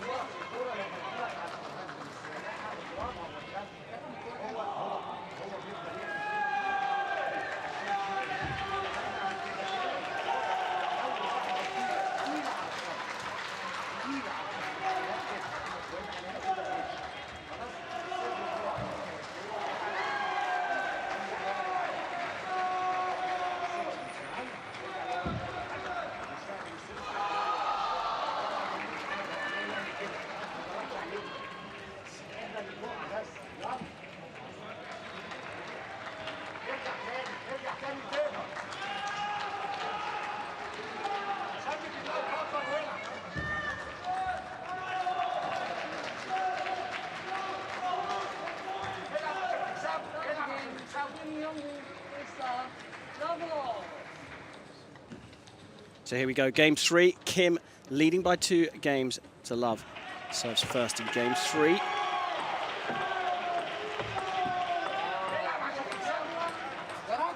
Salah from Alexandria, Egypt. Really has to find a way back into this match. At the moment, Kim is ruling the roost.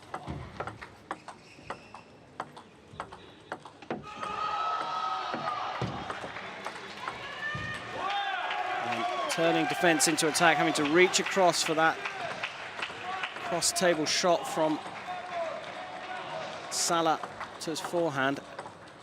Actually to fashion out a wide one himself. And then changing the spin to re-establish his authority. And that one's gone long from the Egyptian.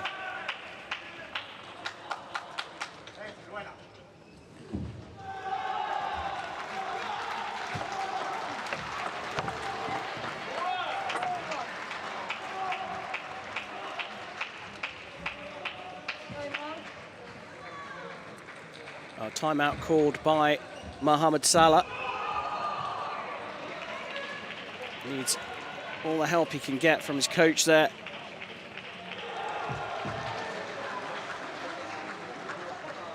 Just a minute in the timeout, but often the coach will keep to very simple instructions. I don't want to complicate things, especially when his charge is already in a tight spot. Salah has found some success with the cut across the table, the short balls on an angle. I've seen Kim, it's a little stretched at times. At the moment, he needs to get himself into a position in order to fashion those. And Kim Young-gun is controlling the stakes of this game.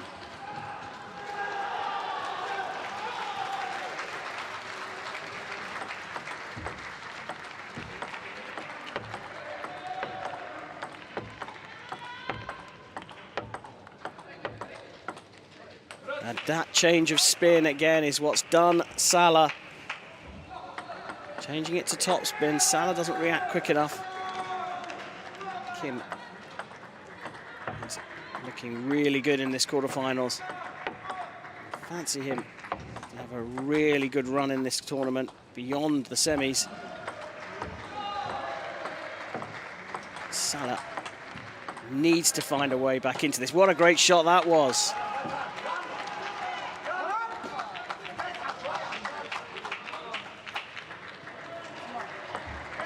See how much movement these athletes have to put in. Tried a tricky serve there.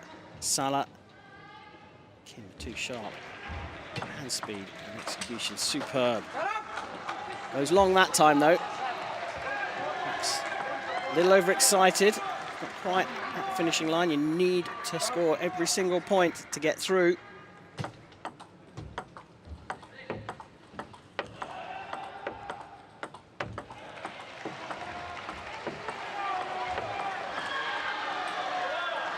There it is again, that change of spin. Salah hasn't worked it out yet.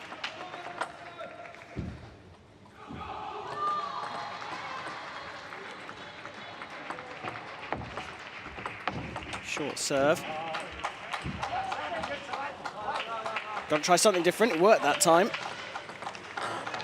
Got to fight for his life here, Salah. Paralympic medal at stake. Just starting to make a few more unforced errors.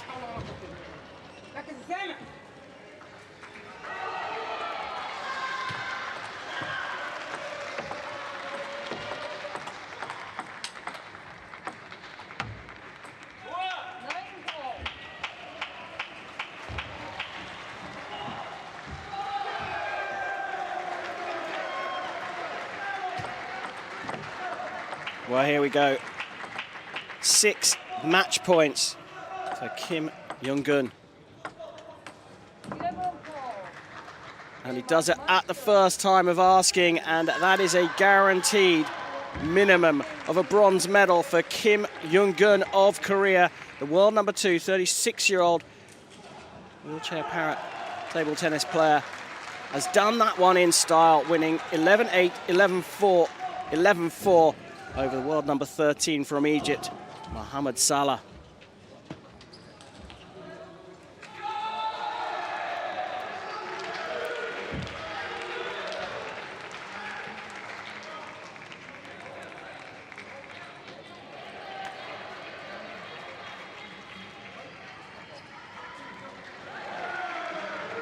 Well, it was an impressive performance, a 33-16 points difference.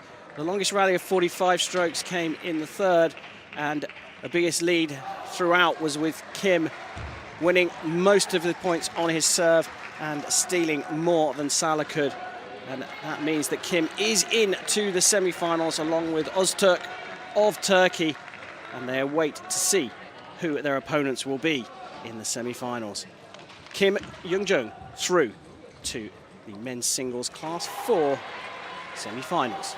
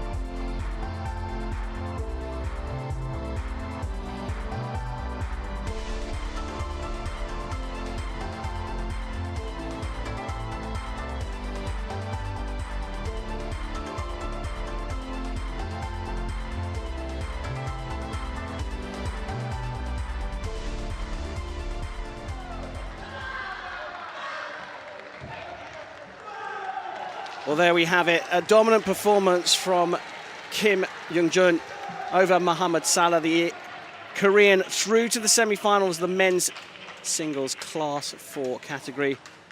Tables still in play here on day 3 of the Tokyo 2020 Paralympic Games, the second part of the greatest show on earth to these delayed Olympic and Paralympic Games in the beautiful city of Tokyo here in Japan.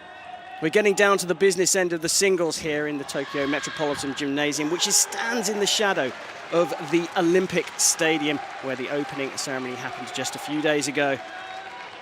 It's been brilliant here, and it's Kim who's gone through and guarantees himself a medal here at the Tokyo 2020 Paralympic Games, his 6th Games of his career.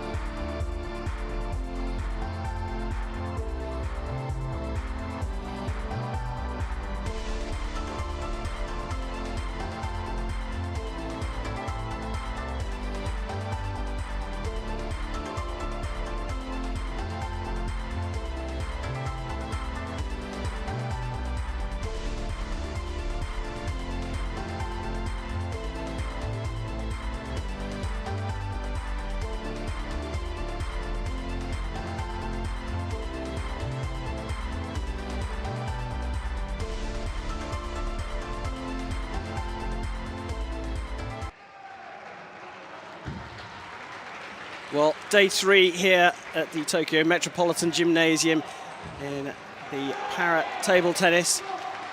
And we are getting to the business end of the singles tournament here. The shadow of the Tokyo Olympic Stadium, where the opening ceremony happened just a few days ago. The table tennis is coming to the medal stages. It's been a fabulous day here on day 3. And that's it on table 6 here in Tokyo at the Paralympic Games.